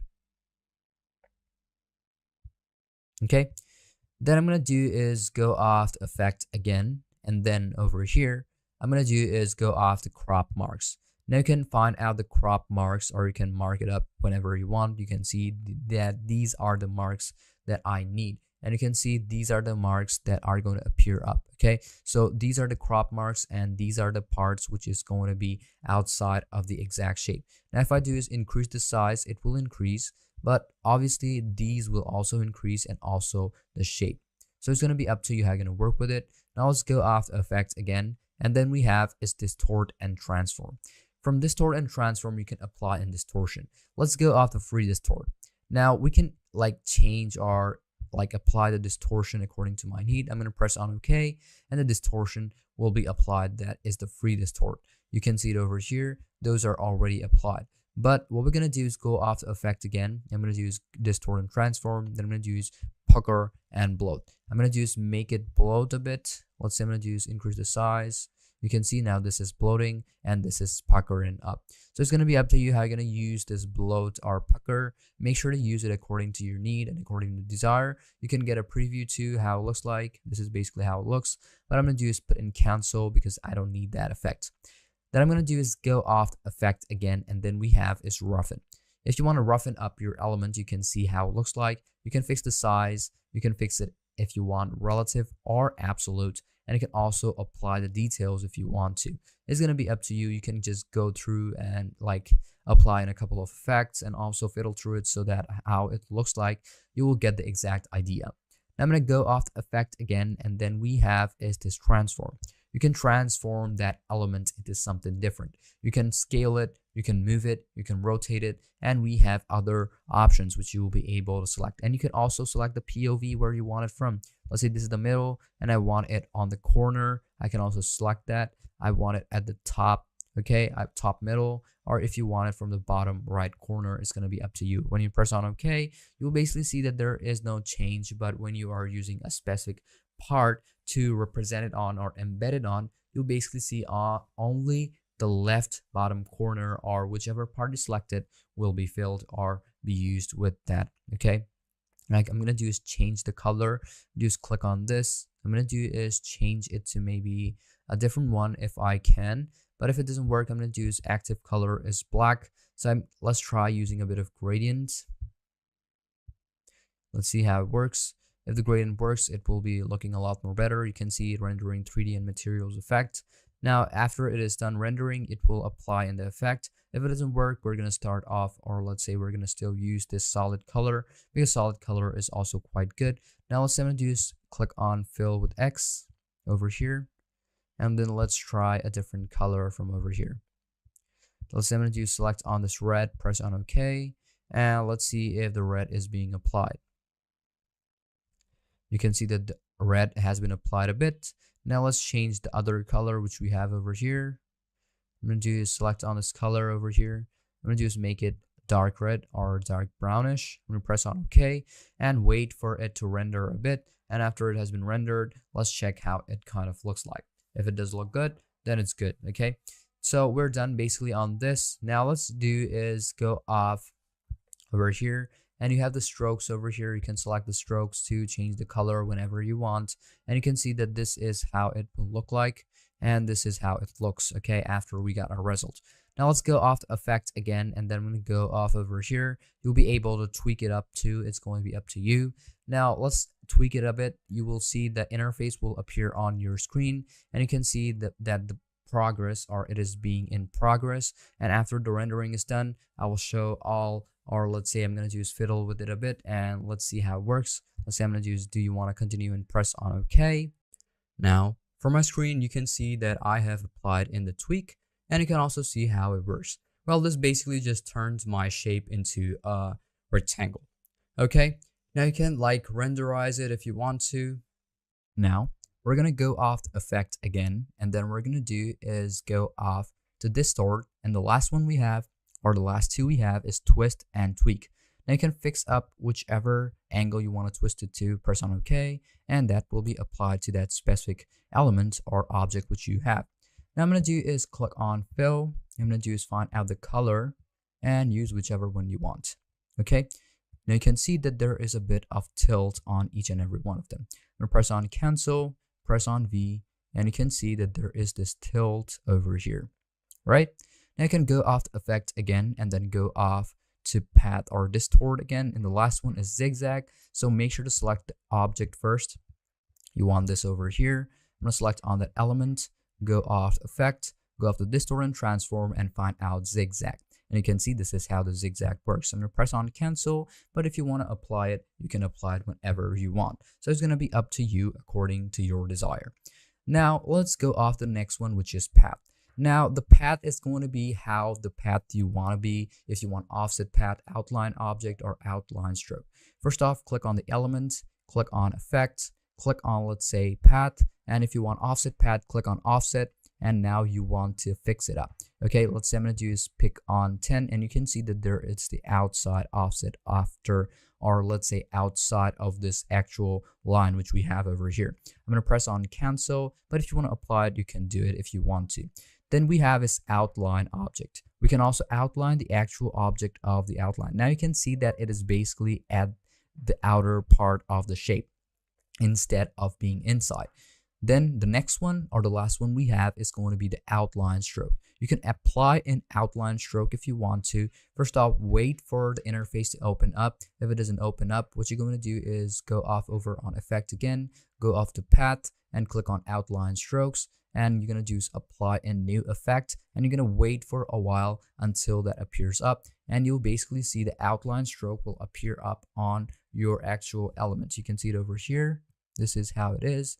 Now if I click on over here, you can see that this is basically not the one we needed. Now you can also curve it up if you want to. You can fix it up according to your need, and even though you can see the effect is still there.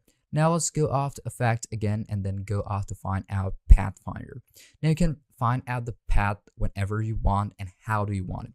If you want to add it up, if you want to intersect, if you want to exclude, subtract, minus, back, it's going to be up to you.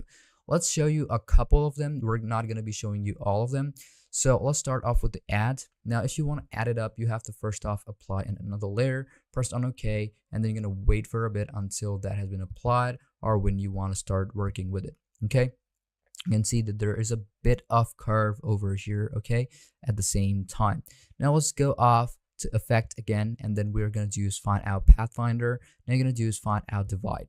Now if you want to divide it, I'm going to do is to edit the current layer, double click on the name of the effect in the appearance panel.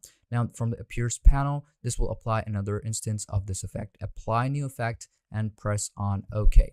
Okay, then we're going to do is you have to find out two different layers of object. You're going to do is select it over here, click on, let's say I'm going to do select on effect, go off the Pathfinder, do is find add trim, do select on apply effect, appearance panel, press on OK. Let's say you're gonna do is first you have to select both of them, click on Effect. I'm gonna do is go to Pathfinder, minus back, press on OK. And if you have two layers of object overlaying each other, you'll basically see the difference on like both of them. Okay. Now, what I'm going to be doing is clicking on this element again, and then as we're done with our Pathfinder, as you have to use layers if you want to use Pathfinder, then what we're going to do is go off the effect again, and then I'm going to do is rasterize the effect so that it turns into a photo. Now, as two of them are selected at the same time, both will be rasterized at the same time. You can fix out the PPI, which is going to be our resolution, then fix out your background if it is transparent or white. If you want something like a PNG and you don't want any background, make sure it is transparent. But if you want a background and you can remove it later on, then you can do is select on white and then remove it. Okay, so after you're done, you can also create a clipping mask if you want to and press on OK, and that element will turn into a photo. Okay, you can see it over here and you won't be able to select it, okay, like this. But even though these are into a photo right now, because these are both rasterized and can be presented anywhere, what I'm going to do is press on Ctrl Z. I'm going to do is keep them unrasterized because I don't want them. Now, when I unrasterize them, you can see the effect that those do not have rough surfaces anymore, and those are very smooth. Now let's go to effect again, and then we have is this stylize. You can drop shadow, feather, inner glow, outer glow, round corners, and scribble. Let me just show it to you. When you want to drop shadow, you can fix on anything and press on OK, and you'll basically see that there will be a shadow underneath them. Okay, you can see it over here. Now, if I go off the effect and go off the stylize, drop shadow. Now, I also want a preview. You can see it over here. There's a shadow. So this is how you'll be able to apply in a shadow.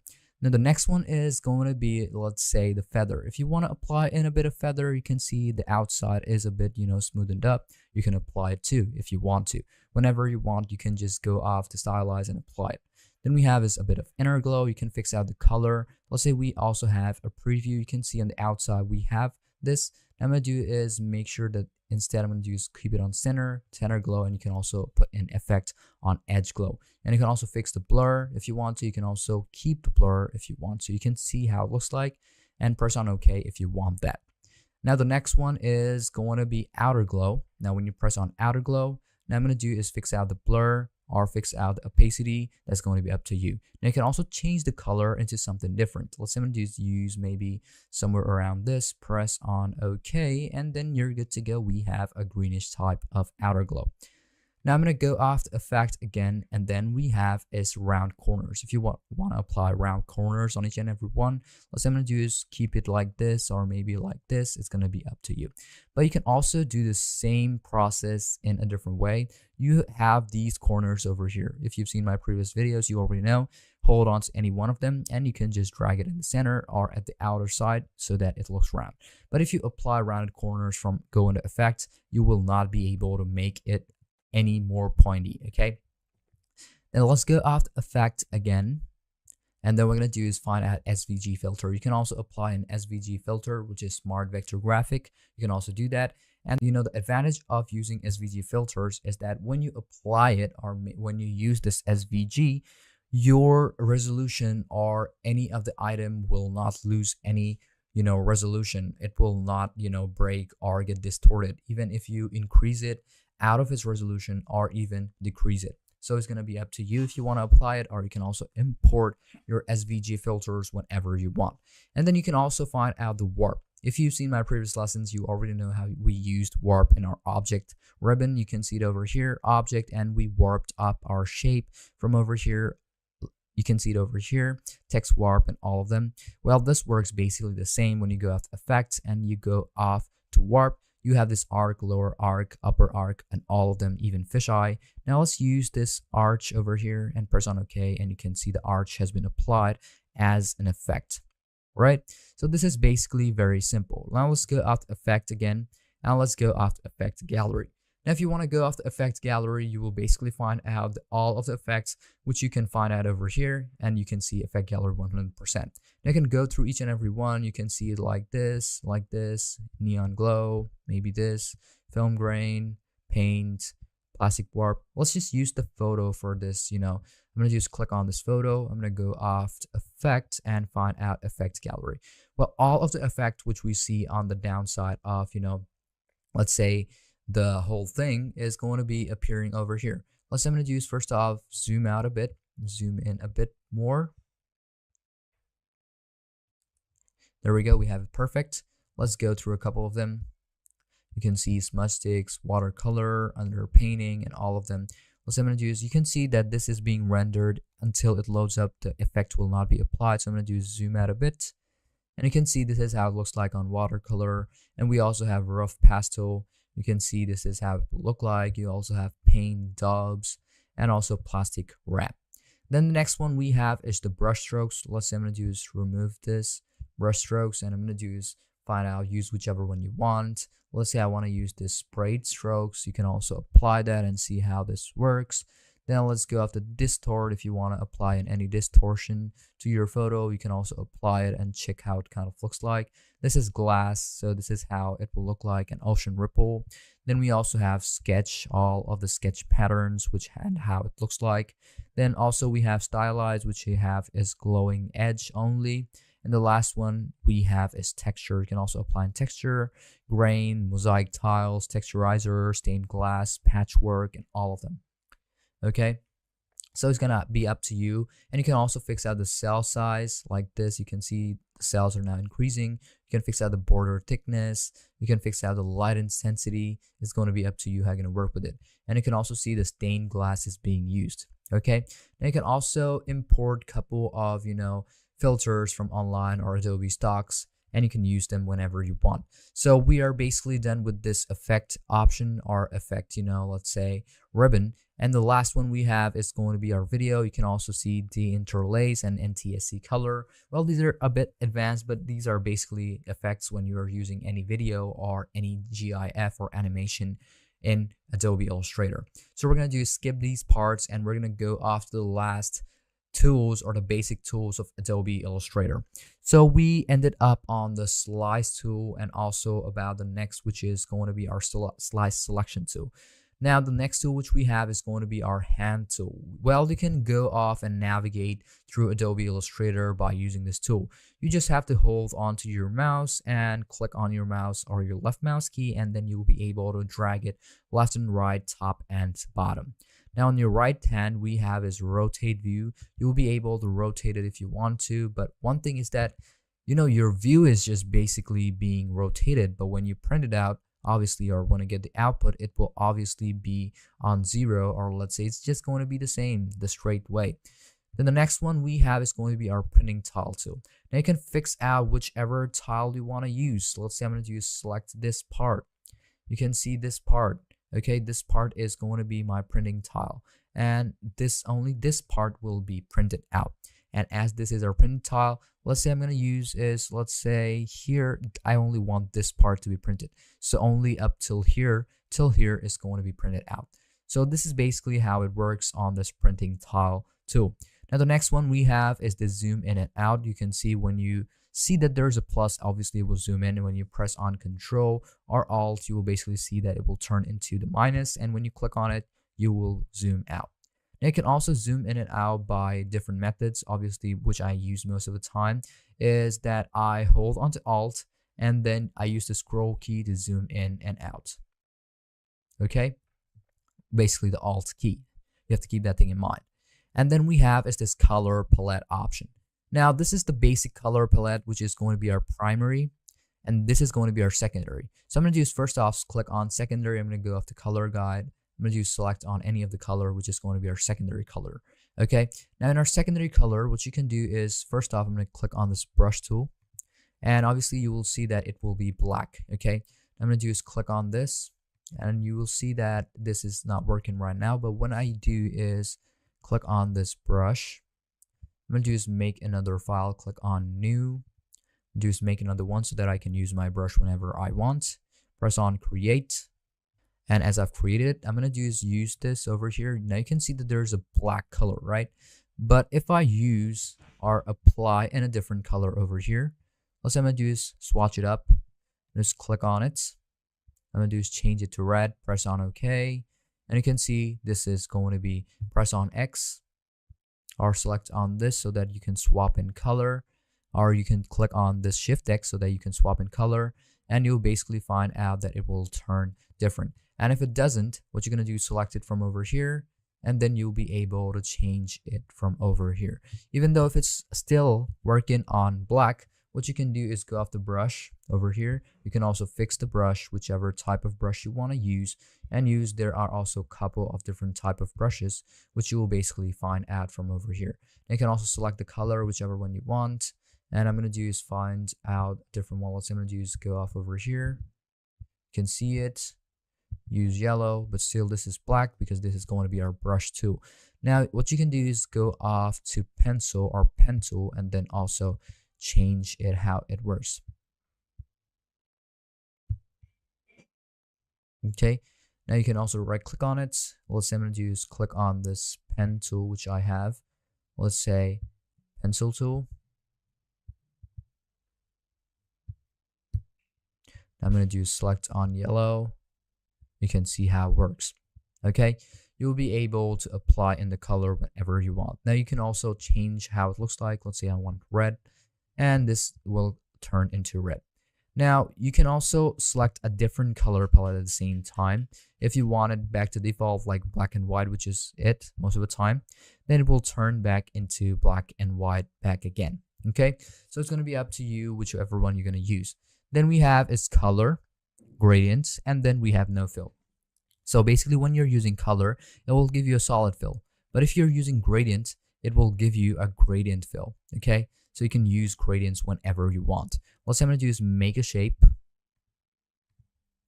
Just make a shape over here, and then you can see the gradients. Now if I press on black and white, it will turn into black and white. What I'm going to do is use black. I'm going to do is swatch it up, press on OK, and I'm going to do swatch it up like this, and there we go. You can see the color has changed. Okay, then we have is this draw normal, which is going to be, you'll be able to switch modes, draw behind, and also draw inside. Now let's say I'm going to do is click on shape. Now I'm going to do is first off, which is going to be draw normal, right? It is on normal. Now what if I say I want to draw behind? Now if I draw this, it will be behind that specific box. Now if I use this draw inside, I will be able to draw it inside there. Now I'm going to do is you'll not be able to select the one underneath because that has been drawn underneath. So you'll be able to select like where you want to apply it. Like if you don't want to like arrange the panels, which one you want above, which one you want, behind, like taking it below and taking it forward or front. So you can just directly apply that by clicking on these options, and you'll be able to do that. Then the last one we have is change screen modes. You can like keep it on presentation, normal screen with menu bar, and also full screen mode is up to you.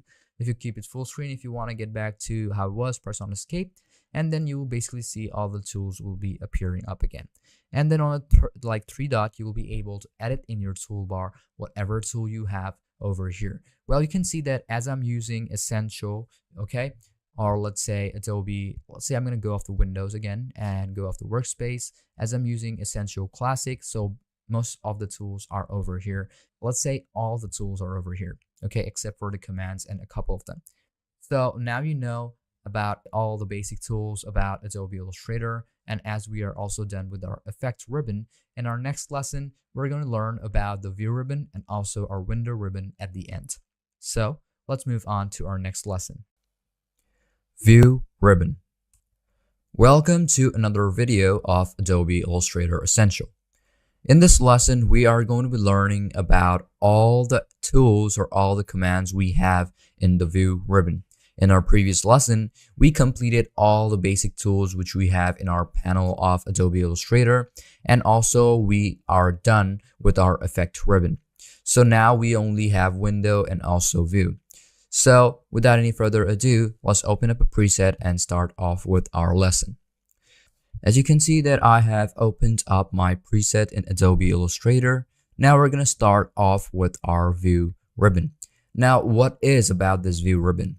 So it's going to help you to find out, or let's say it's going to help you to make your workspace like make how you want to make it look. Okay, and it's all about the viewing point, all about the POV.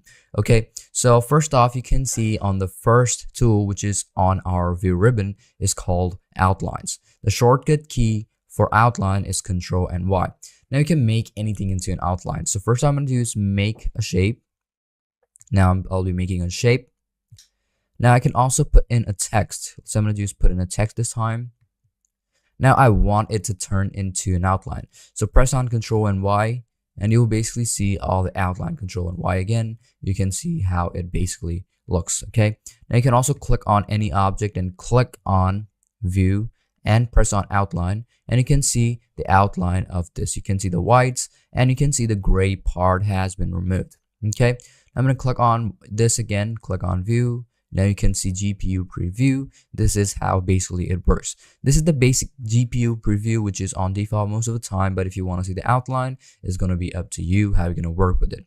Then let's go off to the next one, and you can see also preview on CPU. You can also preview it on CPU if you want to, and that is basically a bit different. You can see the CPU preview. This is over here too. If I click on view, if I click on GPU preview, you can only see that this is on preview right now, 45.86%. Okay, so this is how much GPU which is being used. Then we have is overprint preview. When you click on this overprint, you can see that this is basically how it will look like when you are using overprint preview. And whenever you're viewing that exact method or exact process, you can see it over here. Now you can see it is written CPU overprint preview. So this is basically how it works, and you can navigate through it whenever you want. Now, if you don't want to navigate through it or use these scroll bars, obviously I've shown you in my previous lesson that we can use this tool to navigate through Adobe Illustrator. I'm going to click on view again and keep it on CPU and keep it just the way it is. Now I'm going to do is click on view again, and then we have is pixel preview. Now if you want pixel preview, you can see this is how it will look like. Now you might not see any differences, but this is basically the preview how you want it to be. If you want pixel preview, it will look like this. If you want GPU, if you want CPU, it's going to be up to you how you want it to preview. Now you can see the pixels are being used 100%. So whenever I use whichever one of them, you can see the percentage is now changing. In CPU outline, CPU is being used 45.86%. It just helps you to keep track of which component is and how it is working. Now you can see there is also trim view, but this is not going to work right now because I'm not using GPU. Now you can see view. When I use this, now the trim view is available. You can also see it on the trim view, and on trim view it is being processed or working 45.86%. Now let's go off the view again, and then we have its presentation mode. Before presenting anything or any of your work, you can go through presentation mode so that you can show it to any person or present it in full screen mode. You can see this is how it will look like. It is basically the same one when you present it, through, let's say, PowerPoint or maybe, direct on screen without showing the UI. And if you want to get out of it, just make sure to hit on escape, and then you will get out of that workspace, and it will just land you on this essential workspace of Adobe Illustrator. Now as we're done with this, now let's go off to other views. Now click on view again, and then we have a screen mode. There are basically three types of screen mode: normal screen mode, full screen with menu bar mode, and full screen mode. Well, you can go through whichever one you want. Now, if you want a bigger workspace, I will suggest you to use full screen with menu bar mode, and you will basically see more type of, let's say, you will get more space, and you will be able to put in more things. You'll basically see that on your PC, the cross buttons or closing buttons minimize, and let's say cascade, and also even your taskbar will be invisible for a while. Okay, and if you want to click on view again, and you can also change it whenever you want, and you can also keep it on full screen mode, and you will basically see all the UIs will now be invisible. You will not be able to see it. Just press on escape, and you will basically see all the tools back again. So this is basically how you get out of these view modes in Adobe Illustrator. What I'm gonna do is keep it where I can. I'm gonna hold it back over here, and there we go. Looks a lot more better keeping it in the middle. Now let's go off the view again, and then we have is proof setup. Now, which type of setup do you want, or what is the color type you are going to use? Now, as I'm using a CMYK pattern, or let's say I'm using the color, palette of CMYK, not RGB. So you can see that they are not in RGB, or the RGB ones are not now working or grayed out. But if you are using any RGB color, panel, or any RGB palettes before, making in your preset, you can select on RGB and those will be available over here. Now, Adobe Illustrator also offers you color blindness options, or let's say tools, or let's say the advantages. If you have presbyopia, you can select on this and you will basically get your, it will just help you identify which color it is. And then we also have deuteranopia. It will also help colorblind people to detect colors. And you can also customize this panel by clicking on customize, and you'll be able to select it from over here.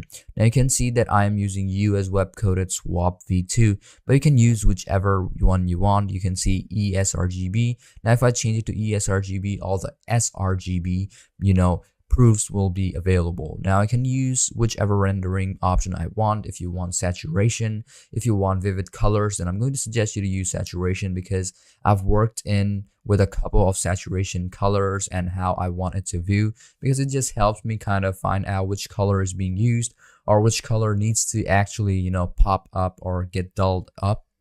Okay, so you can use whichever one you want, and I also keep it a bit vivid when I'm trying to presenting stuff, because it just looks a lot more alluring than, being all dull. So after you're done selecting it, just press on OK, and all the proofs will be added up, or all the proofs have now been applied. Okay, now you can go off the view again, and then we have a zoom in and zoom out. Well, in zoom in, there is also a shortcut key assigned to it, which is Control and plus plus, and in zoom out, which is Control plus minus. Okay, now you can do it over here. You can also use this tool of zoom in and out, but you can also press on Control and plus and Control and minus to zoom in and out like this. Okay, now if I press on this plus, you can see it is zooming in. If I press on Control and minus, it will zoom out, and you can use two of them at the same time. Okay, so it's gonna be up to you, whichever one you want to use.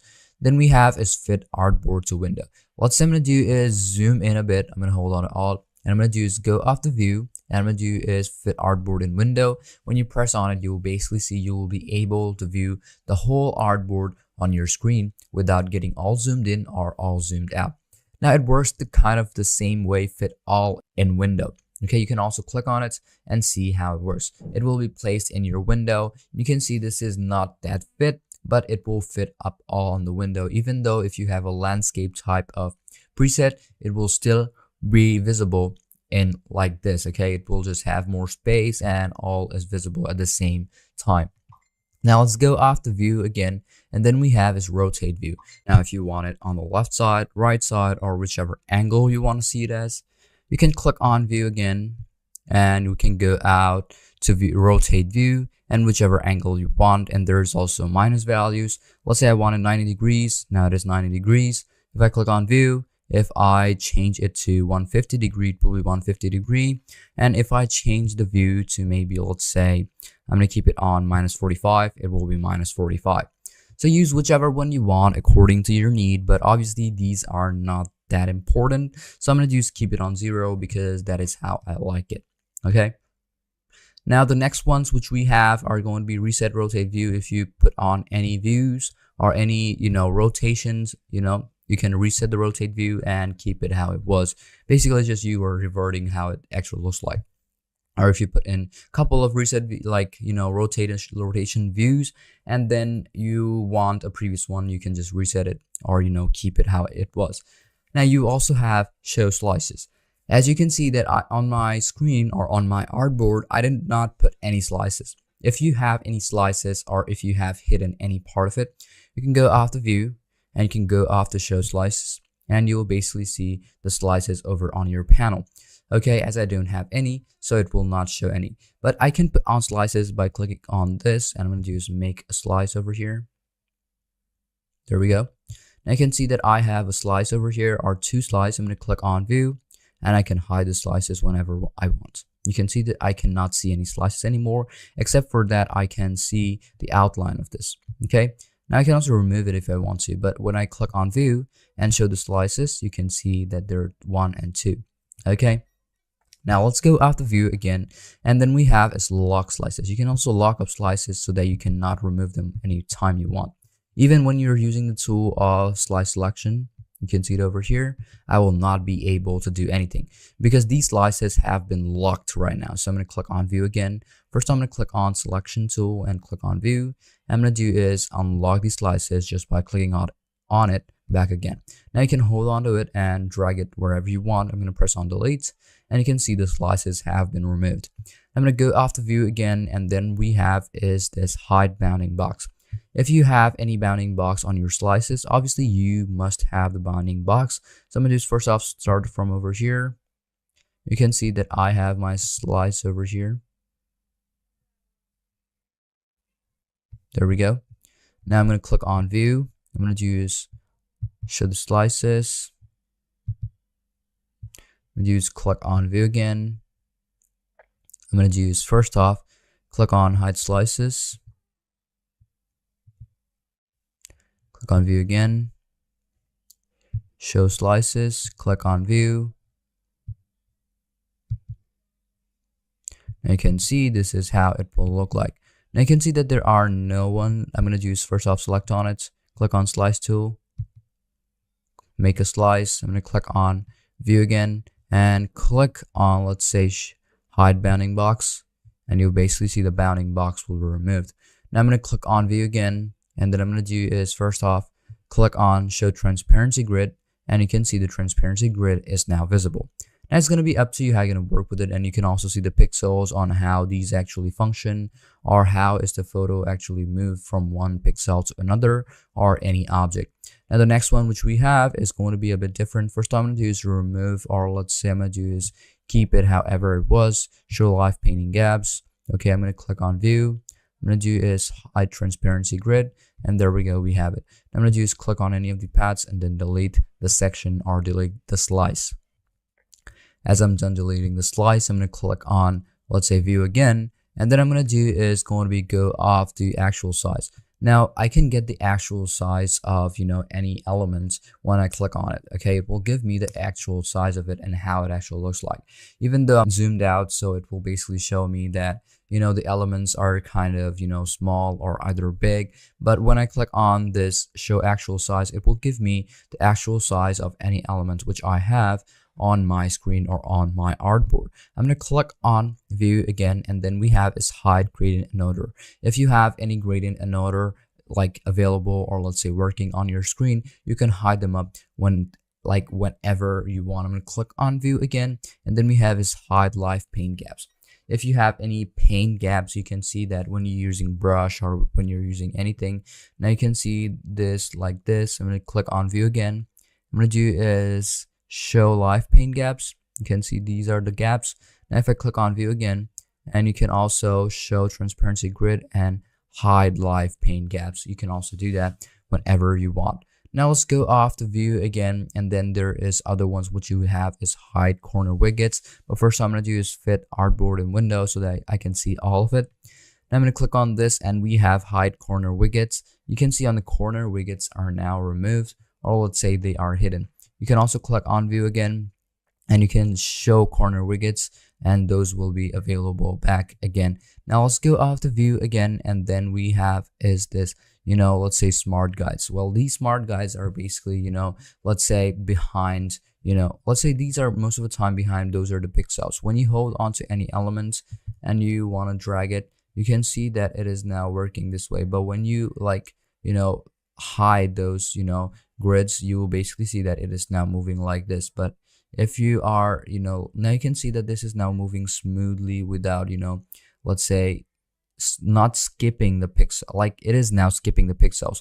But when I click on view and I'm going to do smart guides and click on it, you'll basically see that it will kind of skip couple of pixels at a time, right? So this is basically how it works. When you are holding on shift and you are dragging any object, it basically gets aligned and then starts moving. But when you like remove smart grids, it's not going to work like that. It will be just a full free form. You can just drag it wherever you want. It's basically like, this. Okay. But when you're using smart guide, you'll basically see that, it will be arranged on, let's say, the pixels or whatever grids there are underneath, which are transparent. Now we have is perspective grid. Now you can use whichever perspective grid according to your need. You can show the grids, you can show the ruler, snap to grid, log grid, log station point, define grid, 1 point perspective. Let's just start off with show grid. When I click on show grid, you will basically see the grid is now visible. But as I don't want it, I'm going to do is press on Z, or let's say I'm going to do is cut this off because I don't need any of these grids. You can click on view again, and you can go off the perspective grid, and you can click on hide grid, and that grid will be hidden. Well, that grid is basically for 3D, 3D elements or whatever design you're making. So if you're not making any 3D, designs, or maybe, you don't want that perspective, or let's say you don't want anything to be like that, or according to your perspective that it is 3D. So I'm not going to suggest you to use it because it's not that useful unless you're using or making any 3D object. Then we have a show ruler. When you click on show ruler, it will basically show us the ruler over here. Now I'm going to click on view again. I'm going to click on perspective grid. Now you can also hide the ruler whenever you want. And basically most of the time people don't need the ruler because the rulers are basically over here. You can measure up whenever you want. And now you can see that I'm going to do is click on view. I'm going to go off the perspective grids, and then I'm going to do is lock the grid. If you want to lock the grid, you can do that too. You can also define the grid whenever you want. And then we have a snap to grid. Well, basically if you don't turn it on, or click on the snap to grid, it's gonna be a total freeform, so you can drag it or drop it wherever you want. But when you snap it to grid, it will be at least aligned. Okay, so there is also 1 point perspective, 1-person normal view, 2p, or let's say 3-point perspective. It's gonna be up to you, whichever one you want to use. I just don't like fiddling through it, but you can just go through them and see how those works. You can see this is 1-person, and you will be able to see 2-person. Well, basically most of them are 3D based, so I'm going to click on this over again. This is 1 point, and let's go to 2 point, and then you can see this is 2 point, and the third one is going to be 3 point. Okay, I'm going to click on this 3-point perspective, and you'll basically see the 3-point perspective over here. Now I'm going to click on view again, click on perspective grid. I'm going to use hide the grids because I don't need it right now. Now I'm going to click on view again, and the next one which we're going to learn about is going to be our hide artboards. If you have like a couple of artboards activated on your panel, or let's say one document, you can hide your artboards clicking on this hide. You can see that there is no artboard right now, but when you click on view again, and when you click on show artboard, you will basically see the size of your artboard which you are using for your work, and you can customize it whenever you want. So it's up to you how you're going to work with it or how you're going to put it. So this is basically how it works. I'm going to do is keep it right over here. There we go. Then I'm going to go to view again, and then on the view we have show print tiling. Now if you want to show the print tiling, you can also apply it, but you can also see that we have this print tiling option or print tiling tool over here. You can see you'll be able to customize it whenever you want according to your need. So this is basically how it's going to work. Then we have is this, let's go off the view, and I'm going to do is you can also hide the print tiling. It's going to be up to you. I'm going to click on view again, and then we have is hide template. If you have any template working or already activated on your document, or let's say already activated on Adobe Illustrator, and you want to hide the template and you want to start off fresh over the template, you can just click on hide template, and that template will be hidden for a while until you want to show it back again. Then we have is rulers over here. You can show the rulers whenever you want on Adobe Illustrator by clicking on show rulers. And you can see on the left side and on the top, we have our ruler so that we can see and how it will work. Now you can also go off the ruler again, and then we have is change to global ruler. And you can also see the show video ruler. So you can just click on change to global. You can see how it works. Now if you change it to video ruler, you can also change it show video rulers, and this is how the video rulers work. So it just basically helps you a lot when you are working with videos on Adobe Illustrator and you want to change or customize it. So this just comes in handy a lot of time. So I'm going to just keep the ruler here because it looks kind of good. Then we have is hide text threads. If you have any text threads activated, you can also hide the text threads. And you can see I only have one, so it's not going to work, but you can hide them whenever you want, okay? If you have any text thread. Then we have is this guides. You can hide guides, and you can also lock the guides whenever you want. Then we have is show grid. You can also show up the grid whenever you want, and now you can see the pixels. You can see that these are not aligned perfectly, but when I hold on a shift, you basically see that it will get along the pixels which are over here. See, it just gets, you know, very good aligned. Okay, I'm going to click on view again, and you can just click on hide grid. Then you can also snap to grid whenever you want. Just click on snap to grid, and there we go, we have it. Press on shift, and it will move like it is moving in pixels. See? Now click on view again, and then I'm going to do is snap to pixel. You can also snap it to pixel whenever you want. Make sure to hold on to any element. You can see it over here. I'm going to do is go back a bit. Again, I'm going to do is take this over here, and you can see now this is snapping to pixels. Okay, now I'm going to click on view again, and then we have is snap to point and snap to glyph. Okay, so as we're not using points or glyphs, but if you are putting or applying any glyph, you can use that. And then we have is new view and also edit views. Okay, so in new view, you can see that you'll be able to make a new view or save it whenever you want, and you can also edit the view which you're having or which you already have turned on in Adobe Illustrator. You can add the new view, and then you can just press on OK or name it up. You can also delete it as a section or a selection of tools, or maybe how you want it to look, and so that you can see it later on. It is basically like saving a specific view which you have on your, let's say, workspace. It's basically not the view which I'm having right now, like these elements, not this, but you can like customize your workspace and how you want it to look like the next time you open it. Let's say the next time you want to open it, I want the ruler to be open, I want the grid to be open, I want, you know, the scales to be open at the same time. So that is how you'll be able to add the edits, or you can customize it and also save it for your workspace.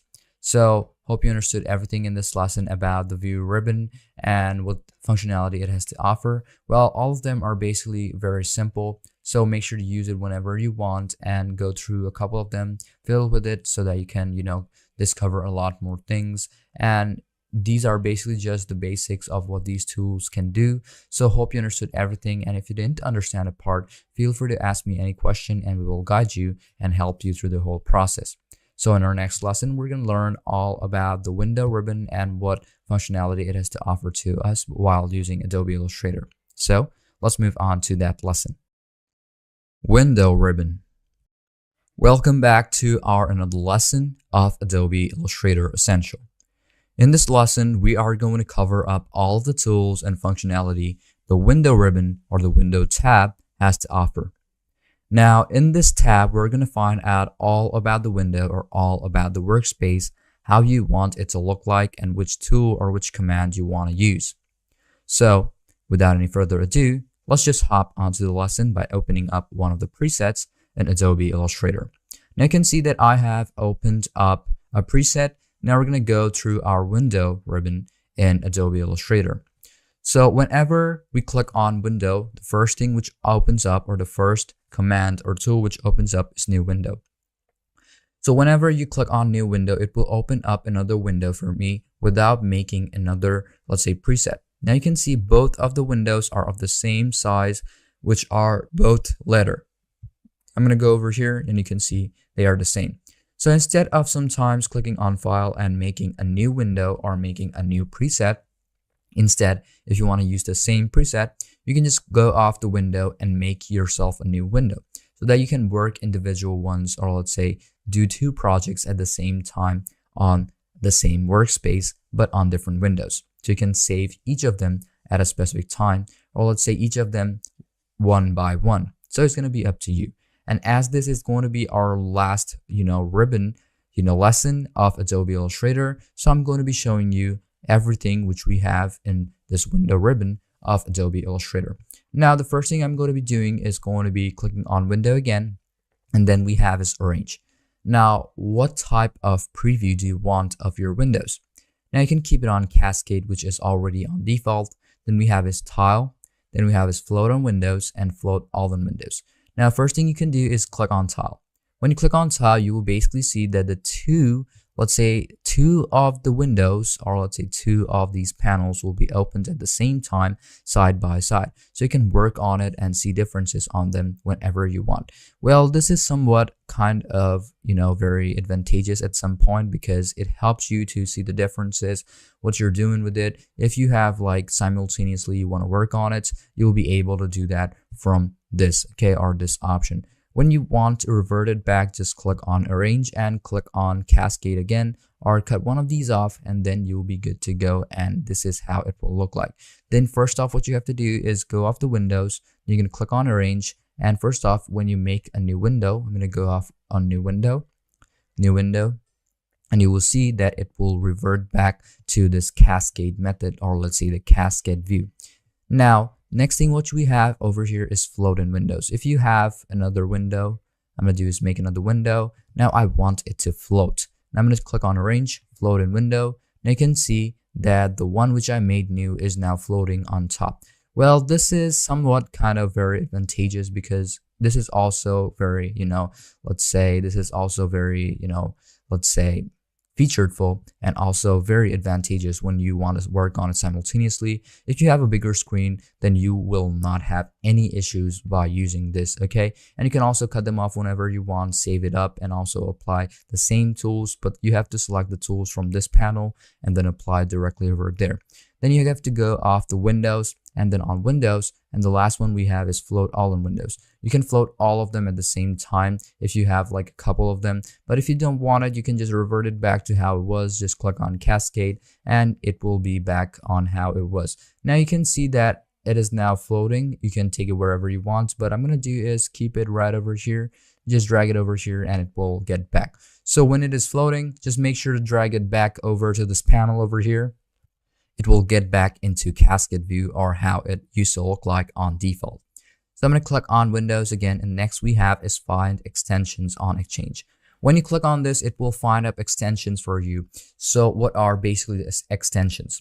The extensions are a method of applying or using multiple software, or let's say increasing the functionality of any software. And it also works in case of Adobe Illustrator. It will take you to a site. I'm going to click on this.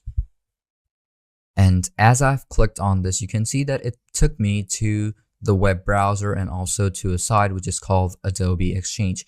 From here, you can sign up with your account and also use whichever extension you want. Make sure that you are connected to Adobe account and also your, let's say Google account if you already have. And after that, you will basically find out all the tools you need or whichever functionality you want to apply on Adobe Illustrator so that you can, maximize or, increase the functionality of Adobe Illustrator. And there's also a couple of, extensions such as different of categories such as, the video editing, or maybe graphics editing, or maybe, presentation making, let's say sound, audio, images, and all of those. And you don't have to get out of Adobe Illustrator. You can get full functionality by staying in Adobe Illustrator and also applying those features directly on Adobe Illustrator. Okay, so it basically saves up a lot of time and work. Okay, now go off the windows again, and then we have this workspace. So the workspace is basically how your workspace in Adobe Illustrator, or how the interface of Adobe Illustrator is going to look like. Now, I most of the time use Essentials Classic because if you've seen my previous lessons, we already know which one to use. But you can use whichever one you want according to your need. Let's say you want to work only on tracing, you want to work only on typography, you only want to work on web. They have all these features. Let's say I want to use only painting. I'm going to only paint in Adobe Illustrator. Click on painting and your workspace will change or customize it in such a way so that you have all the paint tools available on your workspace. Now, let's say if I want to use to customize my, let's say web. So go off the workspace, now click on web, and only all the tools of web will appear up, okay, on your screen. You can see that there's links and all of those customizations. Now, if I want maybe something else like, maybe tracing or typography, I'm going to click on typography if I want that, and all the tools of typography will appear up on your screen, and those will be like very easy to find out. You can see all of them are most of the time over here, are over from here, but not all the tools are visible over here. What you can do is, if you want full functionality, I'm going to suggest you to use Essentials, Classic, or only Essentials, because it helps you to find out all the tools and get hold of them whenever you want, and it is very easy to use. Okay, so use it whichever one you want. And then we have is extension libraries. If you have any extension downloaded on your PC or maybe your laptop, just your device, you can just go after extensions. If you don't have it applied, just go after extensions, use the libraries, and then apply directly to Adobe Illustrator. Then we have is controls. Well, you can see when I press on control, the control panel is now off the grid. Now when you press on control again, that grid or that panel will appear up back again, and this is called basically the control panel of Adobe Illustrator. Okay, so you can go off the windows again, and then we have is this toolbar. Now what type of toolbar do you want? You can see it over here. So I want advanced, but if you want a basic toolbar, you can see the toolbar, or let's say the basic toolbar panel is now looking quite basic, and not all the tools are there. These are like the basic tools, but I most of the time prefer keeping it on advanced because it just helps me to get hold of all the tools.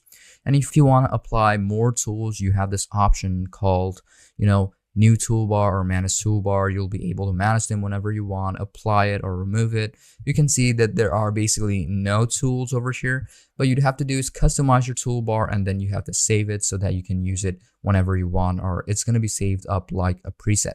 Okay, so it's going to be up to you how you're going to work with it. Then on the next one we have is 3D materials.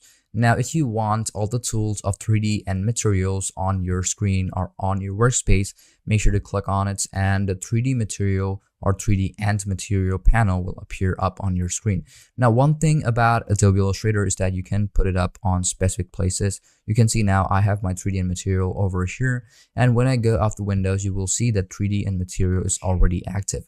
Now, if I want actions, I'm going to do is also apply an actions, and you can also paste it wherever you want. You cannot put it inside the project panel, but you can put it inside of this panel. You can keep it over here, and you'll basically see the project, the actions panel is over here, the links, and it's going to help you find out what customizations you did recently or what did you do.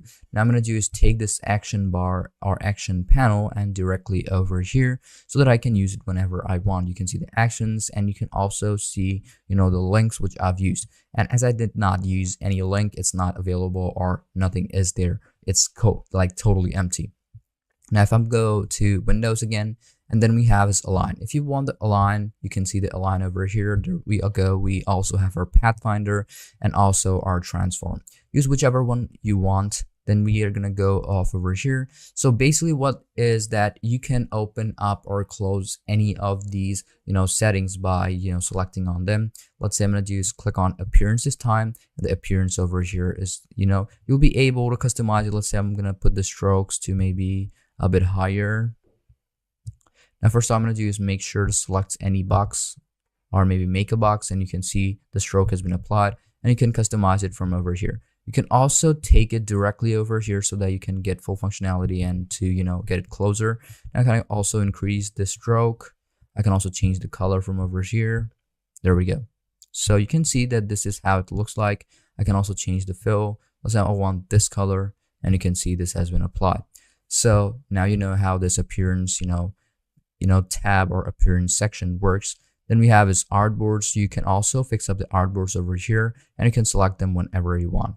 It just basically helps you to find out, or this Windows panel basically, or Windows ribbon basically helps you to make that specific type of tools appear up on your screen. And obviously Adobe Illustrator has a vast amount of tools which you can select from or use from. Now, as I already have artboards, now I'm going to do is put an asset export. You can see also the asset export is over here. Now I'm going to do is click on over maybe attributes, and those attributes will appear over here. And I want them to appear over here in this section. You can also do that.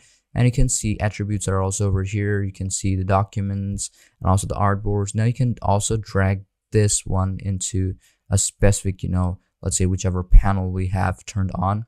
You can see this one is over here. So I'm going to just take this. I'm going to do is drag this whole thing. And you can see the comments. And I'm going to do is take this comments into this, okay?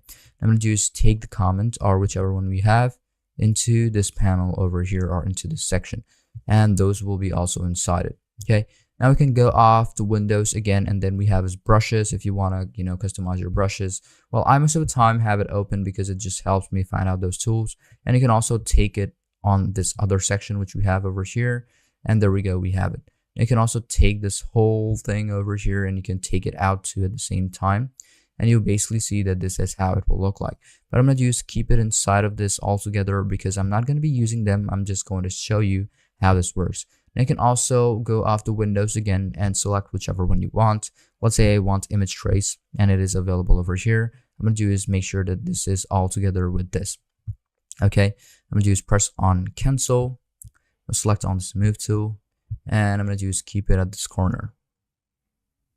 Okay, I'm going to go off the windows again, and then in the infos, or let's say I want infos now. You can see all about the info has appeared up. I can also take it or keep it right around over here. If you have a bigger screen, then obviously you can put it up wherever you want and make sure you can increase the functionality.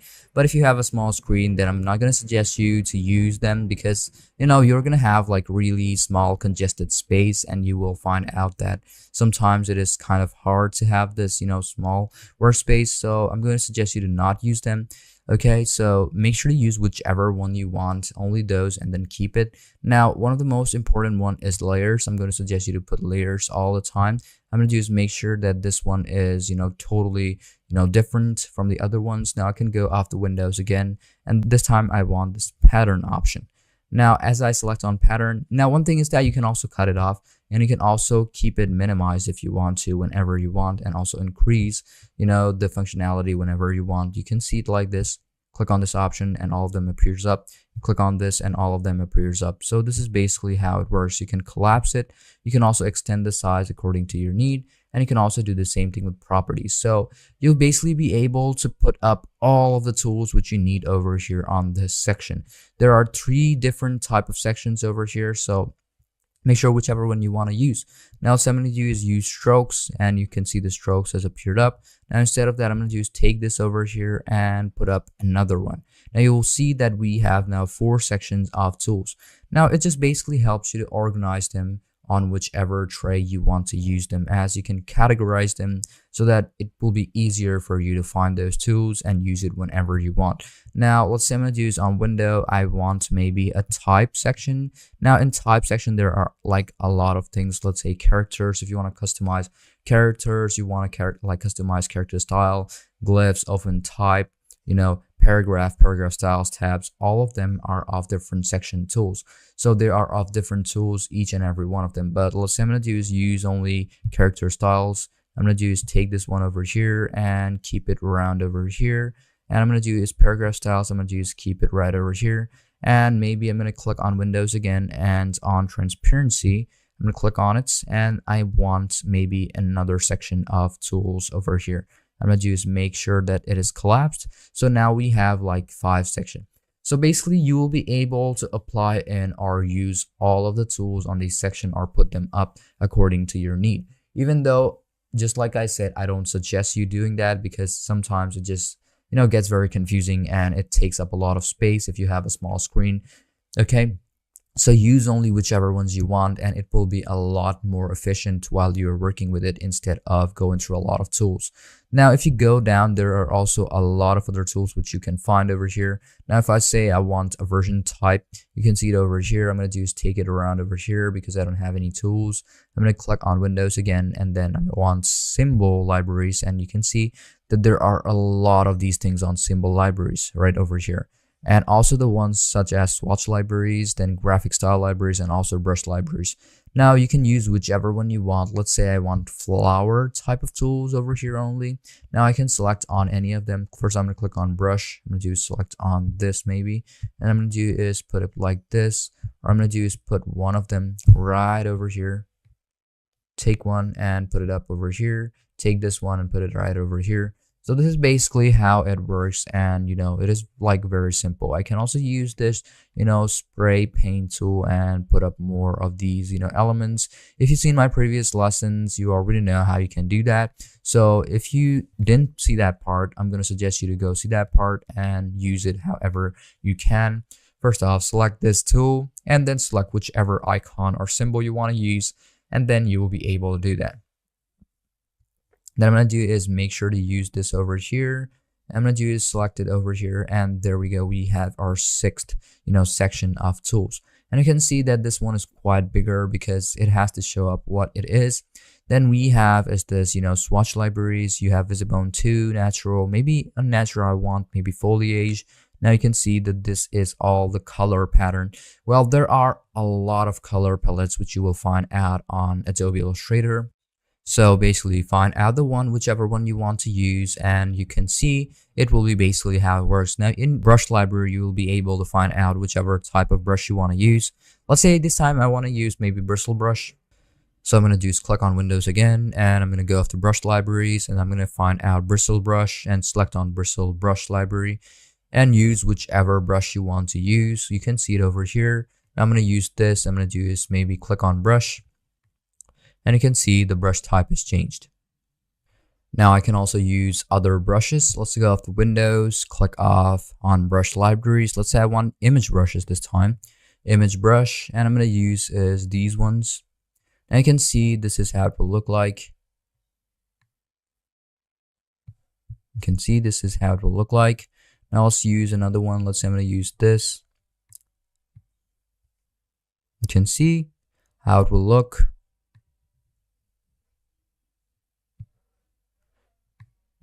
So this is how you'll be able to, save them to. Let's say I'm going to do save it over here.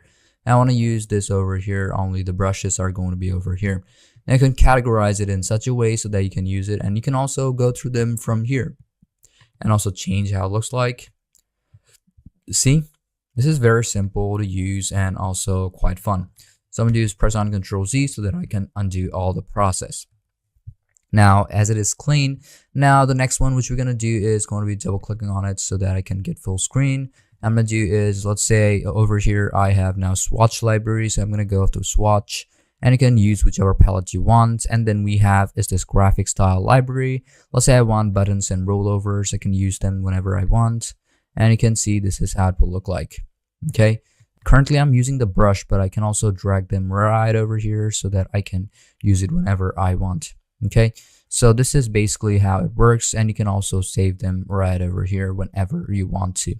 Okay, we can go off the Windows next time, and then we have is this. One of the most important feature about this having Windows is that all the tools are over here. Now I'm going to be showing you one thing which is like very important. It's about the transparency. This transparency section is very important, so I'm going to suggest you to use it whenever you want, because when you are using masking or blending it up, it's going to like help you a lot. And moreover, when you are using this layer option, we already have the other one, so you don't have to worry about it. So hope you understood everything about this window ribbon in Adobe Illustrator. And the last one we have is the file which is all the time open, or the one which is active. Okay. And the other tools which you have over here, I'm going to suggest you to, fiddle through it and see how those actually work and what functionality it has to offer. So whichever one you want, just click on it, use it, and arrange it in such a way so that you can find it and also use it and see how it works. So hope you understood everything about this lesson and also about the window ribbon and Adobe Illustrator. Now, as in our next lesson, we're going to learn about the layers and also a couple of basic things. Now let's click on help, which we're going to do is find out what we have or what Adobe Illustrator has to offer us in help. So you can get Illustrator's help, you can get tutorials, you can get what's new and the update or the history. You can go off to the community of support and also submit the bug if you are facing any. You have system info about the Illustrator, system compatibility. You can manage your account and also update it according to your need. So hope you understood everything in this lesson, and now let's move on to our next lesson of Adobe Illustrator. If you have any questions or if you are facing any problems, then feel free to ask me anything or ask me a question.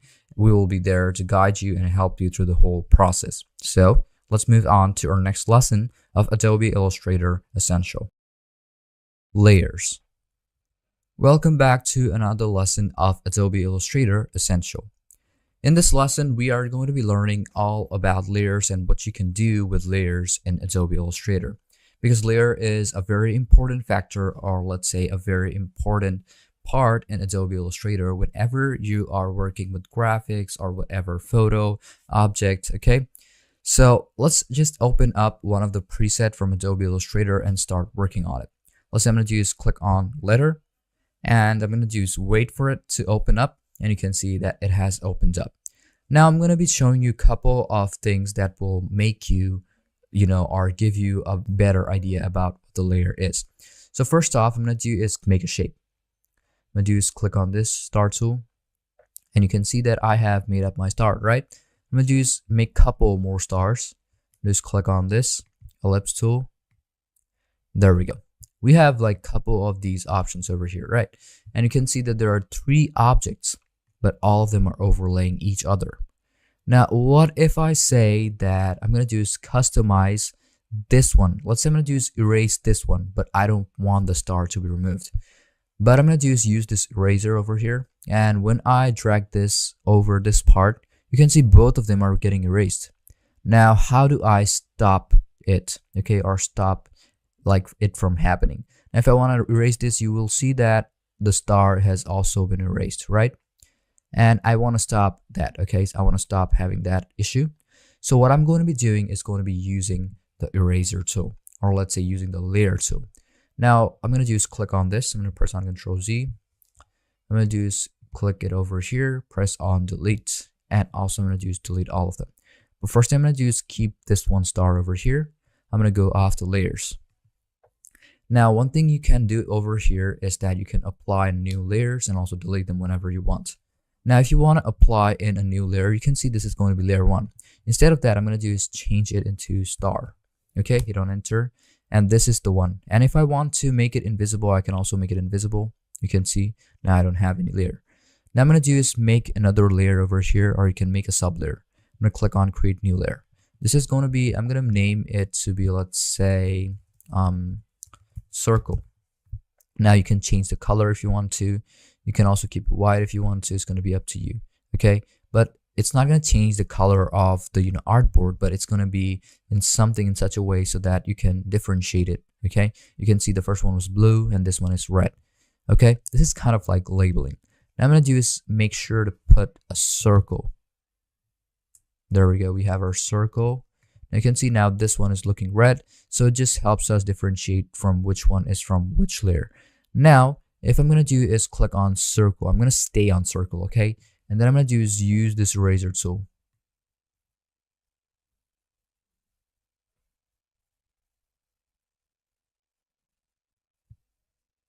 Then I'm going to do select on this. I'm going to do is drag this part out, and you can see that only the circle now has been erased, not the star. But if I click on star and then erase it, and then it will be erased. So now you know a couple of advantages of using these layers. Now you can also do a couple more instead of just erasing or editing. Now let's say you are customizing something. You have a thing, okay? Let's say you have a photo on your, let's say Adobe Illustrator opened. Now you want to make a couple of edits on it. Now how to do that? Let me just show you advantage of using layers while you are editing your photo. I'm going to be doing is applying in a photo, click on open. I'm going to do is use the same photo which I have. I'm going to do is keep it right over here. Okay, I'm going to wait. I'm going to zoom out. I'm going to do is, obviously take it in such a way. I'm going to do is select on this. Take it right over here. Then I'm going to do is apply it on that page. Then I'm going to do is wait for a while. You can see this is how it will look like. You can do is obviously drag it down. You can see the anchor points. This is how it will look like. I'm going to do is crop it up if possible. I'm going to do is click on this. Just edit this image. Crop the image first. And wait for a while until the crop option appears up. I'm going to do is take it right over here. I'm gonna take it around over here. Okay, I'm done. Press on enter. There we go, we have it. I'm gonna just get back over here. Just take it right around over here. I'm gonna hold on a shift. And there we go. I'm gonna do is zoom in a bit now. Just hold the corner and take it right around over here. I'm gonna do is right click on it again. I'm gonna do is first off, I'm gonna do is crop this image again in such a way so that I can put it inside my box. I'm gonna take this down right over here. There we go. Hit on enter and we have it. Okay.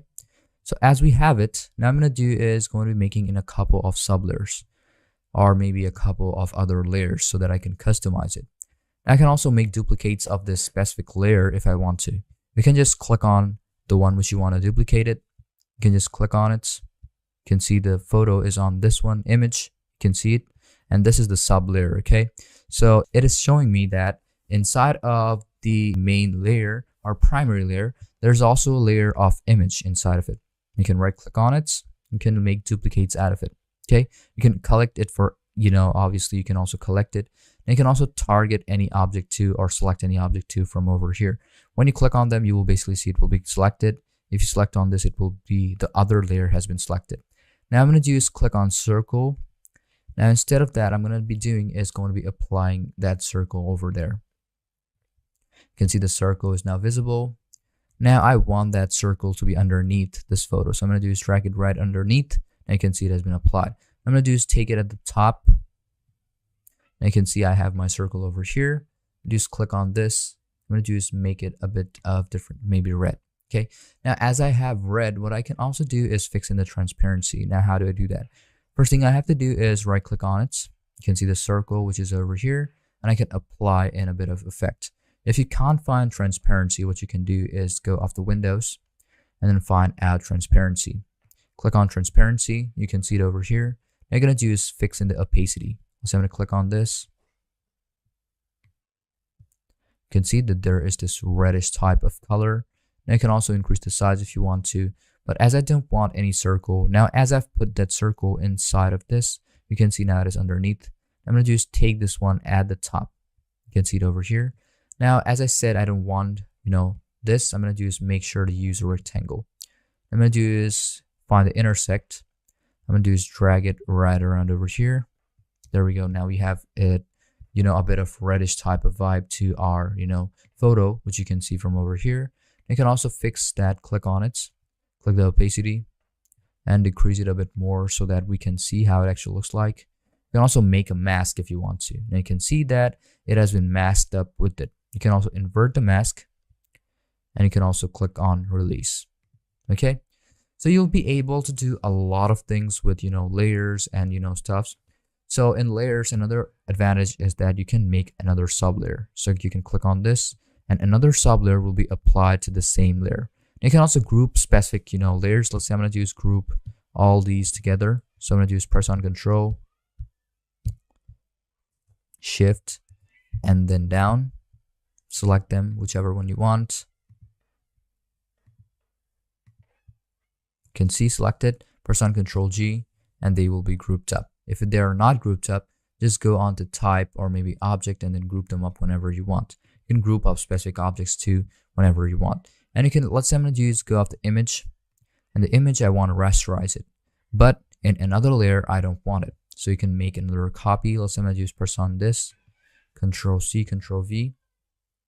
You can see now there are two of these. What I'm going to do is press on delete. I'm going to do is take this over here. Do is add another layer. You can see it over here. Do is make sure this is inside. I'm going to do is put this one. And you can also make it invisible or visible. It's like totally up to you. So you'll be able to customize it up to your desire. And you can also paste them up whenever you need it. Okay. And you can also apply different effects. Let's say I'm going to use on this layer of circle, which we have over here. Use first off, select that object.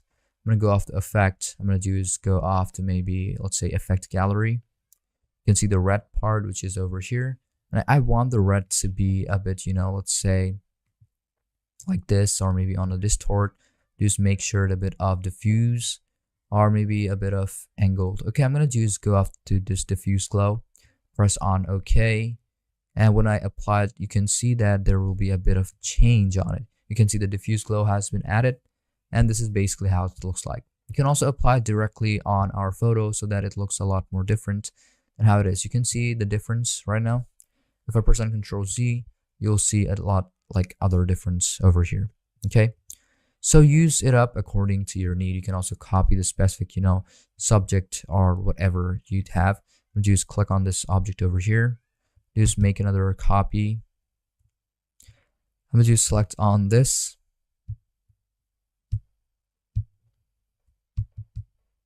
You can see it. This is the rectangle. We have basically two rectangles outside. So I'm going to just select this. And just take it on the second layer. You can do that too. You have two images right now. Now you can customize each one according to your need. Let's say I'm going to just delete this, delete this. Now as I have two images, I'm going to just take one at the top first. I'm going to use first off, on the top one, I'm going to use decrease the transparency. I'm going to go off the windows again, go off the transparency. I'm going to use first off, make it a bit, let's say low. Now I'm going to do is, you can see if I, make it invisible, this is how it will look like. So I'm going to do is make it like this. Now I'm going to be doing is applying a bit of effect. I'm going to use go off the effect. Now let's say I want it a bit of blur. I'm going to use radial blur. You can see how it looks like. I'm going to use fix the amount. Press on OK. And then I'm going to just wait for a while. And you can see that there's a blur effect, but I can also see the main one underneath it. So if I make it like this, this is how it will look like. And you can also apply in a couple of those rectangle or effect panel according to your need. So hope you understood everything about this lesson on how you'll be able to use layers. And then you can also delete layers. You can just click on them, click on any layer, press on delete, and that layer will be deleted whenever you want. Or you can just select any layer. Let's say I don't want this effect anymore. Just click on this delete and that layer has been deleted. And you can also name up your layers just like I did at the beginning. Just click on them or double click on it, and then you'll be able to delete them. And another thing is that you can also apply an effects. Okay, you can also release, you can also locate object, and you can also collect any object for export. So hope you learned everything in this course of Adobe Illustrator Essential. If you didn't understand any parts, or if you have any confusion, or if you have any question, then feel free to ask me anything and I will help you to guide you through the whole process and learning about the essentials of Adobe Essential, or let's say Adobe Illustrator Essential. Class Project 1. The name of our class project is How to Blend Objects Using Blending Tool. Well, I have attached in a description and also an outcome. In a description, we have is by using the blending tool, you can blend two or more objects by merging it into one. And I have to go on the steps, okay? Now, in step 1, we're going to do is open up Adobe Illustrator. In step 2, we're going to open an A4 sized preset from our home panel. In step 3, we're going to make a square and also a circle shape.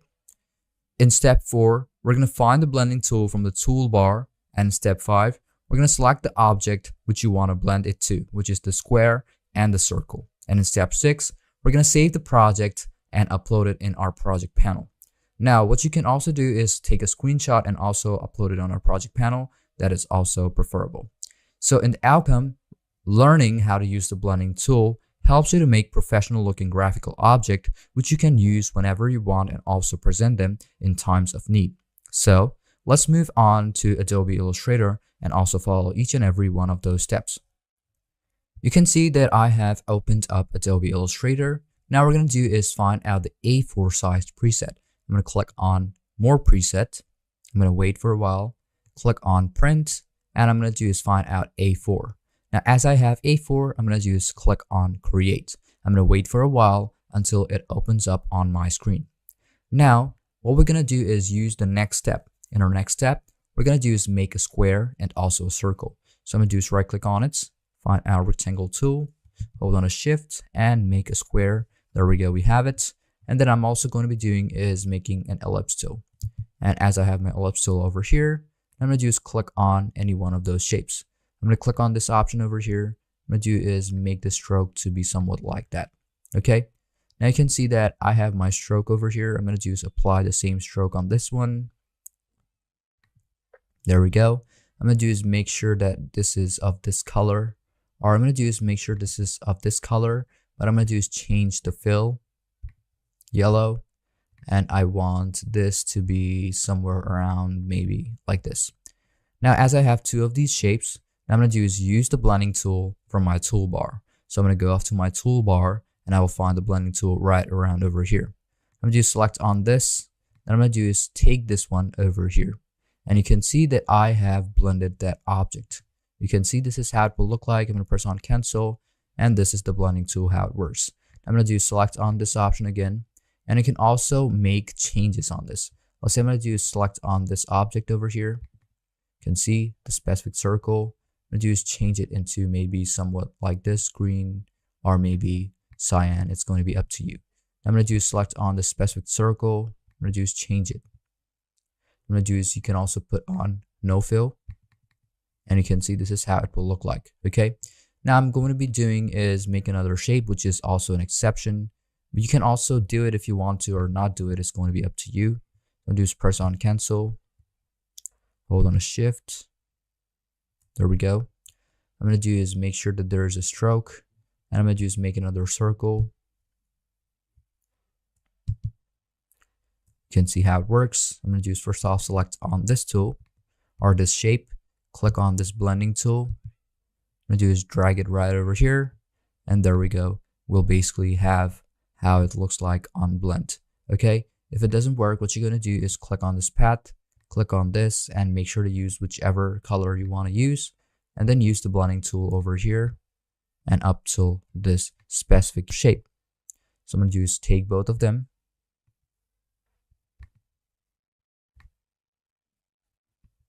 Take this one over here.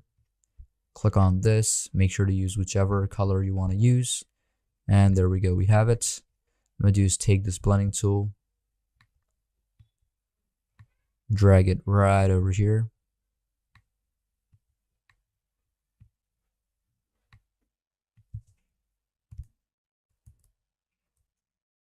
There we go. It has now been blended. Okay.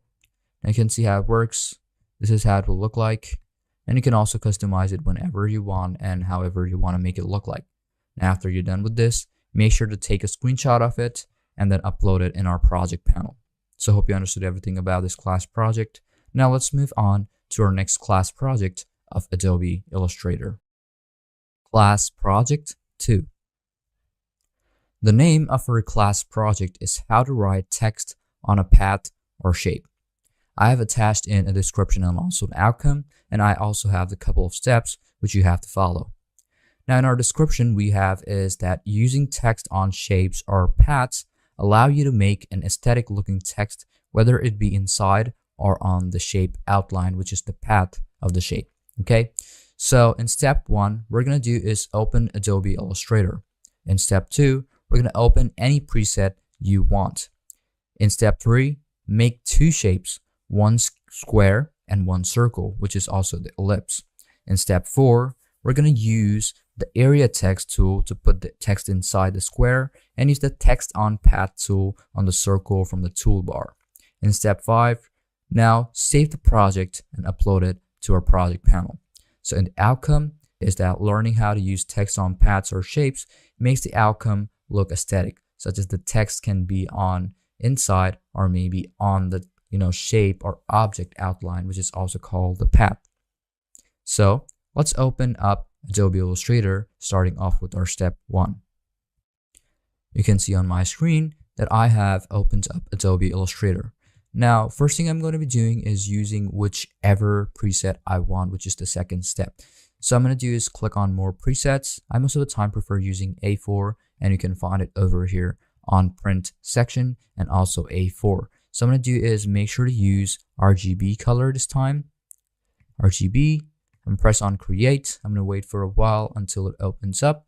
And as it opens up, I'm going to go off to the next step. So in this next step, what we're going to do is make two shapes. Okay, I'm going to be showing it to you. Let's say I'm going to do is make a rectangle shape, which is also going to be a square. There we go, we have our square. And okay, let's just say I'm going to do is make it a bit smaller. There we go. And then I'm going to do is make an ellipse tool. There we go. Now, how do we place text on these objects inside or on the path? Now, the first thing I'm going to be doing is clicking on this text over here or clicking on this section. Now, the next step is going to be using the text area. I'm going to do is click on this text option, click on area type tool. Then I'm going to do is put it inside of this specific path. And you can see that the text is now inside this specific box. So this triangle, let's say not the triangle, my bad. The square is now has turned into a text box, okay? Or the square type of text box. Now, as I've put in this inside the square, and now I have to put the text inside of, or let's say on the path of the circle. Now, how do I do that? I'm going to do is go off to this toolbar. I'm going to go off type on path tool. What I'm going to do is find the path, click on this, and there we go. We have it. So this is basically how you'll be able to apply in text, or let's say inside or on the path of, any shapes. I'm going to just cut these off. Now, for an example, I'm going to be making two more shapes and show it to you. Let's say I'm going to make a polygon tool. Well, this is totally exceptional. I'm just going to be showing you how this works. I'm going to do is paste this one over here. I'm going to do is take another shape. Let's say I'm going to do is right click on it, the star tool. There we go. I'm going to do select on these shapes, click on it. I'm going to do is click on, let's say, right click, area type tool. This is going to be my path, and this is how I want it to look like. This one, and I'm going to put this text on this path. So I'm going to do is click on this. I'm going to do is type on path tool. There we go. We have it on our path, and you can see this is now looking like a star, right? So now you know how you'll be able to use these, or let's say put up text on shapes or even inside the text according to the shape. So hope you learned everything, and if you didn't understand a part, please let us know and we will guide you and help you through the whole process. But in the last step, what you're going to do is take a screenshot, or maybe let's say, save the project and then upload it on our project panel. So thank you for staying with us up till the end.